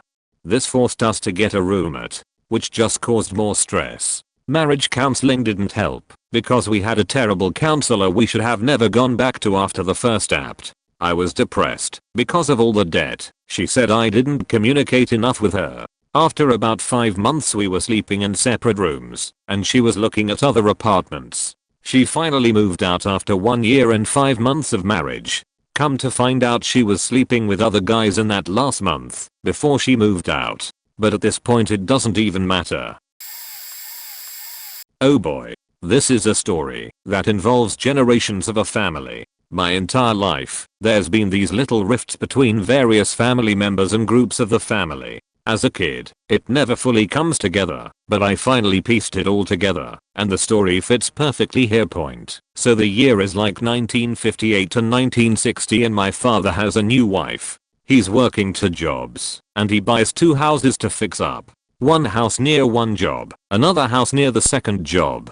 He fixes one room, lives in that one room, fixes the rest of the house. He's working frantically to provide for his new family, new baby and wife. Fix them up a house. Meanwhile, there's another part of this story. My grandma was this sweet old lady archetype, but she was sharp as a tack. Even as a child, you knew that behind her ridiculous affection and doting there was a formidable woman. Back in WW2, she had to work with all the men away fighting. So when the men came back, she still worked. She married my grandfather, who I'm named after. They had my father, who I'm named after too. Technically, I'm the 5th, and a couple more children. Grams still worked. Everybody worked. Except one day grandma comes home from work, and she walks into her house and finds my father's new wife in bed with my grandfather. So grandpa was fucking my dad's wife. This made the whole family faking explode for 55, 60 plus years. My grandma divorced grandpa. My father divorced his first wife. I'm 36. It's 2019, and I'm still seeing remnants of adultery through the eyes of 3 generations. Shit is crazy how much it impacted my family for so long.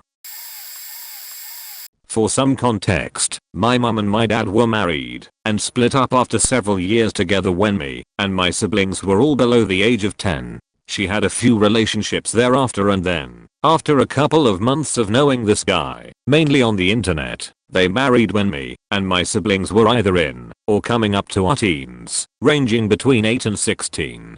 The divorce followed very shortly after. The guy she married seemed really cool to me at the time.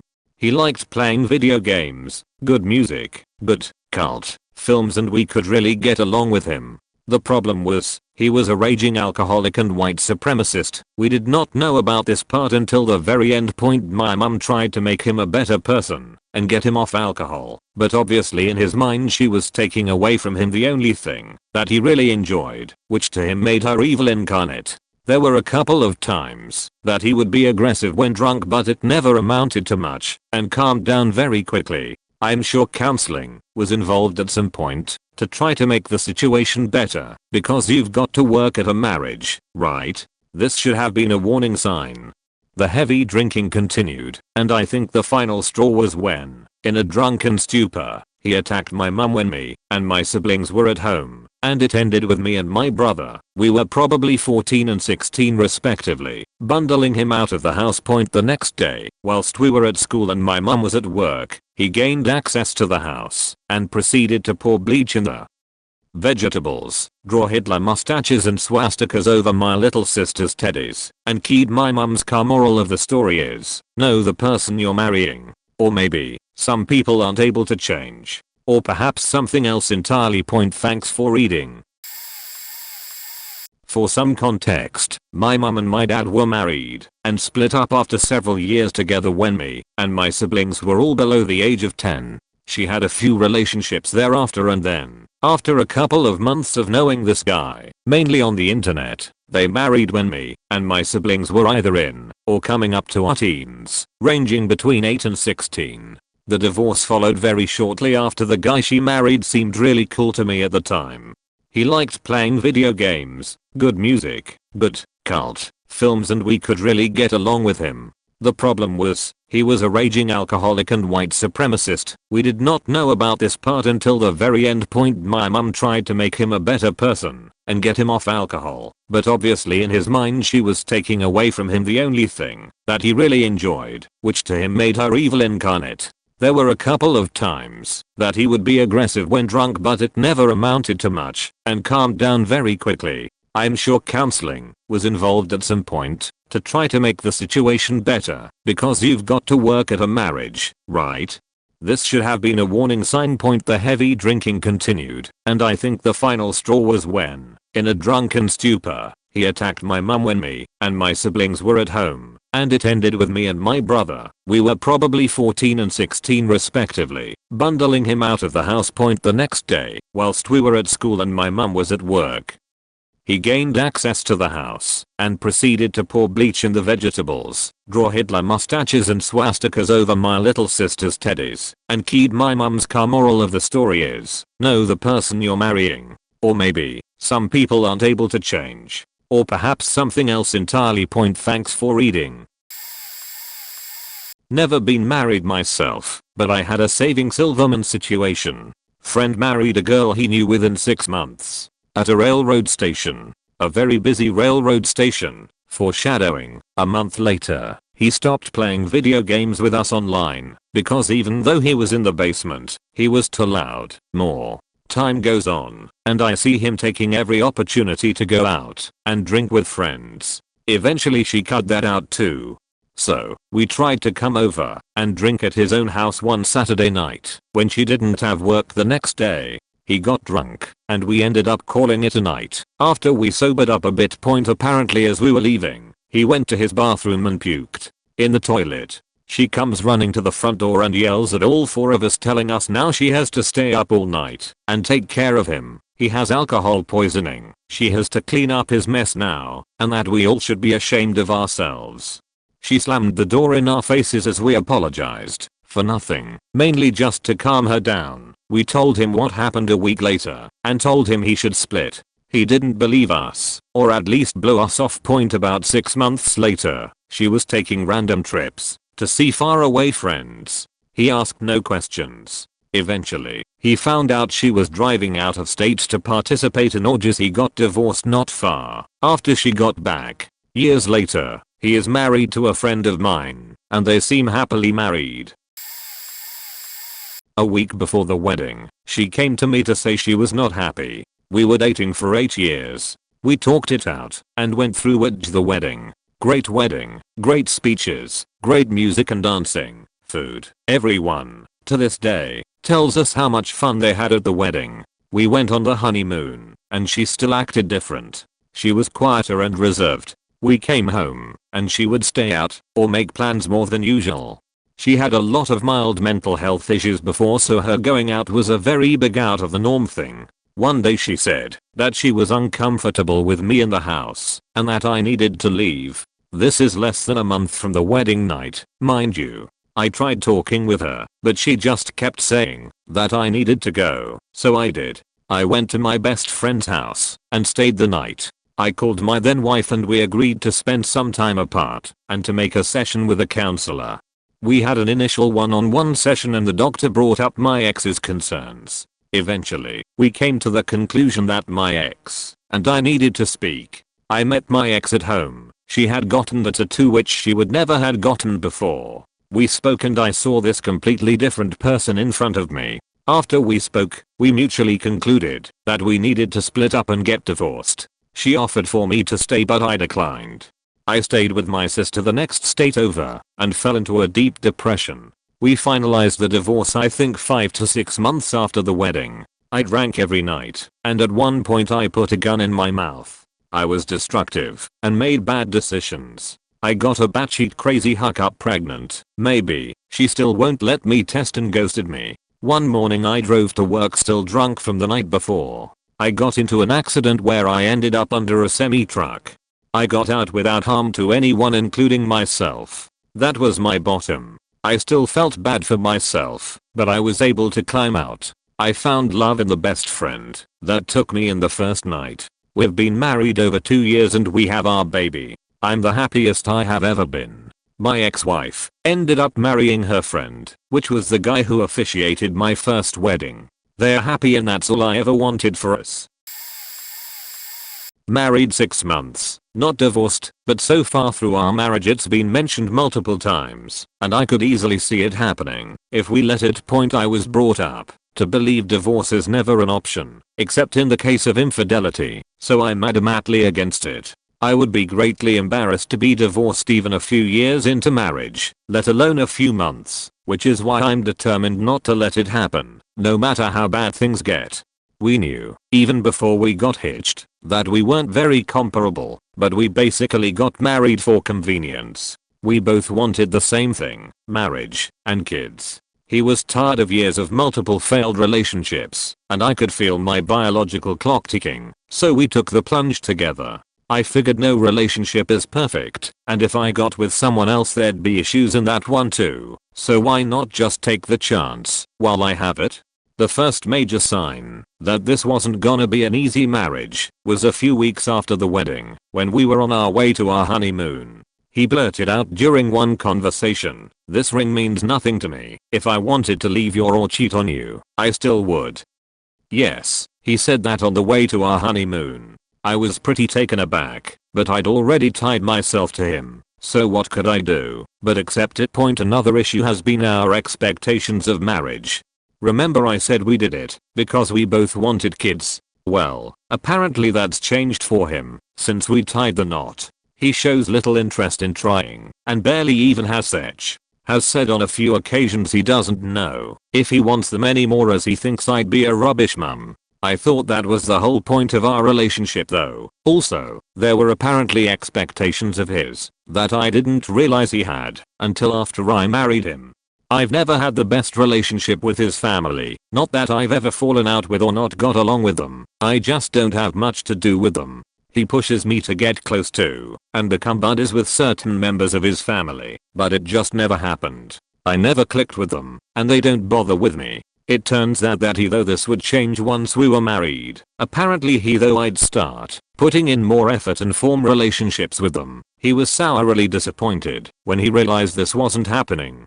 In fact the majority of times he's mentioned divorce it's been over this. I don't know what he thought would magically change. Another weird issue of face-orgasms. Something new I learned about him since getting wed is that he has a huge fetish for seeing a girl come, like really huge, to the point that he claims he doesn't really enjoy sex without it. Well, turns out I must be anorgasmic or something as I just don't get them at all. He's so obsessed with it though that it's actually caused arguments and put a strain on us. I've had revelations about his whole idea of marriage in general too. Remember the first thing I mentioned he told me on the way to our honeymoon? Well, he's reiterated that sentiment multiple times. He now says he doesn't think marriage means anything, and he only did it because I wanted to. This is a complete 180, as he was the one who was always pestering me to get married. In fact, about 4 months into dating he was even suggesting we may as well break up because I wasn't willing to marry him yet. And now the guy who was so desperate to drag me down the aisle is saying marriage is pointless and means nothing to him, as he can just leave me and find someone else whenever he wants. Edit. Can't believe I forgot to add this part, but it was revealed to me a few months after the wedding that he's allegedly raped someone. So yeah, I now have that hanging over me for the rest of my life too. We were together for 4 years before the wedding, married for just over a year. I had known for a while that things were not good, but I always hoped that with work and communication we could get over them, like we had in the past. Shortly after we got married, she started to get physically abusive, and I started to record our fights, because she was very small, and I'm pretty big, and she had threatened to call the cops a couple of times. I knew that, if the cops came, they would arrest me, and immediately assume she was the victim, and that's pretty much when all the trust in the relationship dissolved. The fact that she was being recorded only made her more angry and violent, and so we stopped communicating, stopped being in the same room together, stopped thinking it could be fixed. The final straw happened when she was driving back from her parents' house with a car that I'd bought cheaply from my brother's mill. I was up late and ordered a pizza and forgot to change the phone number on the delivery app. We both used it, and so both our numbers were stored. The delivery guy called her phone and woke her up. She called me screeching that I hated her and wanted her to die, that she was going to leave the car on the side of the road and call her parents to come get her. The next day when she arrived, she asked if I still wanted to try and make it work. I said I did. She said she was done. The minimum number of days later, we filed a no-fault no-contest divorce, and I haven't spoken to her since. Edit. Fixed a typo.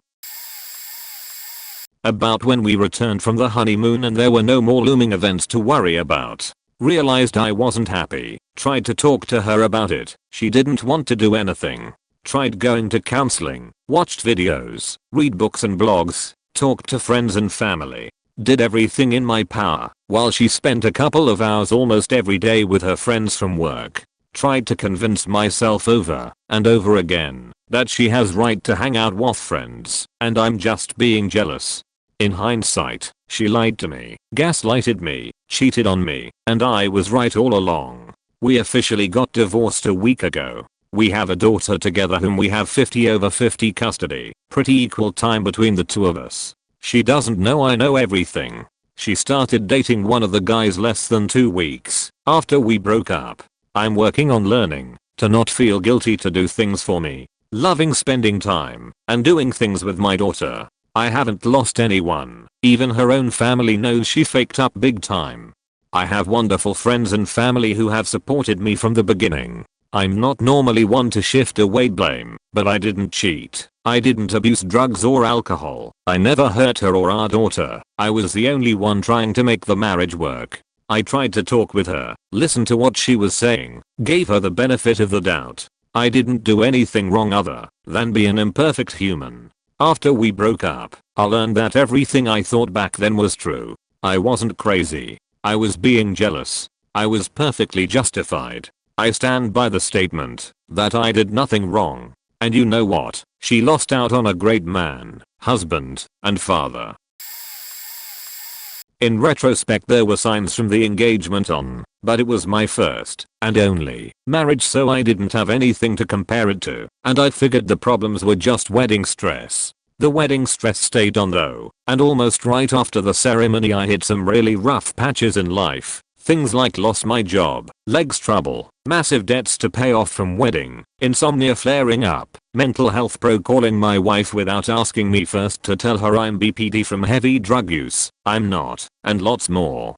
It's still the worst 9 months that's ever happened to me, and I'm still digging out from under it all. I hadn't slept in 4 days and was on the edge, and I really needed a partner. I needed her to listen and provide the same level-headed reassurance I'd always give her when she'd lose it at even the slightest thing. I felt it deep down that I was about to crack. I remember telling her that I needed to talk with her because I was getting worse and I was scared and didn't know what to do.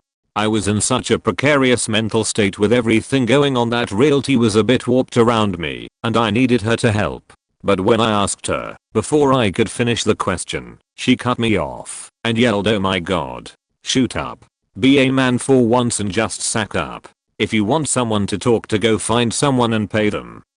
I died inside at that point, and I wound up having a full-blown fugue state breakdown the next night and went missing for about 8 hours.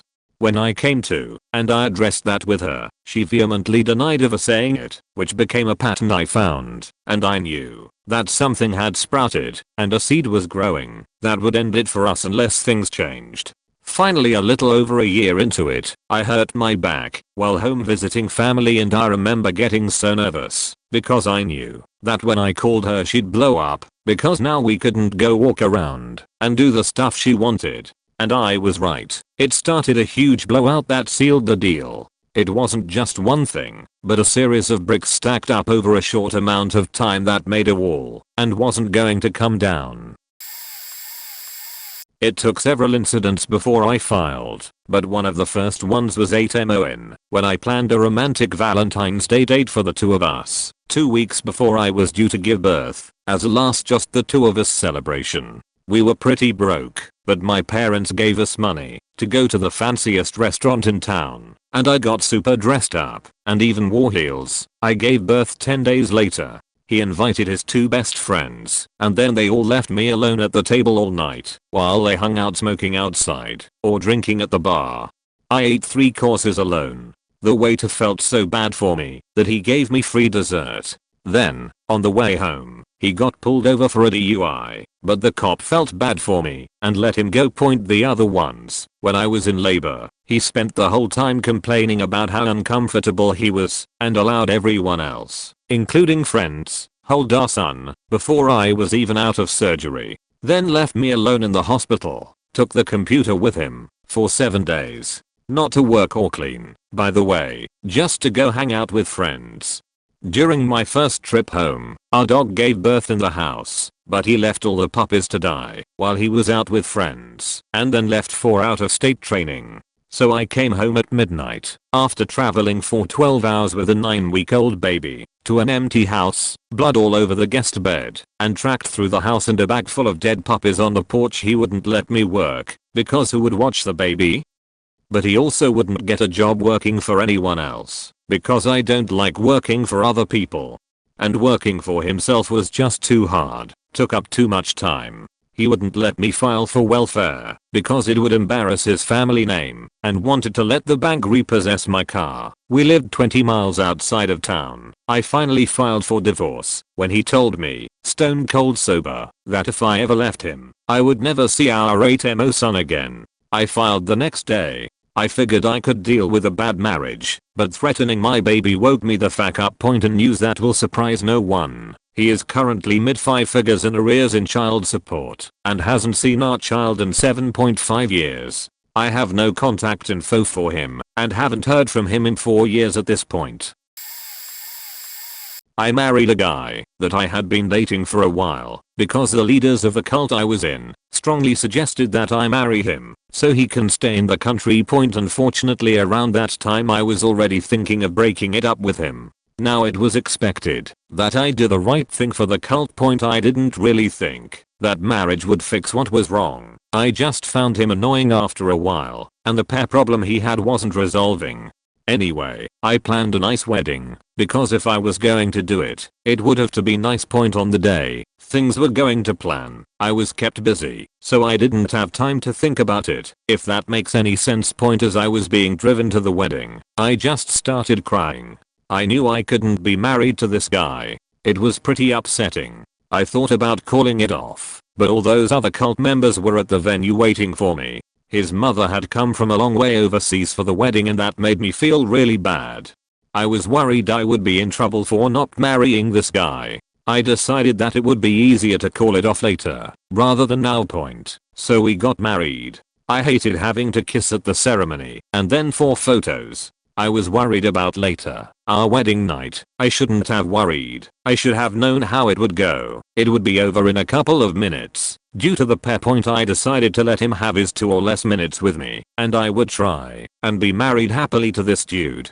That didn't work, so after 6 horrible, very long weeks, I called it. I couldn't stand it anymore. The cult leaders were angry with me for wrecking this guy's chance to help the cult. He was heartbroken. I had done a terrible thing. I know that. I inquired about having an annulment, and the law is archaic and based on consummation of the marriage, so that 2 minutes determined our future. From there we lived separate lives. I would see him at the cult center every now and again.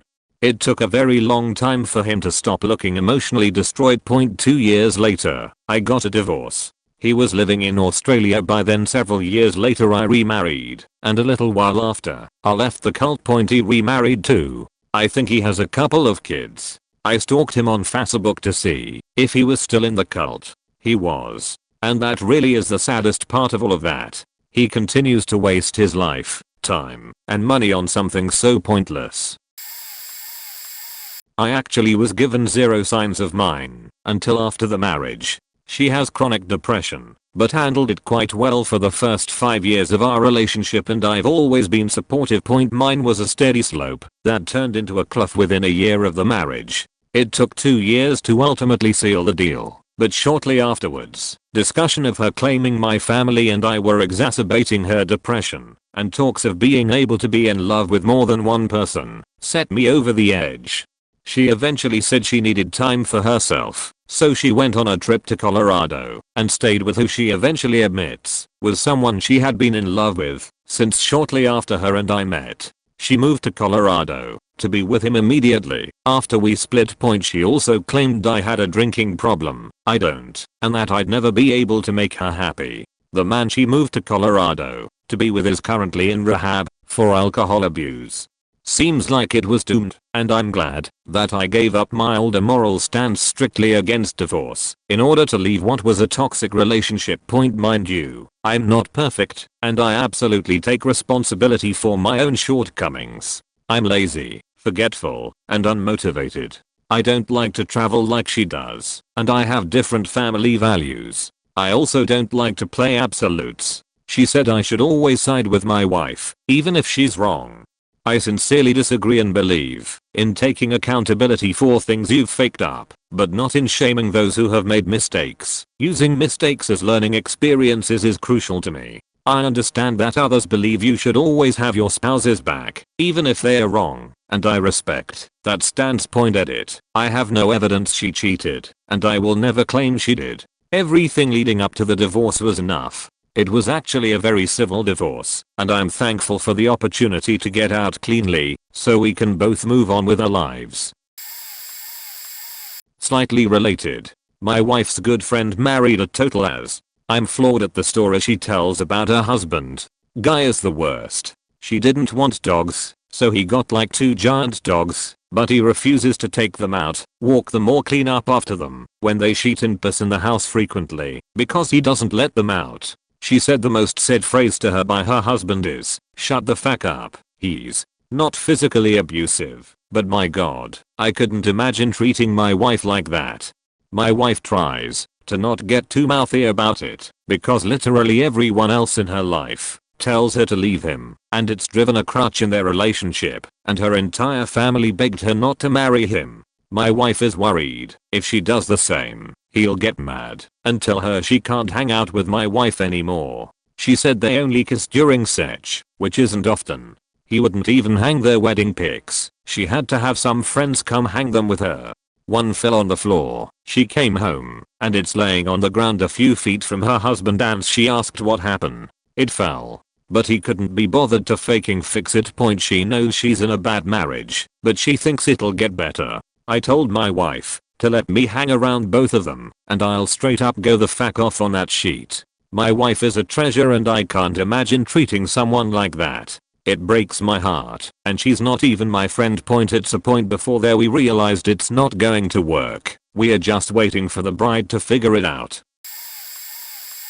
My brother and his wife lived on our family ranch 45 minutes from town, where their jobs were. This was to help them get started. They dated for 4 years. After 6 months of marriage, right before Christmas, literally week before, we all felt someone was off. Even her family felt like something was off. She said she was just sick, but one day she left work early, didn't return, and my brother tried to call at lunch like he always did, which she didn't answer. Was a little worried, but thought she was probably busy. He usually drove her work to save money, so when he went to pick her up she wasn't there. She'd been gone for 6 hours. We called hospitals, called police for any accidents. My brother raced to the ranch and found her rings, cell phone, no SIM card, and broken, and letter stating she didn't love him from the start and wished she would broken up with him before they got engaged. As a witness, she acted like she loved him. Her family was even shocked as she was super close to them and just left them too. She left to Mexico. My brother was really hard on himself after that. Didn't trust anyone. She also would spam call him and just make his life harder. He loved her and she would have spurts of saying she'd come back, never did. She loved someone else and left with them. It was a dark time for my bro. He just didn't know what to do or how to be himself. Christmas was his favorite time of year and loved being with all of us, but it has never been the same and often never showed up for Christmas or any family major events like graduations, weddings, and holidays, etc. But 9 years later this year my brother got remarried and we couldn't be happier for him, and he really has turned himself around. Obligatory not me. Guy I dated in high school. We broke up junior year, then spent senior year on and off again. I was young and dumb. He wanted more from me that I wouldn't give, so he started messing around with other girls and stringing me along the whole time. One of them, who was previously a friend and really floozy, ended up pregnant, and he spent the entire pregnancy thinking the child was his. Funny thing is, everyone knew that wasn't his kid. She'd started showing months before she told him, and basically everyone knew she'd put out for anything and has been gunning to trap this guy for years. Even went to the ultrasound. Doc said she was 4 months along, and he wouldn't believe it. Kidded himself into thinking the baby was just big boned. They married the day before him, and I graduated high school. She was a junior, supposed to be a senior, but she got held back. Had the baby. He joined the military.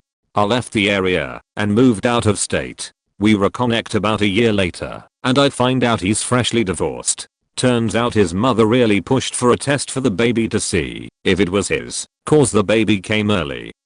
Wasn't his. Should have listened to literally everyone in his senior class. He tried to make it work for another 6 months afterward, but she was really abusive toward him after that, calling him worthless, and so on. Point goes to show how far some people will kid themselves into thinking they're doing the right thing, and that future wifey would never lie to them.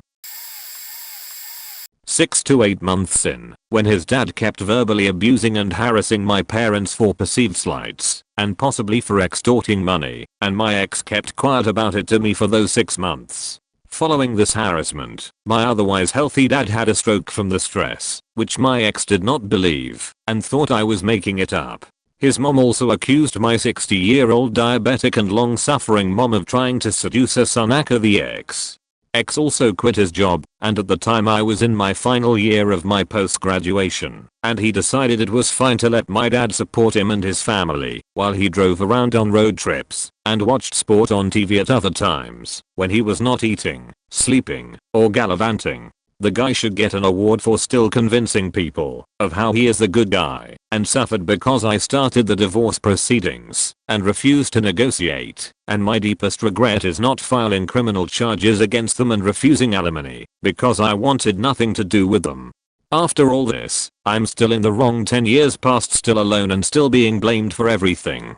Apparently I should have been more understanding and adjusting to it all, including realizing that guys are by nature less mature and should let it go. Not sure which of these was the breaking point for me. Of course the happy ending is that he is remarried to a rich divorcee lady and have a baby together, and I'm still quite alone, untrusting of people, and still struggling in my career because of years of depression and therapy. Nevertheless I'm content and finally working on my dreams. Sorry for the jumble of words, just trying to get it all out without thinking too much.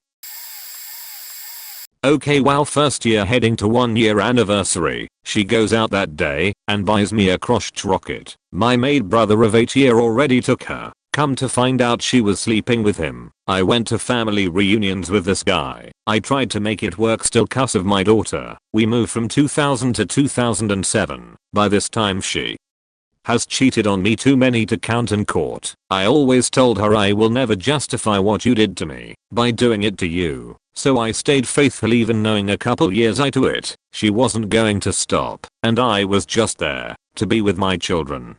2007 I had enough left her, and that day she goes to jail, gets caught stealing of all things. I return the next day to find the person that was LWFT with my children was bad and needless to say I removed my children from her home after leaving her and telling her I never cheated on Tao, but in going to do something that will forever let you know I'm done. I slept with her man. She asked why I would sleep with her, and I told her I figured sleeping with you would definitely let your daughter know I was done. Yeah, I know, wrong, but fuck it, I done went through it for 7 years. So fast forward to 2012, finally she realizes I ain't coming back, neither are my kids, and I get point of divorce. Finally she signs the papers, and sure enough I walk away with my children with full custody with sole custody orders against her due to the fact she never attempted to see contact or nothing to do with her 2 daughters. Hell, I even moved her in with me in the middle of divorce, and she still couldn't be a mom, so the judge threw the book at her. My youngest daughter, which is 13 now, couldn't pick her mom out of a lineup. Sad really if you think about it. Her mother did it to her, and her brother too, but they turned out amazing due to them having a dad that would go through hell and high water then to have ever faulted them in their life. Deadbeat mothers do exist, but I wouldn't change it for nothing. My children were able to grow up strong and amazing young ladies. And yes, took 20 years, but I have found love. She's amazing, and I will marry her in 2020. Does within a year before count, I got engaged to a young woman whom I thought I was compatible with in terms of religion, but she had always been a little hesitant to bring me to her church, and on at least a couple of occasions seemed to fall into an anxious and depressed mood, as though she knew things would fall apart. We finally went to each other's churches after we had been going out for about 8 months, at which point I already had a ring picked out and waiting to receive it. She had one more mood swing, which led to a long tough conversation. I already had the ring at this point and was not looking back. We seemed to resolve things there, and a few weeks later, she accepted my proposal. At this point, I started to find out she would only marry me if I joined her church, and I was just starting to see some weird things there. After being engaged less than 3 weeks, I had to tell her I could not join, and she immediately said she could not marry me. She came back a couple of days later, saying I did not need to join her church, but the damage was done, and I had to turn around and say the only way we could make it work was to move on from that church. I was fine finding something that would work for both of us, even if it meant leaving the one I was going to, but I could no longer accept her church at all, as I recognized that I was always going to come second to it, or rather, third, since I was technically okay with being second to God. We could not resolve it, and she immediately cried, wishing to not be alone anymore, missing that she had the full power to do something about it, but not having the will. I cried a lot too. That was a lot of pain for us to both go through. So I knew it was a mistake about a month or so before we got engaged, but I plunged forward anyway. Never thought I could have so many regrets from one decision. Don't let fear of being alone put you in a position you shouldn't be. Be open and honest with yourself from the very beginning to avoid a lot of unnecessary pain.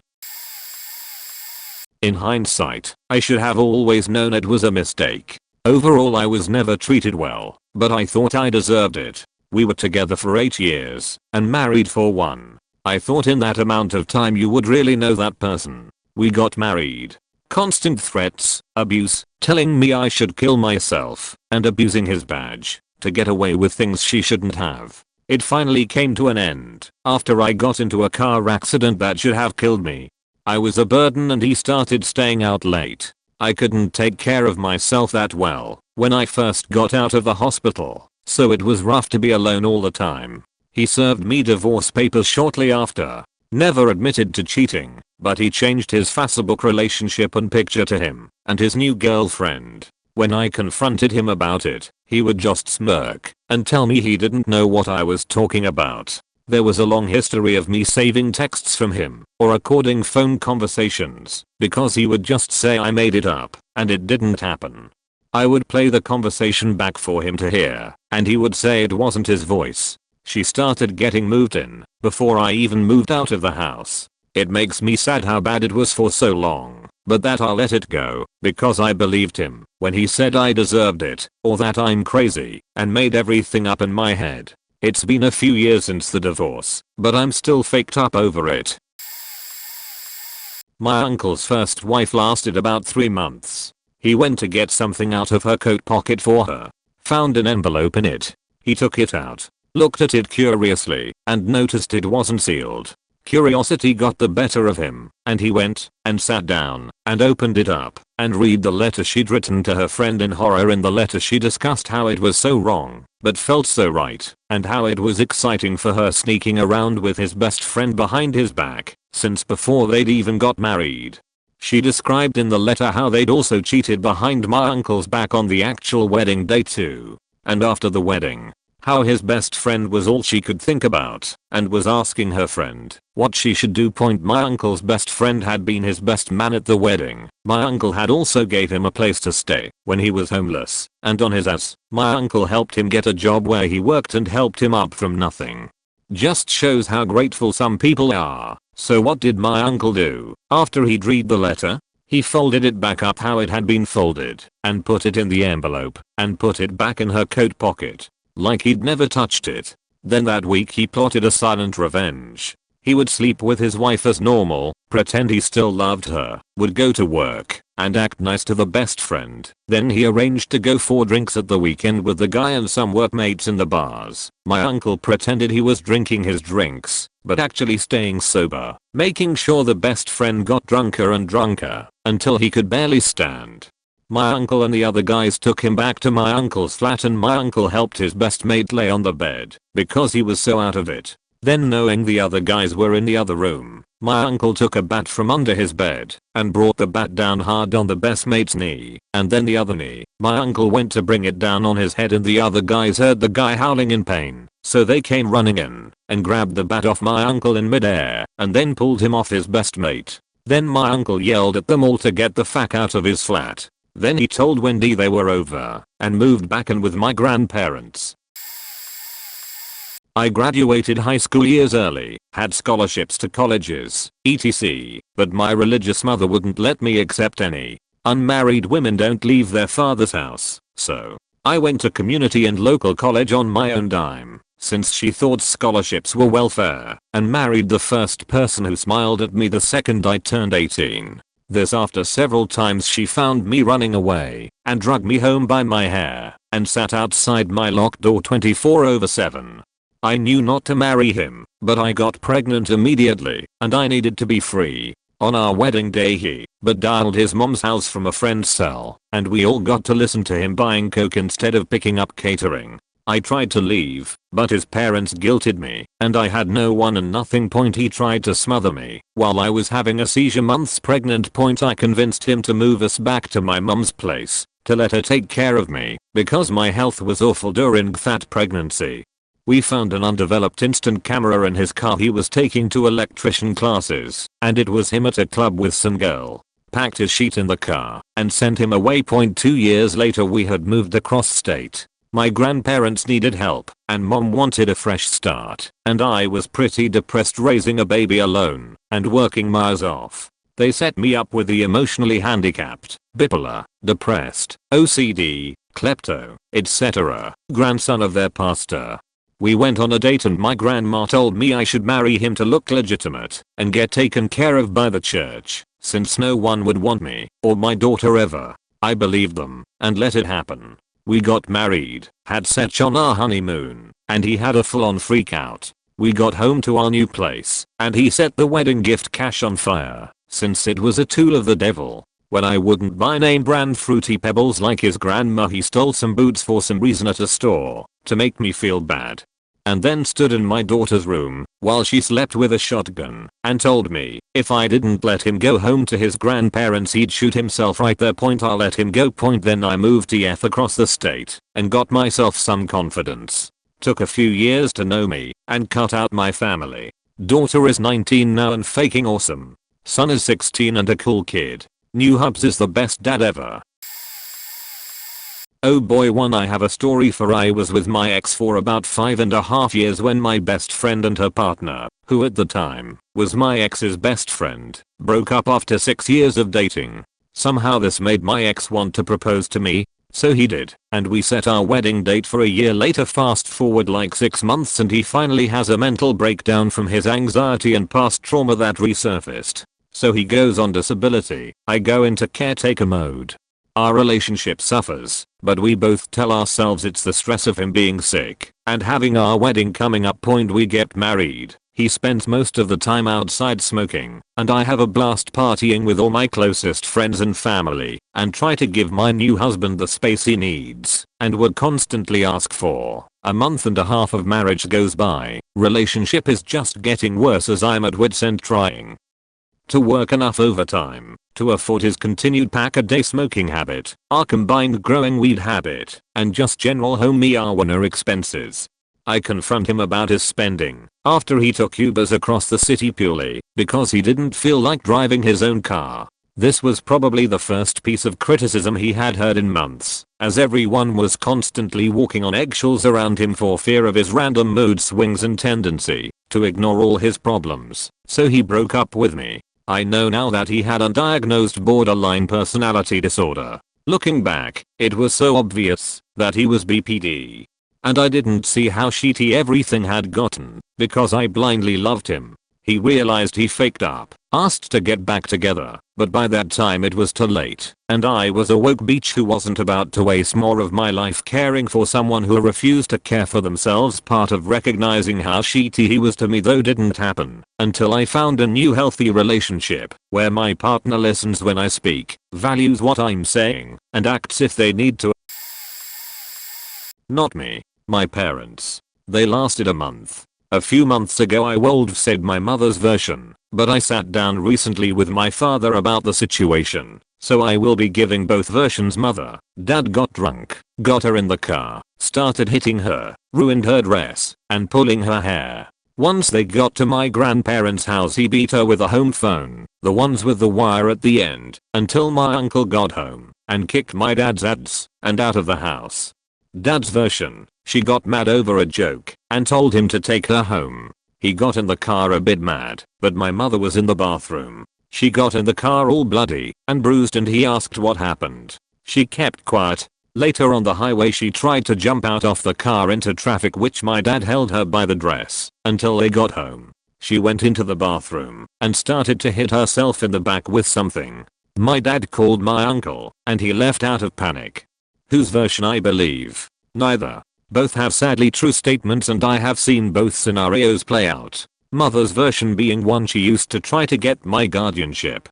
Dad has anger mixed with stress issues which makes him be a jackass, and entitlement issues which don't help. Also, this situation was a few weeks after my mother found out she was pregnant with me. So why did they divorce? Both are equally as power hungry and manipulative as the other. Doesn't help that mental issues run on both sides, which most consider taboo, and that only a handful in the family have sought help with the unfortunate growing list of suicides on both sides. TLDR and answer, when they both noticed they were cut from the same cloth and could not outsmart each other 23 years later, and they are still in a two-person war. My friend's wife told me this story a while back, and it is genuinely one of the shadiest ordeals I've ever heard in my life. Her cousin got married to this guy and soon afterward conceived. They didn't have a whole lot of money, but she was an RN or medical researcher or something, and he was in school, so from her income they figured they could scrape by when the baby was born and everything would be more stable when he graduates and got a job.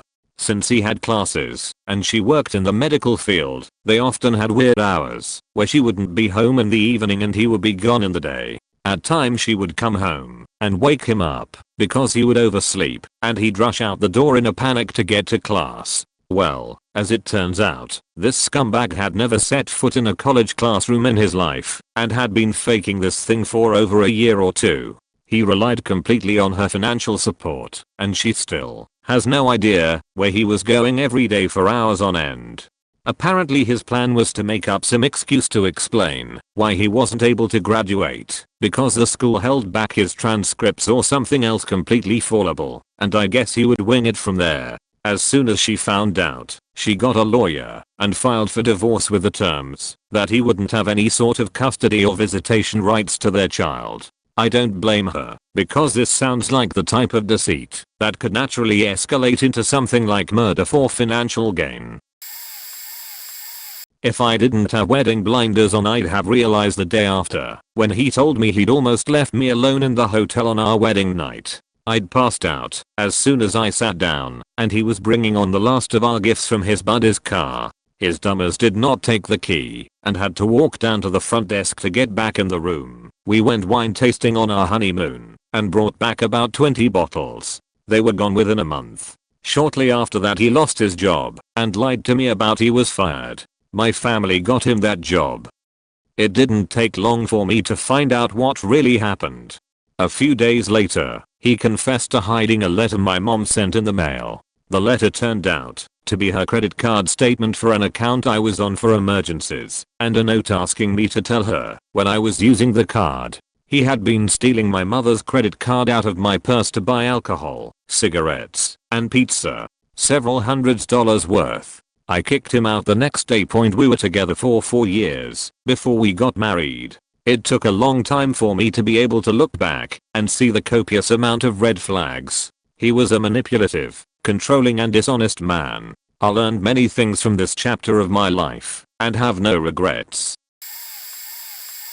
TLDR first, no more hormonal contraception ended my niece's marriage. My niece was with her boyfriend for at least 7 years before they got married.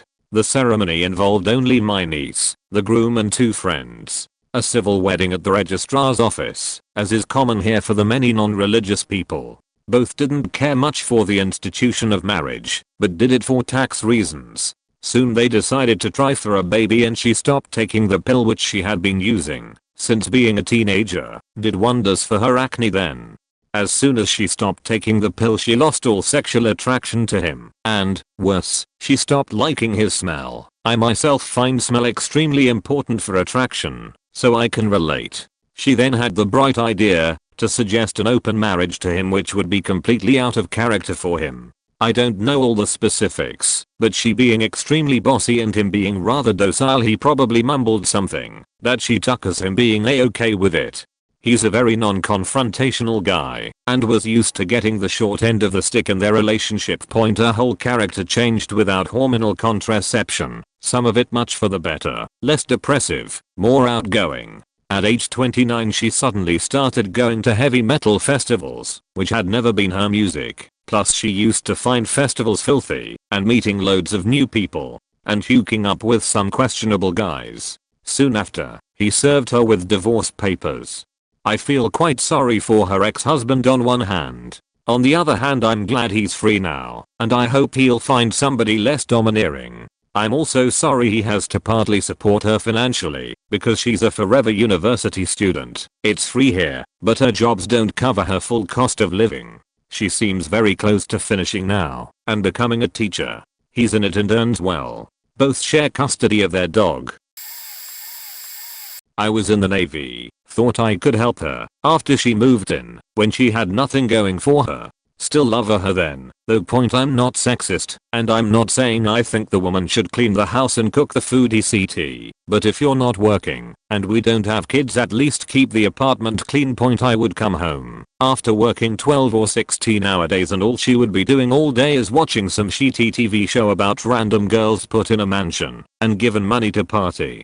Never cooked, never cleaned, never signed up for school, or found a job that whole time. Eventually towards the end we just started yelling at each other all the damn time. It got worse and worse as time went on. Then one day I ended up getting in trouble in the Navy, so I was confined to quarters for 45 days, meant I could not leave the ship at all. Well, around day 41 or 42 I notice a good amount of money missing out of my bank account. She spent it at an abortion clinic. I know damn well it wasn't mine, cause we had not had sex in over 4 months at that point. The last argument ever ensues. Called her, she admitted to it. Got off of my restriction to the ship for 45 days. Get home and I pretty much kicked her out. That whole marriage was 11 months long. Worst year of my fucking life so far. Oh boy, a question I actually have experience in. I'd been with him for over 3 years. Starting freshman year of university, we survived his Navy training, He was in the reserves, and though I thought of breaking up while he was away, I always thought he was undeniable kind and caring. He and his family has given me a home away from my home country, and I felt I owed him a great debt of gratitude. So I stood by him. I married him in a courthouse with only mother and his parents present. It was depressing. The main reason I went with it was because my mother had gone through so much trouble to afford the flight and visit. This was sometime in October, a few months after getting married. The Sech completely died off, and he dropped out of school after a back and forth of indecision and failing classes. I ultimately lost respect for him because he never committed to any plans, and he was too full of excuses. I went from wanting a child to not being able to imagine having a child with a man like that, and I knew it'd be a matter of time until we parted ways. I eventually met my bestest friend on World of Warcraft that December, and he's turned out to be the love of my life after myself. In all honesty, the divorce flipped my life upside down. I was homeless, I was couch surfing, his family turned their back on me, and I had to return to my home country. That was in 2016. It's been 3 years, and I'm thriving, financially independent for the first time in my life, able to help support my mother, very in love with a man aligned to my own views and values, and I'm finally so very at peace with myself. All is well. First one was a green card marriage. After 2 months of not understanding what she was saying, extremely broken English, I had to call it quits. Second one, she called the police on me for a false claim of strangling. This happened to fall on my birthday. I went to jail. This was on a Friday. Because of the nature of it, I was not able to bail out. Felony. Also, due to the nature of the crime, I was put in a jail block that was high security. It was 23 hours a day lockdown. Dudes in there had done some pretty bad shit, like stealing cars and shooting at the police. She, my wife at the time, went to the DA's office to admit she had lied. At that point it was out her hands and in the hands of the state. She then hired a lawyer for me. It was a friend of hers husband. I finally get out of jail. State has a no communication order in place for the two of us. I, like a total idiot, moved back in after a week against the state's ruling. One night myself, her, and her 9-year-old daughter that I adored were having dinner at home. A pizza party. After dinner I went to the bedroom to check my phone that was plugged in. I had left work early that evening to spend time. I opened my phone to see I had 6 missed calls from work. I immediately called them back, only to find out they figured out the problem. She came into the room to find me on my phone. She immediately started to freak out and accused me of cheating on her. I played it off, calmed her down, and talked her into watching a Disney movie with her daughter. Movie starts. We are about 45 minutes into it. I had made my mind up. I calmly got up and told her I was going to get a pack of cigarettes. She was cool with that. I got in my car. I asked myself about 10 times if I was doing this. Each time was a resounding yes. I put the car in reverse and drove to a bar. The bartender just happened to be my childhood best friend. I asked if I could crash for a few days. He obliged. I haven't looked back. I'm now in a super healthy relationship of over 2 years. We just bought our first house together and are planning our wedding for next fall. I couldn't be happier right now. Unfortunately, it has taken some serious life lessons to get where I'm now. Not sure if this counts, but I dated my boss's daughter for almost 4 years. He suggested it, but engaged to her for 2.5 years of it. I felt a lot of pressure as our families got along, and I've known everyone in her family for over 10 years well. A lot of the time, we would constantly break up, and she would call my parents over. I stopped drinking and smoking hookah because she would constantly say it's okay, then say it wasn't. She also would tell her parents every problem in our relationship. So about 3 months before we were to be married, on my actual birthday, she sees a text from one of my good friends/clients saying happy birthday, let's get a drink sometime. I'm Korean and Irish, so a drink is the norm for your birthday. Well, she decided to take my phone and make things really awkward, seeing if my friend liked me, etc. Well, the next day, I call my friend to apologize, and then my fiancé asks me to go to couples counseling. She tells me insurance covers it, etc. I spent over $5,000 on a few sessions, and on top of that, another $25,000 on the wedding plus her dad's contribution of $15,000. She kept going over budget and she did not work at all, yet I gave her $1,000 of spending money on clothes and luxury items. I fit the bill on everything else necessary. So she didn't practice anything we learned from the counseling, even cancelled dinner with my family with a freak out moment. Anyway, I ended up calling her parents who insisted she had severe OCD, that she has either borderline or something else, but not OCD. So 5 days before the wedding, her cousin and sister come to my house. My friend and I cook all day for them, so they can have a nice dinner after they finish the pre-wedding stuff. Her sister asks my friend to smoke pot. The next thing I know, my ex says my friend needs to leave, and her sister is creeped out and upset that my friend went to smoke pot with her. This evening, we break up. I go to her parents to resolve things, and her mum tells me to get off her property or she will call the cops. I call her dad and grandma and they both say, sorry, name, but we can't do anything. Soon after, cousin and sister came to my house calling me horrendous things, hoping I would die, etc. while I was crying my heart out. I also gave her half the price for the engagement ring, just for her to give it back. She also sold all of the nice luxury stuff I got her for very little money.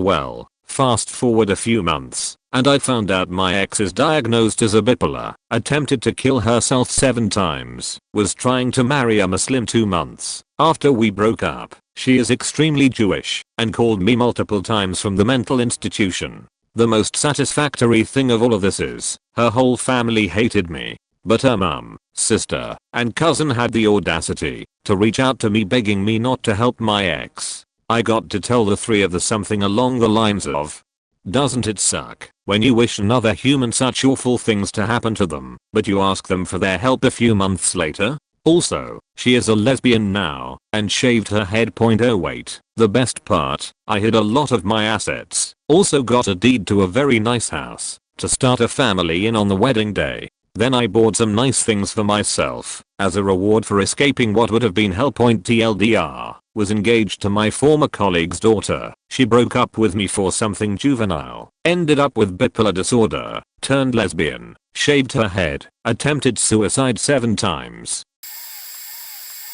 Didn't end up getting married, but called of my wedding a few days before this summer. One of the hardest things I've ever had to do. It came up incidentally when my therapist, who I had started seeing as a result of workplace trauma, expressed concern my partner was maybe a narcissist. I hadn't really ever heard the term, but when I looked back on our relationship it hit me like a load of bricks that I had been being emotional abused the whole time and maybe wasn't actually crazy. Leading up to the wedding the abuse got worse, and I realized he didn't add to my life really at all, and had made my world smaller. I'm a shell of who I was when we met. I was too chicken to call it off until a huge fight we had 3 days before I suggested we postpone the wedding, and he left the house for the first time and said either we get married or we are over. I was scrambling to fix things, and he told me over the phone that he didn't want to see me for 2 days, and he had never left the house before, and I had to prepare him PowerPoint to atone for my wrongdoings. Basically he wanted a whole different reception and I didn't have time/money to pull it off in 3 days, and he said I didn't care what I wanted, and it's not his fault. I spent money on other ceremony, and I was punishing him, even though he initially liked the first idea. Called my mom crying who, even though I didn't want to come, drove 8 hours overnight with my dad and basically forced me to leave. Wailed and gnashed the whole way home. We are still together, but long distance. I had hoped things would have fizzled out by now, but somehow he's got an even tighter grip on me mentally. I'm afraid of the aftermath, and not sure I can handle it during grad school vs staying with at least a known amount of stress. But holy fuck am I glad I'm not married. Not me, but a former coworker/friend. The couple were together for more than 10 years and had 3 kids before deciding to finally getting hitched. Beautiful wedding, and I even gave a small speech. Each table had to give a little speech about the couple, saying what a beautiful couple they were and may their love last forever. Blah, blah, blah. Anyway, fast forward about 8 months later, and my friend rang me and told me that they had separated. It was very messy, and I believe money was the major factor in their split. I sided with her in the beginning, but then eventually we found out from her ex that my friend didn't want to contribute her share of the finances to the household, so her ex had to pay everything like bills, mortgage, etc. I had a feeling that this has been ongoing for a long time, but because he had just started a business and was teaching to help with finances, so they were struggling a bit.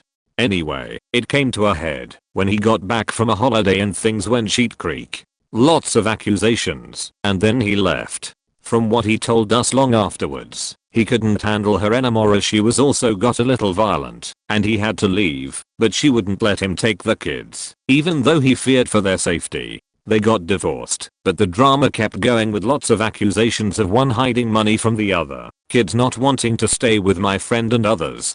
He gave her everything but it wasn't enough for her, and eventually all her friends that I had met during the time we were friends abandoned her and supported her ex. It was really sad that she had become a totally different person, and she even accused me of preferring her ex instead of her at the height of their divorce. When I mentioned that the kids' welfare was important, she was really irrational, and I eventually stopped contact with her. We still hear from her ex, a genuinely great guy, from time to time, and he was the only one who was consistent with his stories, and he felt sorry for her in the end. It was really sad as I was the godmother of one their twins. Sorry for the long post. Actually still in mess. I had married my ex-husband, who was also my college, in spite of having get feeling he is money digger, to get away from my parents' house, cause my father used to sexually abuse me since my childhood, and my mother used to do domestic violence as she was always petrified I would tell people. Hence I wasn't ever allowed to make friends or even allowed to socialize with cousins and relatives. When I got divorced from my ex-husband, I had found Pratik, love of my life, during the lengthy 3-year divorce process, but when me and Pratik got married on day of wedding in a small temple in society, my mother badmouthed me in front of Pratik and his parents and his relatives, that I'm very bad character woman and I eyed my father wrongly, and that I wanted to sleep with him etc. and loads of other bad words. Pratik's parents got completely flabbergasted and confused whom to believe, me, a woman who they met just over 2 years, or my parents who raised me for 36 years. On top I had little hope from my ex-husband, who I later discovered was gay. That he knew me since I was 18 years could be a valid proof of character, but he too went and said that I slept with my father and many other guys while I was married to him. And I have launched false fur against my father for sexual assault and fake case of domestic violence for their golden house of 1.5 crores. All was only person who knew me after my parents, over 18 years, and both making same claim that I'm a hoe, created a huge misunderstanding between me and Pratik's parents, and Pratik is stuck in between. So my attitude of never to give up on people in positive manner was sort of inheritance from my parents, who followed negative aspect of same, never to give up screwing up my life until they get rid of me for good. My mother threatened to kill me even. There was once gas leakage in house in absence of my parents when I was alone with my 2 daughters, second I adopted, who used to work in my office, who is only one with me through this worstest phase of my life, at every second being my rock. Once I ocked up in house, once we spotted rat poison at home, etc. And in court they present complete opposite case, that I'm after killing them for their money and house. I knew it was a mistake the June before our October wedding. There was no intimacy in our relationship by this point, on any level whatsoever. She had gone home out of state for her bridal shower / birthday, and I was left at home for a weekend. I was up late one night playing a game, and I remember I wasn't playing well. I was getting frustrated. Sounds so faking dumb recounting it now, but at one point I lost it. I was so angry. No, I was livid. I went over to the couch and just started wailing away on this pillow. I swung so much and so hard I hurt my faking shoulder. I wasn't mad at the game, and no, I didn't want to hit her. It was years worth of frustration and unhappiness coming to a boil. I'm not ashamed to admit I cried my faking eyes out that night, nor I can hear the question, why did you stay? I was sure she was the person I was going to spend my life with. At the time, I had convinced myself that after the stress of the wedding was over things would start to get back to normal. Of course that was a foolish notion, but when you're down in a hole like that, you'll tell yourself whatever you need to get through the day. We separated 6 months after we got married. I had initially found a relationship counselor, but she wasn't interested. I kept going to the counselor. I still go see him every few months. Anyway, sorry to go so long here, but that's when I knew. Mine is not a spectacular story. I had a weird feeling before the wedding, but convinced myself I was just getting cold feet, and anyway everything was paid for already. So I went through with it, not telling anyone. We were supposed to stay at his mother's for a couple months, until he started a new job. I was still studying at the time. The job didn't work out. He didn't look for anything else for months, until he found something, went for 2 days and quit. I told him we either moved out of his mom's house, and he found a way to support his family, he had married me, or we were done. We moved out. I found a job. He didn't. His mom kept paying for everything. I had been understanding for years before our wedding. He was depressed. He had trouble deciding what he wanted to do with his life. But he didn't even get a few hours at a grocery store to pay his own bills. Even after getting married and deciding he wanted children. He decided he wanted to leave the country to start over fresh. I realized I really didn't want to be stuck far from my friends and family with him. I was scared and depressed instead of excited about a new chapter of my life. So I left. 10 months after the wedding. I still think he didn't believe I'd actually leave. I'm not even mentioning the anger issues and emotional manipulation point. If they tell you who they are, listen. About 2 months after she broke up with me and I stopped being brainwashed. TLDR. Controlling wife plus doormat me equals a perfect relationship I thought I wanted. PSSSST. It was cheat. I let myself become a doormat and she obliged to use me as a doormat. I'd given up my friends because she said they were a bad influence, which they are a bit, but what good friends aren't? I'd stopped seeing my parents as much, who I lived with, because she didn't like me to have time away from her. I had a second job as a carer for a severely autistic girl, which I loved. She made me feel bad for prioritizing the girl over her when I was working. She made me stop seeing my family dog, who I also lived with, because she was dirty, but just dirty in an all dogs are filthy kind of way. My dog loves to cuddle and get up close. She hated it. I wasn't allowed to watch what I wanted, work where I wanted, or really have any aspirations that weren't hers.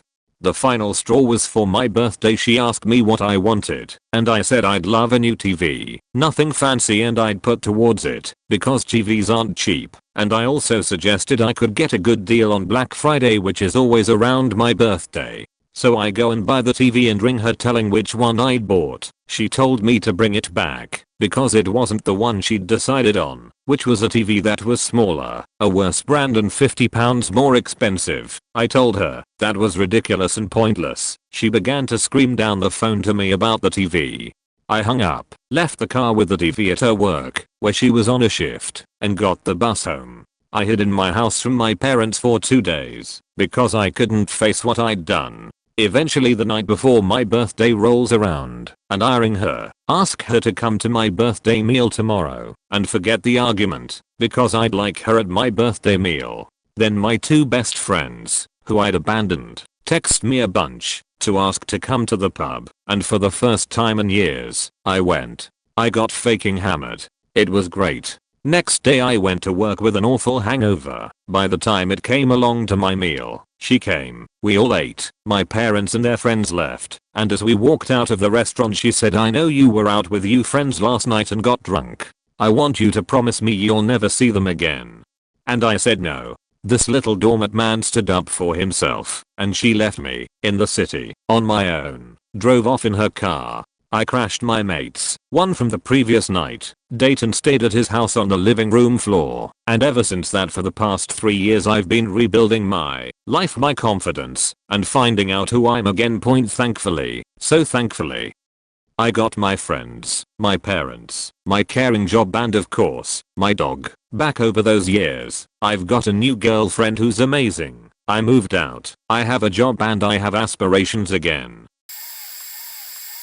Finally something I'm qualified to answer. 10 years ago I was in a 5+ year relationship and felt pressure from all sides. My mother told me for years about how she settled on my dad because he was a good provider. My ex's parents were older and her grandmother was late 80s. They wanted grandkids and all that. Friends of my parents would hassle every chance they got. 3 years. When are you going to pop the question?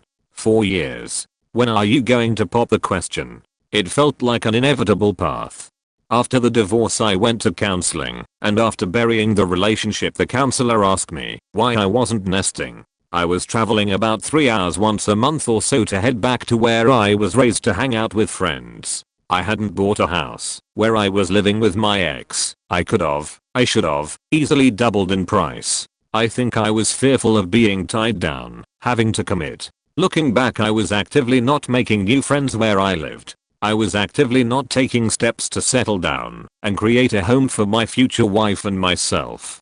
I decided to do it, and I finally popped the question, the beginning of the end. That moment was a huge rush of emotions. I cried. I didn't really know why. Looking back I understand, now that I didn't want to do it, but felt it was something I had to do. The next 15 months was consumed by constant talk of wedding this and wedding that. I feigned excitement whenever I felt it was necessary. Venue tours, cake tasting, color discussions, seating arrangements, what candies to have at the candy bar, what alcohol to have, etc. A few moments stick out that were clear red flags for everybody involved. We sat down with the pastor at the church she grew up in. He was to perform the ceremony that would be at a venue. He advised that we sit down for premarital counseling before we booked him. We declined, but he was still willing to perform the ceremony. What would have happened if we would have gone to those counseling sessions? Would I have lied through it? Probably.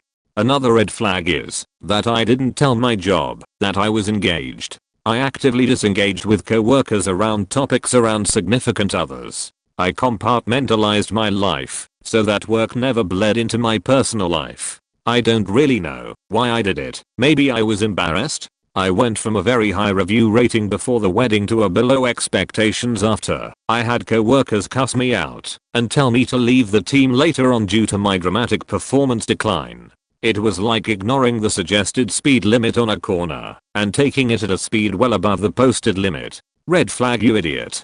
The night before the wedding I couldn't sleep. I woke up at 4 AM or something for no reason and was awake on my phone for hours at a friend's house. I was panicky. I hadn't finalized my vows. I felt more anxiety than normal. I felt like running. The other groomsmen all assembled and then headed to the venue separately. I went out to my car and I drove a different route than I needed to. I was fantasizing about running, driving in my tux and just not coming back.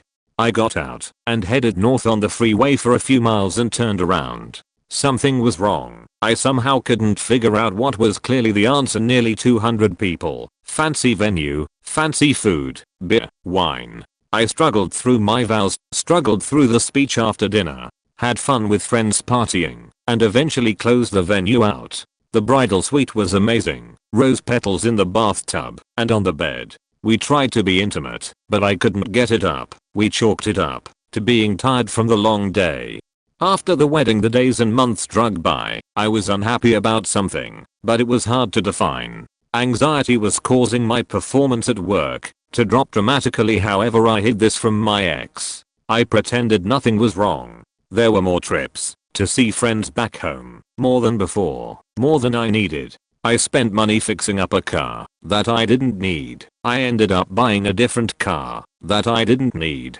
I was compensating for something being wrong, but I never could put my finger on it. 7 months after the wedding, a friend was getting married in a destination that is known for debauchery. Everybody in the friend group was going, so I went too. Somehow I ended talking with a friend of a friend for a while. She was worked up about an ex and ended up crying on my shoulder for a bit. Once she finished crying, she asked me, "How are you?" I really don't know why, but I decided to be honest. I hadn't been honest to anybody for months/years. I told her that I was terrible, I was miserable. She pressed for more answers, and she got them. I confessed everything that I had bottled up. It all came out, probably the best feeling I had felt in many years. There was no way to shake that feeling. I couldn't forget it. I got her phone number and called her the next week after the trip. We talked about her issues, and talked about mine. She had been to counseling for several issues, and I had never been. She encouraged me to seek counseling. After about 3 weeks I finally did. I confessed everything again to the counselor, and she said it sounds like you've made up your mind. I agreed. 5 weeks after the friend's wedding I sat my ex down and laid everything out. We talked for nearly 2 weeks every night after work. We tried some couples counseling, but that went nowhere. She moved her stuff out, we separated bills/accounts. The lengthy and level-headed process of our breakup left her and myself with a lot of closure. I was able to move on, and she was as well.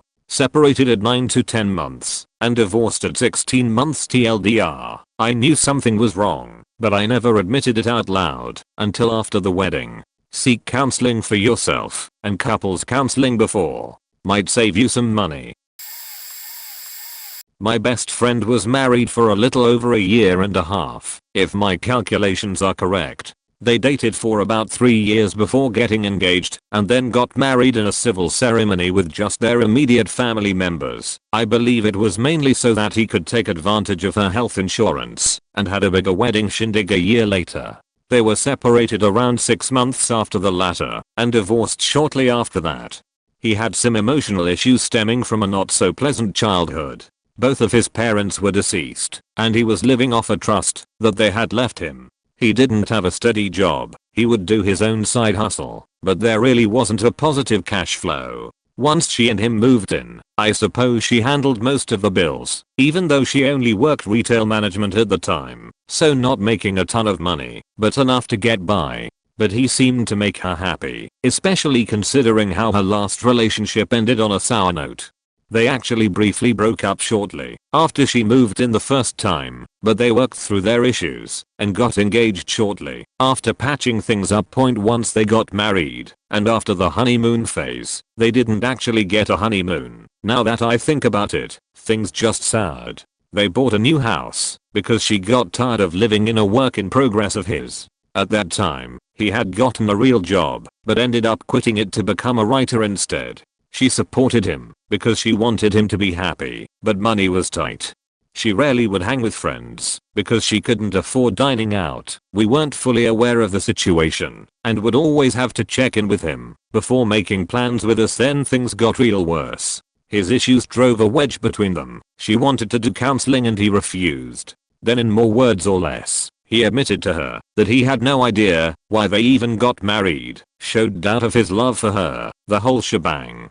She left and made up her mind that she was done. He tried to apologize and agreed to counseling, but she told him it was too late. Their divorce was pretty quick, not much to argue over. But one stipulation was that the house be sold. Those proceedings took forever, and she got the money that was owed to her from the sale a few years later. Now she's with a guy that's also been married before, but he treats her right, so that makes me happy. She's weary about getting married again, and I don't blame her. It's scary shit to legally bind yourself to someone, and then they become someone different. We spent 4 years as a couple, after meeting as volunteer helpers. We even had our own group to run by the start of the marriage. We lived together in her parents' house for a year before the marriage. She begged for the engagement. She rushed the wedding through. Families helped a lot financially. Spent $20,000 on the wedding. After the marriage, her mum kept making comments along the lines of a couple should have their own house. He should have his finances registered here. I've never heard of a couple with 2 separate addresses. You two shouldn't play video games at all. You should come watch TV with us. So a month into the marriage I decided that I would leave my low-paying career, a job I loved as a field service/sales engineer, to find better pay to save and move out. I found a job in a different sector, nearly doubling my salary from £21k to £36k. This new role involved night and day shifts of 12 hours on a Panama pattern. While I was doing my nights on weekends, she would go to the pub with our friend group from volunteering. Fair enough though, but then she started coming home after I finished my shift at 6 am and she would be high. Turns out she had started doing drugs and banging the dealer, and to get more drugs she would occasionally bang his mates. Insult to injury, we hadn't been having sex for some time because she was too stressed from the wedding point. So I ended up in a job I hated and moving back in with my parents for a bit. At least I had more money to play with. Treated myself to a 52-inch smart TV and used Barks 1X. It's all in my history if you want to be nosy. When we met in the military, she was ambitious and fast-tracked the same as I was. Fast forward a year, and she had managed to get herself discharged on a Section 8. She was totally faking, and practically seduced the psychiatrist, maybe. Then in the course of about 10 months she managed to get her name on all my credit cards, and then rack up $22,000 in debt. This was 20 years ago, and to this day I have no idea how she did it.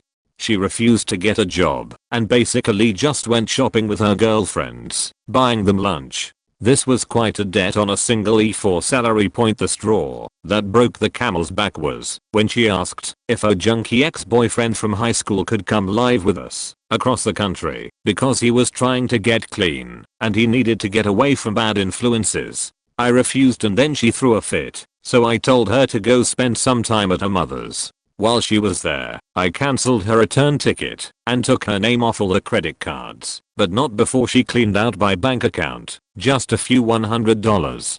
With her gone, I started going through the house and discovered drawers full of bills she had hidden, as well as an attic full of clothes with matching purses and shoes. There was even a wedding dress I didn't know she bought, but she had been discussing having a proper wedding before. Years later I found out she had run off with her ex. They became heavy meth junkies and arrested for check fraud and shoplifting. I finally got a judge to grant the divorce after a year because she kept ignoring the paperwork. I was still liable for most of the debt and had to work 3 jobs at a time, including my army job, over the next 2 to 3 years to pay it off.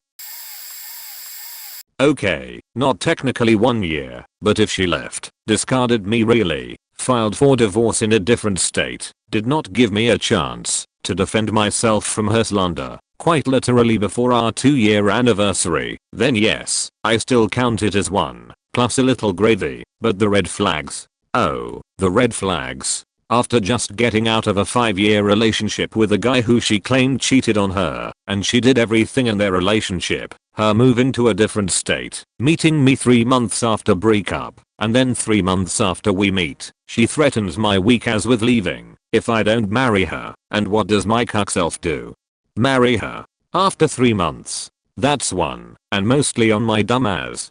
2. Starting to see the controlling/manipulative aspects come into play after being love bombed through disallowing me from seeing this person, that person, not doing this, not saying that, Jesus. 3. Hopping between 5 different churches within the span of a year because as a self-proclaimed Christian, she did not feel the sermons, /the people, /the word, /the pastor. I mean, come on, you used the I'm a Christian card and the I don't believe in sex till marriage card on me since the get-go, and God knows you initiated first and a lot of the sexual intimacy well before we got married. But the church hopping is just overkill. In addition to this one, the whole first date at her uncle's church was uncomfortable. Her crying during sermon. What's wrong? Oh, nothing, you're just the man I have been praying to God for. I shoulder ran, but I felt like I was in a fairy tale. 4. As an accountant, I assume our money is in safe hands, and that our savings are what you say they are. When I ask about the savings constantly, I'm told oh, it's still there. Yet when I say I need to buy something outside of our non-existent budget for my last semester into my degree, I'm told oh, I'm sorry honey, I lied, we don't have any of that. Please forgive me. And I do, and because I love her, I didn't even ask what she used the money for, especially because at that point of our life, she was working, and I was in school. None of my business emo. But that's just me. You think that was the kicker? 5th and final, me, for 2 years. Oh, hun, why do you delete all of your text messages and DMs except for mine? You even delete your mum's and family's ones. Huh, oh, that was always how I have done it. I don't like them taking up all my space on my phone. Bullshit. Never mind the whole bullshit story that ensued after she left. That's a whole nother can of worms. But the stuff I did not care to acknowledge pre-marriage, nor during the first year, and only, really just taught me about how to start seeing the real in people, and to stop seeing just the good. I lasted around 9 or so months. The first day of marriage everything changed. I think she felt super trapped. I tried to get help for us, but she interpreted that as me being dominating. She met a new best friend, a guy 15 years older than her. They would have tickle fights and I would get called controlling and mistrustful when I spoke to her about it. I started seeing a psychologist because I thought I was going nuts. This was used as fodder against me. That thing going bad were my fault. I pushed for couples counseling and she didn't want to. She even said the fact I was going to see a psych was proof that I was the problem. Boom, we had pretty much our first and last fight. She didn't want to be the one to call it, so I did. As soon as this happened, we both felt relief. She moved out over the following weeks. We were able to sort out the divorce and splitting out stuff with no major problems. We had to wait 2 years from separation as we were a new marriage. I'm glad it happened. I think we both were playing a role which wasn't us. She is still with the best friend I don't know, and it doesn't matter if anything happened whilst we were together now. She is happy and that's what I wanted for her. I also am happy with my partner. We have been together for 4 years now. But the scar that still shows is that I don't want to get married again as I'm afraid of either of us changing. I know this is flawed logic, but it's what still remains of the experience. I ended it not even 2 months after my wedding. Officially got divorced within 14 months cause the system is slow. I was never really on board with the whole marriage thing and was quite young, 23, and just kinda played along. My then boyfriend was struggling financially, that's why we were living with my parents since we were 19. While with them, he seemed very kind and everything was perfect. Maybe TMI, but fuck it. He was my first boyfriend and first everything, so I had nothing to compare, and I thought that having sex maybe once every 2 months was normal. He was never really affectionate towards me, but again, I thought it was normal. My main mistake was to not live alone with him before getting married. We found an apartment just 1 month before the wedding. That's when I realized that when my parents weren't around he was different. Not kind anymore. Not helping at home. I was the one making the most money and the most hours, but he still expected me to do all the cooking when I got home, and all the cleaning as well. He wouldn't let me go out with friends. I thought maybe he was stressed because of the wedding.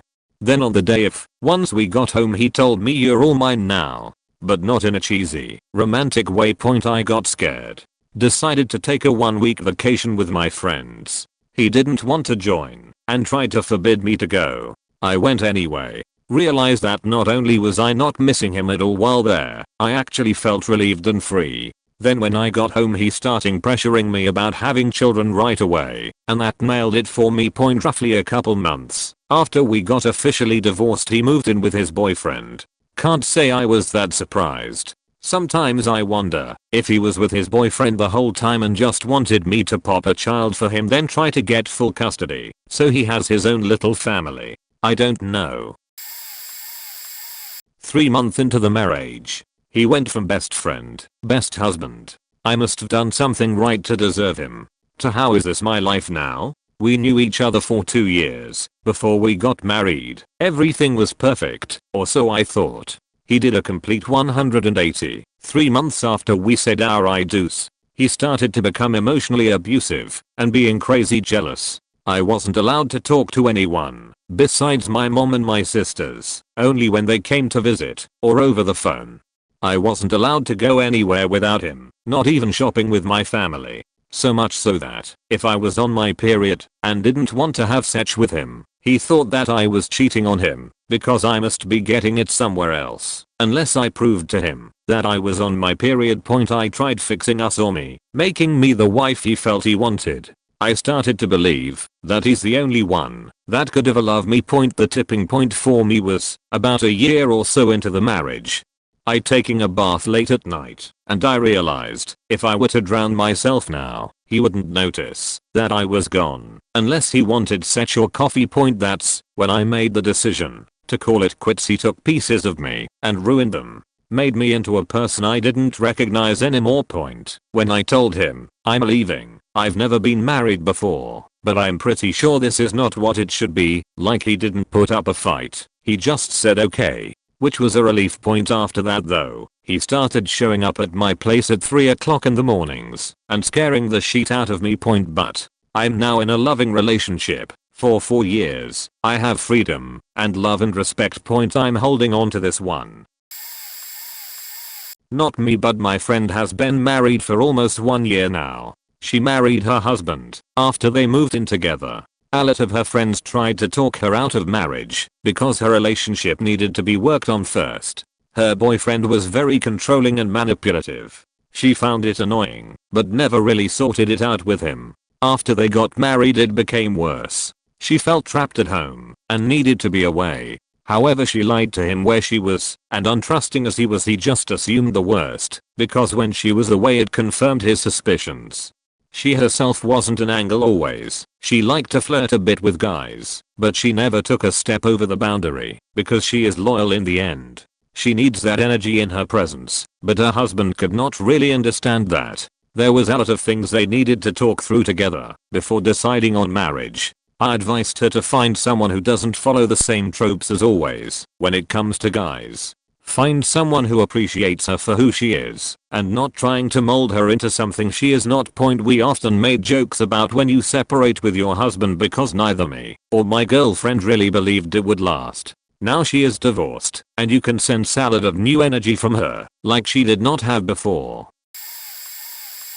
Not me, but happened to my son. He and his wife came to visit me after just under a year into their marriage. The first night they were there, my son and I had to run an errand, and it took a little bit to get it done. We got back maybe 2 hours after leaving the hotel, and the wife wouldn't greet him or talk to him. Her passive-aggressive displays continued for over a day. I finally turned to him and told him I had some bad news for him. I told him they were squarely on the path to a total annihilation of their marriage, and that they needed to turn it around if they wanted to be truly happy. There was the codependency and the other fatal telltales in their relationship as well. I think his marriage would have ground on for a few years as my earlier marriage had, except I was there to identify things for what they were and help him understand what he was dealing with. Within 2 months, they had separated and divorced a few months after that.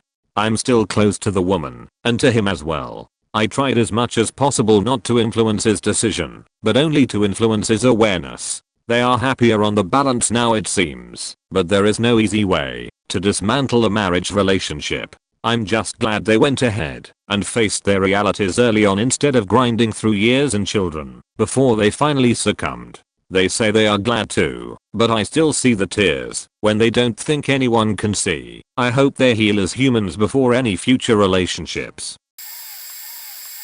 The truth is, one knows in their gut before they get married. It's simple fear that prevents action before the big day. The issue is complicated by those around one saying, everyone gets nerves before their wedding. So, one is inclined to try to ignore their cognitive dissonance and dismiss it as mere pre-wedding nervousness. But they do know, really, few men are ready for the accelerator that happens once you put a ring on it. You're quickly bounced from boyfriend and girlfriend into fiancés, celebratory parties, dinners, and family get-to-know one another's, which all conspire to speed the setting of the concrete around your feet. Then it's wedding planning, booking hotels, and her sister is flying in to help buy a dress, yada yada yada. There you are, in a ball of sweat thinking, oh fuck, oh fuck, oh fuck. But, you stay as the comfort blanket of the relationship is hard to let go of at any time. #BREAKUPSAREHARDASFAK. But a breakup is much harder when you've the added stress of having made a fool of your partner by starting the whole marriage process and getting engaged. Why did you do this to me is a phrase you can prepare yourself for. I know. I broke one up. And it's shit. Real shit. It's worse if your fiancé is in some way financially dependent on you, either for living expenses or a place to stay or both. The stress in that case is huge because, in addition to the hurt of breakup, the public shame, it's in your head, of calling off an engagement, the rage of your fiancé's family, your own grief for the loss of all the good in that r/ship, and there can be an awful lot of good in the r/ship of the person you just can't marry. This is a hugely important concept to grasp, by the way.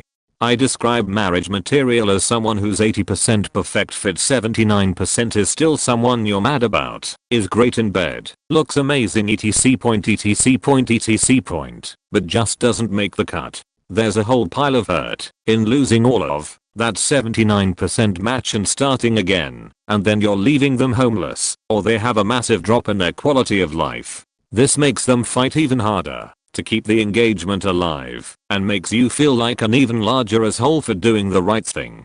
Top tip to the young guns out there: choose your partners wisely, and if you detect serious compatibility issues by the 3 to 4 month mark, break up and move on. Top tip #2, where possible, only consider partners where there is a reasonable balance in your relative wealth. While this seems cold, and it's not always a necessary consideration, it's important to be a. comfortable with the impact supporting another person and family will have on your disposable income.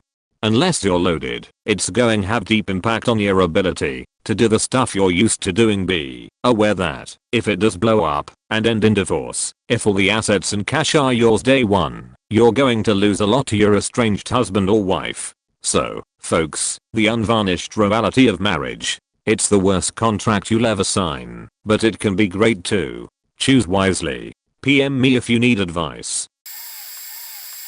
I felt a lot of dread in the week or so before we got married, but that's just cold feet.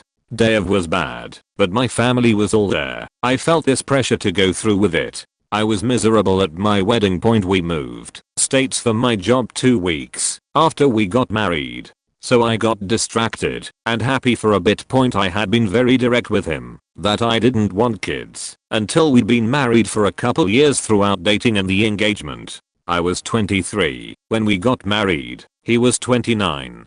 I wanted to get settled in my career, pay down my student debt, buy a house, then kids. As soon as that ring was on my finger, he started pressuring me to get pregnant. We stopped having sex because there was no way in hell I was having a baby right now, and I didn't want to risk a hole in the condom. The more he pressured for baby, the more I wanted out. I had this internal monologue that was going through what ifs. I hated his mother. She is a racist redneck who openly discussed her hatred of black people in front of my ex's nephew. So the scariest scenario was, what if we have a baby, we get divorced, and then I have no control about how much time my child spends with his mother. I started rationalizing maybe, if I do get pregnant to appease my ex-husband, I should secretly get artificially inseminated with a donor, and then when we get divorced, I can do a paternity test, prove he's not the father, and get full custody. Obviously this was crazy and unhealthy. I started contemplating divorce. The final straw was at 6 months. We were lying in bed. He was attempting to initiate sex. He kissed me, and I felt repulsed by him. In the time between when we stopped having sex and this moment, I'd feel neutral, nothing. All kisses were only a peck. I'd show no interest, and he'd drop it. He was trying to get my interest by a suggestive touch and a deeper kiss, and I just felt disgusted by him. I told him I couldn't do it anymore. I packed a bag and drove 2 hours to a friend's house, stayed there for the weekend to think. When I got back, I asked for a divorce. He tried at first to convince me not to. He moved into the guest room. He begged. He called our friends and asked them to call me and beg. I wanted out. It didn't faze me. I needed it. It took maybe 2 weeks of being firm before Jed just gave up and said he'd sign the papers. He called his mother and arranged for her to help him go back to his home state. I found the divorce papers online and filed them. We decided no lawyers, since we had no kids or joint assets other than furniture. Both cars were mine, but I gave him one so he'd leave. Still cheaper than a lawyer. Between the car, furniture, and the $220 it cost to file, I lost maybe $3K. Really not bad when you're looking at the spectrum of divorces he left. I made the mistake of giving him space when his mom got here with a moving truck. Lesson learned: never let anyone who hates you move out unsupervised. He trashed the apartment. Anything that wasn't his, when he was packing, got thrown across the room. It took me 2 weeks to clean it all up. Our court date was set for 2 months later. He had to come back to my state for the court date. We barely said a word. Signed the papers. He left. Only time I heard from him was when I had to file my taxes because we divorced after the first of the year and I had to put his SSN on my taxes. Zero contact other than that point. That was 3.5 years ago. I met someone a few months later. We got married this past May. It feels so different. I'm really happy. I don't regret the divorce at all.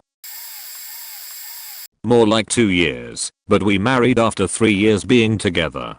He was being muted to Africa for work, military, and wanted me to come with. There were so many red flags before then, but being young and dumb I still said yes. Even though prenup was mentioned in his lazy ass proposal, doodle of a ring handed to me. We got married, cheapest possible, and I got mocked for any choice I wanted to make. Dave, when he saw me, he mumbled pretty when he spoke to me just before. Side note, his mother wore pretty much a wedding dress toned down a bit and the same jewelry as me. She gave me mine to wear for the day, so she knew it was matching. Got to Africa, things got worse, and I couldn't escape cause I was so far from home. Skipping a lot of shit for this part, I'm still processing it I think. As soon as we were home, he sat down and told me he wanted a divorce. That he could have cheated on me, but was too tired from dealing with me. Told his entire family that I was abusive and I hurt him. As he kept telling me I would, I went back to my parents like a loser and a nobody, alone and worthless. His favorite threat, if I wasn't doing as he said. He had a nice sum of money that he built up savings while we were there. There should have been money going to me for lack of wages, but I never saw that. Got told I needed to be grateful he fed me. So, to answer the question, I always knew it was a mistake. I just never listened to myself. Sorry for the rant. I don't think I'm quite over this yet. I forgot to mention, he went back there not long after the divorce and married the woman from his work and brought her back to France. Sort of got roped into our neighbor's bullshit a few years ago. My girlfriend and I were living together, risking it all, seeing if it could work out for us. We met later in life I guess. I was 33 but looked 23. She was 25 but looked 19. So maybe we looked like a normal young couple, not two people who were pretty stoked to have met each other just in time and wanted to spend every minute of that time together. Our neighbors, driveways directly adjacent, both had kids from previous relationships. Plus one 3-year-old they had together. There were 4 kids in the house. 3 were his. He also had at least one who he didn't have custody of. He was an annoying, self-centered, special snowflake punk rocker while nearing 40. He was unable to listen, but fully willing to ramble on for minutes at a time without pause, always trying to be unique. She was quite supportive, awkward point right away. I got the swingers vibe from them, but I got the feeling she was less into it than he was. They would try to get us over for a campfire in the backyard, shit like that. We were never interested, but they wouldn't give up. None of that is inherently swingerish, but it was the way they would say this shit. A year and a half in, my girlfriend turned fiance and I were bringing in groceries. He was down in their front yard and got kind of weird. Guys, can I talk to you, please? Please? Seemed pretty important, so we stopped in our enclosed porch, my fiance holding the door open. So with us standing there holding bags, he asks if we want to come over for his birthday party after it was over basically, cause this guy's turning 40. We say no. He persists. My fiance explains she's working, second shift. He says, all night, and kind of leans in, says it in that special way. She says yay and kind of leans back like what the fuck. He holds our door open like a steamy Mohawk hound, I guess, in his mind. I walk up, grab her bag, while she stands there all stuck in the mud, so she doesn't have to stand there with her hands full, while Dumas rambles on and on about himself. And I know this sounds bad, but I didn't want him to think I was just being possessive, and that she was only shooting him down, because I was angry, so I 100% left her to deal with it. He tried for another 10 seconds, maybe 30, got shot down, and she walked back into the house looking like she needed eye bleach. Later that night, douchebag's wife came up to me wearing a bikini and said, so are you coming over? My fiance ignored that and got in the car. I said, no, rather coldly. Long story short, we got married, they got divorced. Talked to her one day and she informed me that he married the stripper he used to drive around in his taxi because he could have more fun with her than he could with his wife. Unfortunately, ran into douchebag at the dog park several times afterward with the pregnant stripper girlfriend. He tried schmoozing me with her on his arm this time, same bullshit as before. I pretended to have no idea who he was. Embarrassed the shit out of him in front of all the dog park people he was unabashedly glomming himself onto and more or less performing for. Look at me, look how awesome I am, look at my dog, and how awesome he is. We are the first people ever to name a giant as Snoofy Chewy after Chewbacca. Ha ha ha ha. Let me be louder this time so everyone in the park knows I'm here. Why won't you acknowledge me? Because. Fuck you. That's why point edit. TLDR. Douchebag neighbor left his wife and broke up their bratty bunch because no one wanted to have swinger sex with them, which meant he couldn't fuck other women. My wife was on his list apparently, so he started cheating on her with the stripper he drove around in his taxi and then left her for said stripper, then tried dangling said stripper in front of me as an incentive. But I ignored him in front of all the dog park people and embarrassed his ass. Got him. My dad dated his first wife 4 years in college, and they worked the same summer job traveling together as part of state survey crew, and then decided to get married 6 months into the marriage. My dad starting talking about starting a family and settling down and stuff. She was like, I don't want kids, or really I don't want to be married. So 6 months in they got divorced. Hadn't even opened all the wedding gifts. It was amicable enough, and they never spoke again. He joined the army and 8 weeks later he met my mom, and 6 weeks after that they got married. They've been married 35 years. According to my dad the story goes like this: I was sitting with my buddies smoking and I saw her get off the bus carrying her bags to her barracks. One of the other guys made joke about her and I said, I'm gonna marry that girl someday. My sister's first husband turned out to be crazy. Like, he seemed all nice and normal before the wedding. Sent her all kinds of pretty letters while she was in basic training, and then they got married before he went to basic and she was off to tech school. Then after that it turns out he was just nuts, accusing her of cheating, calling her all kinds of names, and turns out he was cheating. She flew home and was filed for divorce. Fortunately they didn't have any assets, so she was basically, I just want him to leave me alone. She had filed a restraining order after though, because he would show up at her dorm in the middle of the night yelling drunken obscenities. Edit. I know this doesn't fit the thread, but I wanted to say it. Point not married, but 6-year relationship. I realized that I had let her anxiety rule my life. Every decision I made, no matter how small, came down to, is this going to trigger her anxiety instead of is this the right course of action, or even is this minor action worth a second thought? She would get anxious and angry over things that were so minor that I found myself constantly walking on eggshells.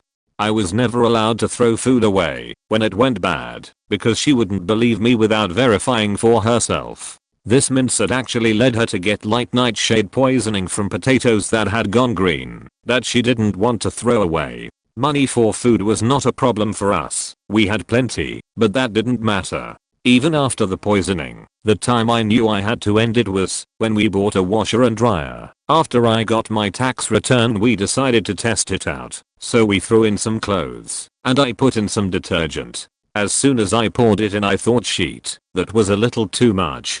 She's gonna get mad at me, and she did. She got mad because she was anxious that a little too much detergent in a brand new washing machine would break it. That was when I realized that no matter how small the slip up, the reaction was the same. I wish I had ended things right then, but I let the relationship go on longer because I was scared to break up with her. I'm very happy in my current relationship. Occasionally something happens that makes my brain say, oh no, this is gonna make her anxious. It won't, which in turn makes me anxious, but that happens less each year.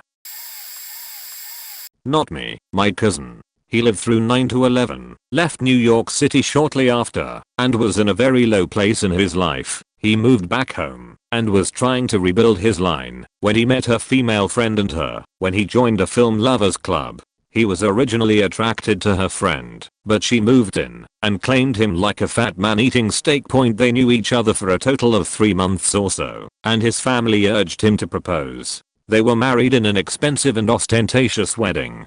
They went on a super expensive honeymoon. All paid by her dad. They bought a condo, furniture, etc. all high end, and racking up the credit card bills. She starts traveling for work and needs to attend late night dinners with clients. She was an accountant at a law firm. Such was not a problem, but there was a chill in the relationship. On her return from a business trip, he surprised her with flowers, but he sees her walking with a male co-worker in a very chummy way. There were words. He checks her delete history on the phone, sexting with at least one or two guys. Even when she was home. Took a couple of weeks, but he filed for divorce at 9 months. Epilogue. About a year later, he was listening to an NPR program on the most common behaviors of psychopaths. She exhibited 11 of the 12 most common behaviors. I always tell him that he ducked a huge bullet by getting out of Dodge before there was a kid. So, never got married but was close. High school sweetheart came back into my life 3 years after graduation. We parted amicably in the first place due to non-relationship issue.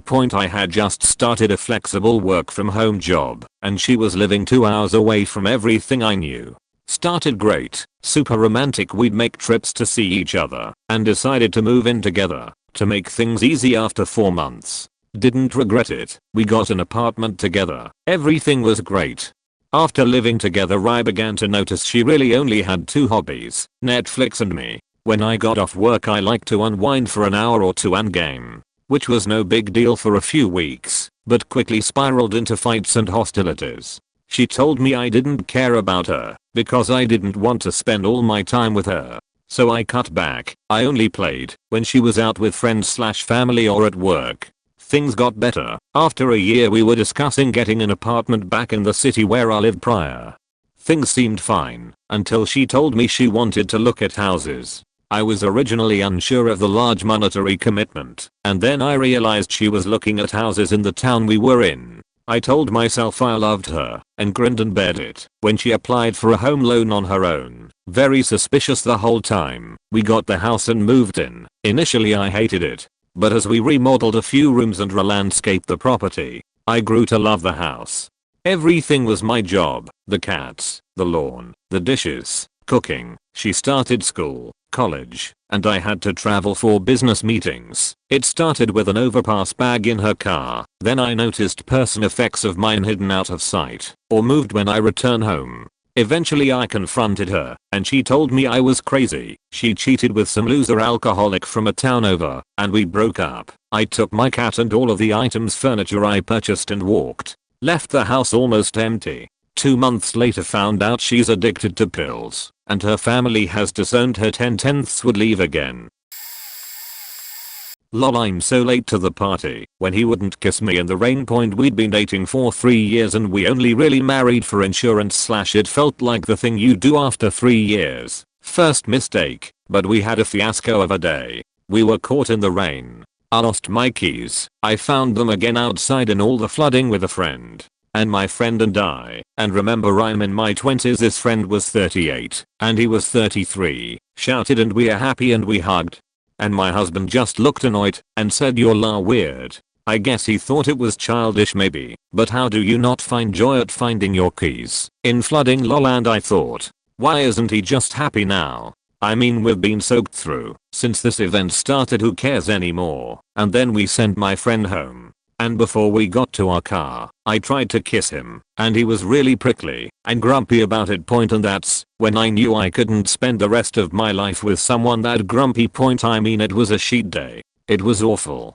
I was freezing and wet, but we had found the keys, which in that amount of flooding seemed impossible. And we'd been wet for hours at this point, so whatever. I was looking at the day positively. I was like, fuck it, and just laughing at this point, because when a situation spirals out like that, you can get upset or just laugh at the stupidity of how bad it's gotten. I just couldn't spend the rest of my life being positive when bad things happened and looking for silver linings, while he hushed every vibe and sat there looking like the world's biggest grump.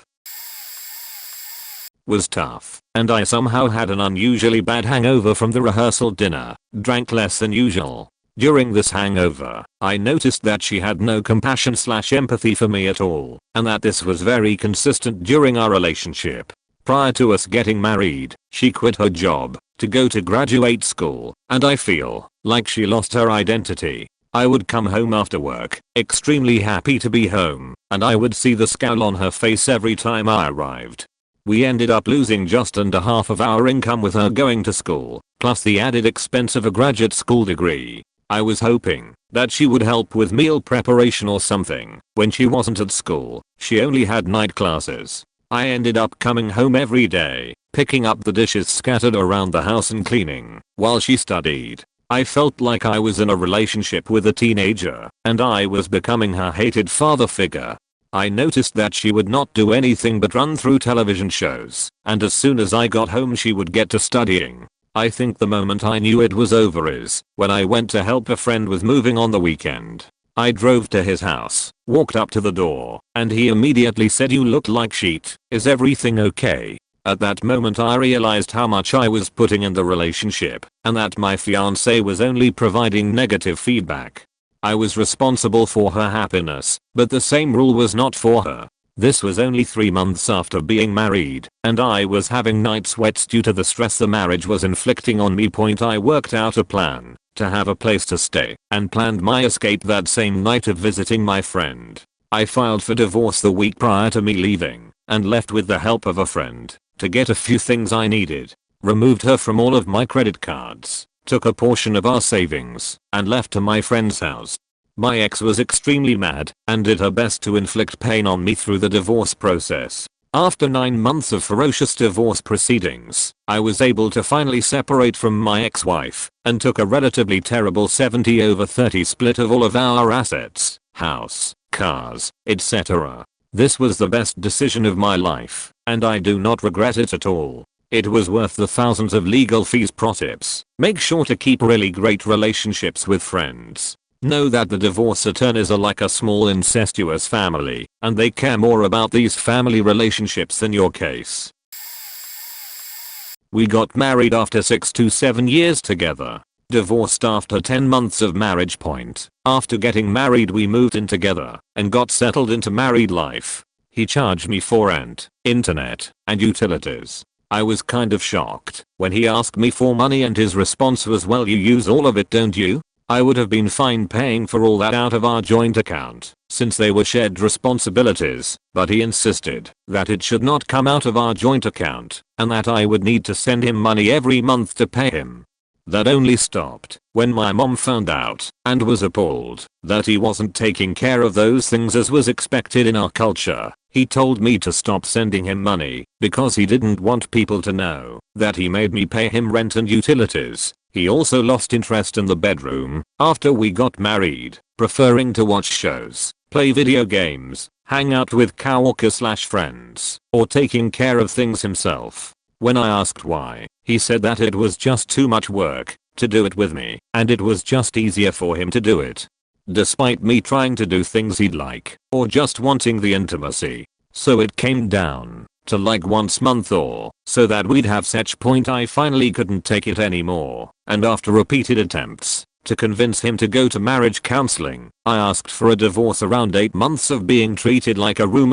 He was adamantly against it, but by that time I knew that we wouldn't work anymore, and I couldn't put any more of myself into the marriage. I asked him to tell me why we should stay together. He basically told me that he settled for me and all the qualities that he had where he was better than me, but ultimately his reasoning for why we should stay together was that he was afraid he wouldn't find someone else, and that he didn't want to have wasted all this time together. I'm happily divorced, going on 2+ years now. It is shameful in my culture to be divorced though, so there was that to deal with. Close bracket. I was not married per se, but we acted as if. I moved in with this guy that was an alcoholic, drug addict, with no middle school and on and off jobs, but I was young and naive. I didn't left when he told me I needed to quit university to start working while he wasn't working. I didn't leave when he, extremely drunk, threatened me with knives. I didn't leave when we didn't have money for food, much less for drugs, and he would literally cried because he was in abstinence, 5 days without consumption, but for him felt like years. And I didn't left when I discovered he cheated on me. I caught him with a girl in the moment. I stayed for about a year like this, because as I said, I was young and naive. I left him one day that I was getting ready, and he asked me where I was going. To university. The semester is about to start, and I want to go back to finish it. And he said, and I quote, "Your studies are not going to be useful for me." And I said okay. I waited for him to go to work, and as soon as he left the house I called my mom to see if she could pick me, my stuff and my cat, and if she didn't bother me living in her house. 2 hours later I was in my mom's house safe from that abusive and manipulative man. I know it's not a marriage, but I treated the relationship like this cause I thought it was pretty serious. I knew it was a 50/50 crapshoot going in. We had been on again, off again a few times over the course of the previous 15 years. But we weren't getting any younger. I knew he had problems, but who doesn't? Third time's a charm, right? Anyway, turned out he had insurmountable addiction problems, not to mention that he didn't really want to be married. His main motivation was to have someone around, to take care of him and his kid. He was hoping I would stabilize his life. The hard cold truth is we really just loved each other as friends, and had no business getting married. I knew I made a huge mistake about 30 days after the wedding. He was a Jekyll/Hyde kind of addict, so he would get really abusive, and then would completely black out, so he didn't know what he did. I had to record one of his meltdowns on my cell, and show it to him the next day. He was in shock. He had no idea what kind of monster he turned into. He made a few half-hearted attempts at sobering up, but he really just didn't want to. Anyway, the moment I knew was when I asked him if he had to choose between me and booze, and he said booze. Yes, he was drunk at the time, but he was pretty much always under the influence of something.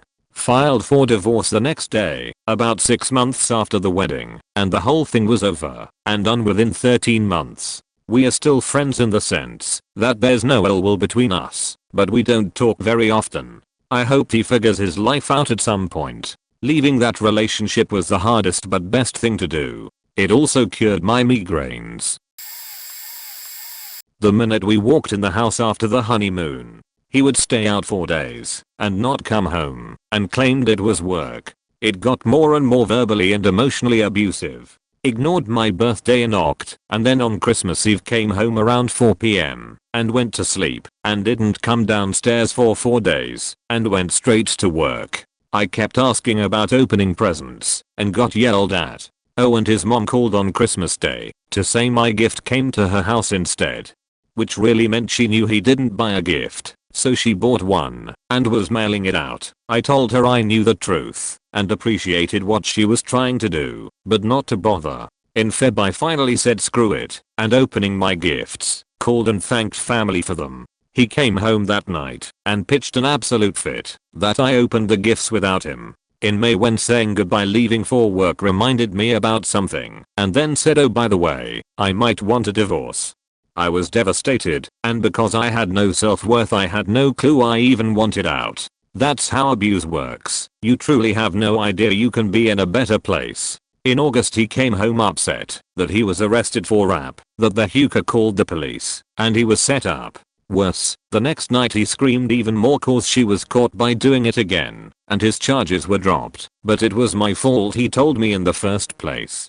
By Christmas that year he asked for a divorce. I just walked up to my bedroom, took a crap ton of pills, and tried to end it all. Luckily I slept for 4 days straight, and it must have been cathartic cause once I was awake I was done, and in a pretty good place mentally. During all the time I knew, but didn't want to acknowledge just how bad his drug habit and gambling was. He was a full-on addict with both. Been single ever since as I have huge trust issues.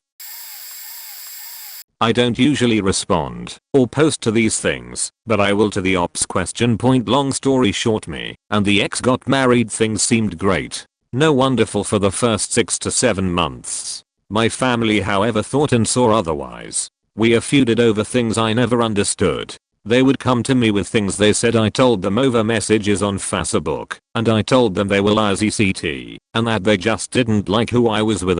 Eventually me and most my family stopped taking I was alienated, and didn't understand why my family was acting the waxy they were. Few months go by and the now ex-wife began her assault, which I thought was mostly on just me emotional physical abuse. I dealt with it the best way I knew how. I shut down emotionally, turned it inward, and blamed myself. She did a good job at making me feel worthless and trapped. I dealt with this for about 6 months. Until one day I was unable to grey my kids due to a CPS order and court injunction. The kid's mother had gone side charges on me. I was flabbergasted, floored, pissed, and overall crushed. Because I'm not that kind of person. So I got a lawyer, went to court. It was then when things showed themselves for what it all was. The ex-wife told the courts she had witnessed me hitting my kids, which was a lie. So I urged the courts to contact child advocacy lawyers and put my kids into a child psychologist that specialized in these cases, and that it would prove without a doubt who was the true culprit and free my name. 3 months later a decision was made. The courts had all the evidence they needed to dismiss all charges against me and file them against my now ex-wife. Through this entire ordeal I came to find out she had been using my Facebook account to message my family saying nasty things, provoking fights under my name. In the end, you never really know a person, and sometimes abuse victims stay for stupid reasons. Something we constantly think back on and ask why, but yeah. We dated for 7 years. As soon as we got married he became exponentially more critical of me. He would call my cooking poison or garbage, go line by line of every purchase I made, no matter how small, criticizing it. I never cleaned the apartment right. When I would ask for help he would respond, "Lem do that for ya." In a condescending, sarcastic way. He would joke about how he's smarter and wiser than me because he's 5 years old and has a master's degree. Looking back he was always that way, but it got worse when we got married. He thought he was better than me and everyone else. As a result of how he treated me, I started drinking heavily and lied about everything, because whether I was honest or lied I would be berated either way. I think I was trying to find a way to sabotage the marriage because I was so unhappy. We went to counseling probably 3 times, and it was all about my drinking, never about his treatment towards me. He told me I was being too sensitive, he was joking, or I was making it up. He left me in April and we've been divorced since August. During our separation I apologized a million times for my part in the divorce and my issues, but never once did he apologize for his part, because to him, it was all my fault. It's so embarrassing to me to be married such a short time, especially since we dated and lived together for so long. Looking back I've realized he is narcissistic, bipolar and has an issue with his own self-esteem. It's been a very rough 6 months, but I'm slowly learning my self-worth. I will never be with someone that calls me a bitch again. Technically split after 3 years. Attempted to split within 6 months, split for a few months before the end of the first year, and finally, after months of back and forth for both parties, managed to split for real. It's been a year since the split and it'll be final next month. CW. Emotionally abusive relationship. That being said, 4 years before the marriage, dated for 8 years, I was pretty certain, but the final nail in the coffin was the year before the marriage. It was an emotionally abusive / controlling / manipulation thing. The 4 years leading up to the marriage was full of threats of suicide if I left, telling me who I could and couldn't be friends with, installing apps on my phone without my knowledge to forward all incoming and outgoing texts and phone calls to him, telling me I couldn't go to college parties because I'd get drunk and rapped, which is cheating since I knew about it ahead of time. Irony is he's the only one to rap me. The final nail was when he posted my nudes online while I was across the country. Found out years later he did it in an attempt to get me to break up with him, but at some point you feel trapped. Partially due to the dynamic of an emotionally abusive relationship, partially due to growing up in the Bible Belt where you're only to have sex with one person in your lifetime. Post marriage, there was more stuff, but not nearly as bad and the damage had been done.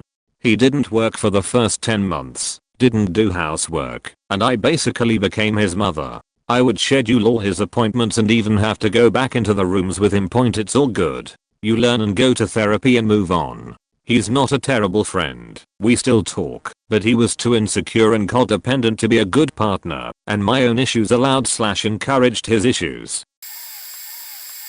On the wedding day, Something just nagged at me in the back of my head that I'd made a mistake, but I ignored it and tried my best. I had depression and was starting to struggle with day-to-day tasks like getting out of bed, washing, etc. He started spending less time at home, and then when he did come home he always started an argument. 4 months into the marriage, he went shopping. When he came back, he stormed into the bedroom and demanded I leave. I said okay, and that if he gave me 10 minutes to pack a bag, I'd be gone. That was too long for him. He snatched the laptop out of my hands and threw it against the wall. When I went to pick it up, stupid, I know, he grabbed it and went to hit me with it. He left the room, so I grabbed my phone and tried to call a friend who lived in the same block of flats. My husband came back, grabbed me by my hair, and dragged me through the flat to our balcony. He then picked me up and tried to throw me over it. I got away when someone in the courtyard distracted him. I ran, and he chased me screaming that he was going to beat me so hard my own mother wouldn't recognize me. I got into the main hallway and he grabbed me by the hair, pinned me to the ground and strangled me. He only got off when I pretended to pass out. I ran to my friend's house and then had him arrested. He went to prison for a week before being let go. I went through a court case, but he was let off. He later told me that I shouldn't have called the police and that he was going to apologize later that day and everything would have been fine. In England we have a law that you have to be married for 12 months before you can file for divorce. So on the first day after those 12 months, you can bet your ass I was waiting outside the solicitors for them to open. Something I've learned from this: always trust your gut. Not me, but my mom. She ran into an old flame from college on Facebook and rushed into a relationship and then a marriage with him. When I tell you there was so much stupid shit he did within the short time that they were together, it was ridiculous and contains enough ratchet drama to be turned into a sitcom. Between purposely doing physical harm to himself so she would take care of him, she's a nurse, lying about losing his job, cutting the wires in her car so that she would be dependent on him, starting fights with me, 16, 17F at the time, I'm 20 now, and my younger brother, 13, 14 meters. At the time, being an asshole to our father, who was indescribably nice to him, abruptly discontinuing the use of the antidepressants that he was prescribed after his procedure. He was highly advised against this by his PCP and my mother, because suddenly not taking mental health medication can lead to chemical imbalance caused psychosis, and constantly doing strange and paranoid things due to that, not taking care of his biological son who seemed friendly enough, but hurt by his father's dismissal, neglecting his hygiene to the point where my mom would sleep on the couch in the living room or crawl upstairs to my room, and having his controlling mom always picking on my mother. It was ridiculous. The breaking point for my mom was a few months after his leg got amputated. He was diabetic, refused to do basic health and hygiene acts, and developed a gangrene infection that the mill blamed my mom for because she wasn't taking adequate care of her baby. Now the doctors initially didn't amputate his leg, they cut off about a quarter of his foot due to dead nerve endings and poor circulation, and told him that he was gonna have to keep it clean and freshly wrapped to avoid infection. But as the swelling went down he would still be able to walk. He wouldn't bath for multiple days at a time, wouldn't change his wraps, wouldn't keep his foot dry, and would start arguments with my mom for being nosy when she would offer to help him with his foot treatment or hygiene routines. Long story short, after a follow-up appointment the doctors realized that gangrene had set in and decided to amputate that leg to a spot that was a couple of inches below the knee. Now before this happened my stepdad had lost his job and lied to my mother about it, but after she realized he was out of work and couldn't contribute to the bills, she had taken over all of the household expenses until he found a job a few weeks before his amputation. He had been fired for showing late and skipping shifts, and a few weeks after my mom finding out her Mercedes started having engine issues and a bunch of dashboard lights on, so he started driving and picking her up from places, since he obviously had the free time and she wasn't prepared to pay repair fees for a Mercedes at the time. So he had a job that he got a few weeks before the leg surgery, but hadn't worked there long enough to receive paid medical leave of any sort. So my mom again took over all of the bills and asked him to file for disability and unemployment as soon as possible. By the way, my mom isn't rich by any means, but as a registered nurse with over 20 years of experience, Tridge, and med-surg charge nurse training, and willingness to work night shifts and holidays for extra pay, she was able to cover the bills at the house and our school expenses, while still having her usual savings amounts. But she was constantly tired, and having to come home, and be his personal nurse, while me and my younger brother babysat him, while she was at work, because he would constantly call us from downstairs to bring him things from the kitchen instead of using one of his assistive walking devices to get things himself. The final straw was after 4 months of her working straight overtime, sometimes up to 6, 12-hour shifts in a week, she found a letter that he left on his side of the bedroom showing that he had been receiving hundreds of dollars a month for disability and unemployment, and hadn't mentioned a word about it, and would constantly make excuses about the status of his application when she would ask. Mind you, she had to help him give his biological son Christmas money because he claimed he didn't have anything at the time. When he finally started going places in his car every day to grab lunch and buy clothes, she had been giving him gas money and spending money because she was just happy that he was in better spirits since the surgery and was going out. Even when he had been taking me and my brother to school events, she had been giving him cash for while he was out and paying his medical copays that the spouse insurance from her job didn't cover, and the entire time he was getting a nicely sized government check and not helping with any of the bills. She was pissed. When she asked him about it, he turned the argument on her for going through his things and claimed it was his personal money and he didn't see why she felt the need to know about it when he wasn't on any of her accounts. The argument ended with him admitting he was getting the money, admitting he had hidden it from her, but refusing to help with the bills. My mom devised a plan after that. Since she was still dependent on him for his car, she and Coworker finally took hers to a repair shop where she realized that the wires on her car's computer chip had been cut and there was kitchen sugar in her engine, and that was the cause for the engine sputters while she was driving, and that though she could keep driving, the sugar was gonna have to be cleaned out because it was causing damage to the inside of her engine. So instead of paying the money for parts to be shipped in and her engine to be deconstructed and cleaned, she contacted a car dealer who was a friend of the family and was able to get a deal on a car at a relatively low monthly rate. After that, she started parking it on the side of the road in our neighborhood so that if he did anything to it, the neighbors across the street's cameras would see it. After that, she put me, her, and my brother on a different phone plan from him, stopped paying his phone bill, started buying me and my brother dry foods and snacks to keep in our rooms, and giving us cash to buy food while we were out with friends, and stopped buying groceries, stopped paying his medical bills, and since her new phone plans had personal hotspots and we had Netflix, she went ahead and cut the cable and internet, since he spent 80% of his day watching TV or on the internet. This led to him starting fights with everyone much more often and playing the victim because we were drowning him in expenses and causing him to go out and buy his own food.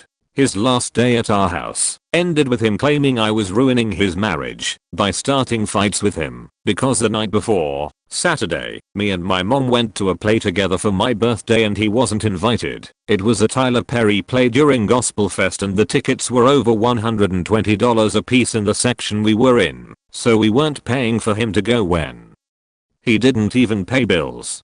And he decided to lock the deadbolts on the doors so that we couldn't get in the house when we returned until an hour later, when he finally opened the door, and I told my mom he was childish. I argued back with him and told him it was pitiful that he purposely locked us out of a house where he didn't pay any bills, and he again went into victim mode and told my mom he was going to stay at his mom's house for a bit because I was so disrespectful.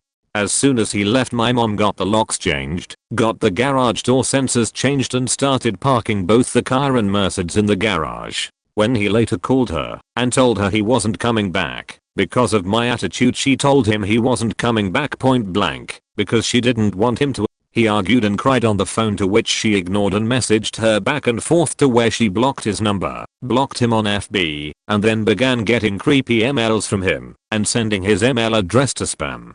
We eventually moved and rented another house a few streets over after our lease ended because he kept driving by Although they are still separated, she hasn't filed for a divorce because as far as we know he's currently unemployed and she doesn't want to be forced into spousal support or paying out parts of her savings to him since he didn't provide any financial support while they lived together. I'm sorry if my grammar is an issue. I'm on mobile and this whole thread brought back a bunch of crazy memories from that year. The guy was a piece of work and his mom was even worse. Wow, what a topic. I've been living separate away from my wife since like May 12th of this year. We were dating for 4 years, lived together in our house for 1 year, got married the following year, the 7th of January 17, stopped being a true couple within 5 months after marriage, around Christmas time. Never argued or fought. And we had a very equal relationship while dating. Classic bait and switch woman. I realized it was a mistake a little during the honeymoon, and from there it just got worse. On the honeymoon in New Orleans, every time we left the hotel room to go sightseeing or to eat, and we did a lot, she had to buy an alcoholic drink using our wedding gift money. We were only intimate twice during a 7-day honeymoon. I got used to her 3 kids from a previous marriage as if they were mine and loved them, but she spoiled them and expected me to do the same. Point, she's a huge snorer and can't sleep with the TV off. So I wore a light shade mask at night so she and I can sleep, and she still complained that she felt that I was being disturbed and claimed I snored. So she, without my input, moved out our bedroom and slept on the couch. I have her on video snoring, sleepwalking and sleeping while on the toilet. We built a brand new house, and one of the first things she decides to want is a freaking cat. The cat proceeded to tear up the house, and she did no discipline. When he passed, she went and got a feral cat to replace the last one without my input, and he did double the damage to the house. She allowed her kids to play video games for 7+ hours a day and do no chores. She would clean their rooms for them, and if I had any input or discipline she would tell me to leave them alone. Point, she's junky and expected me to clean up her mess. Then she got to a point where she decided she wanted to start hanging out with the gang on Saturday nights while I watched her kids at home. She left home at 8 PM and came home at 2 AM one night. That was when I really got to a point where I didn't trust her. I mean, I had my red flags pre-marriage, but she didn't start doing really crazy stuff until after the marriage. I guess I realized it was a mistake when every one of her problems, usually money, was always something that I wasn't doing enough of to help her. Everything was my fault and that needed to step it up. She knew my income and everything about me before marriage, so why expect me to change so much after marriage? She's the one who had to file for bankruptcy during her previous marriage, not me. She a bad spender and hated that I was a careful spender. I don't have any kids with the warm up wife. Point, when we discussed not wanting to break up after all the toxic stuff we had done to each other, so the logical alternative to breaking up was getting married. Point, after getting married, I remember imagining being an old man on my deathbed. I was surrounded by my offspring, and I was imagining what I would tell them. Would I have the leadership skills necessary to warn them not to suffer a horrible relationship in exchange for not being divorced? Or would I lie to them to make them content believing that I had a life free of major regret? Thank God she left me. I was ready to suffer my eternity. Point, it was painful. My life is shorter for that trauma, but it's the best thing that ever happened to me. I came out of that marriage with an unwillingness to have a second conversation with someone I wouldn't want to start a company with. My life is happy, and I have 2 awesome kids. I know that if my current wife leaves me, I will know that she was the best mother I could have found at that time. My only question will be, why did it take you so long to realize that you can do better? A short marriage has the potential to mature your attitude towards romantic relationships in a way that, no, it gave me PTSD. I realized the stupidity that I was capable of. I realized that I have the potential to be more dumb than I could have ever imagined. I realized that, even though was successful, more decisions like that could turn me into a hobo. I realized that the areas of life I was successful in were intentional. Professionally, I didn't just walk out my front door and apply for any job available in my proximity. So why was I treating finding a life partner like that? I came out of it with a fear ever making that level of mistake again. I also realized that having a baby mama would have been 100x more complicated than going through a divorce. So if someone showed me any red flags, I got an unignorable rush of panic/anxiety. My fear of being stuck in another similar situation outweighed my sexual desires and fear of loneliness. Love is the least important component of a healthy romantic relationship. You want to be someone that you respect, that you like, and that you can come with. I hate my ex-wife. I love her enough that if she called me asking for help, I would make sacrifices to help her navigate to safety. I love her, and always will in a way that some kids still love their dad, even after he killed mom. Love is the worst indicator of a successful and typically happy/safe/healthy relationship.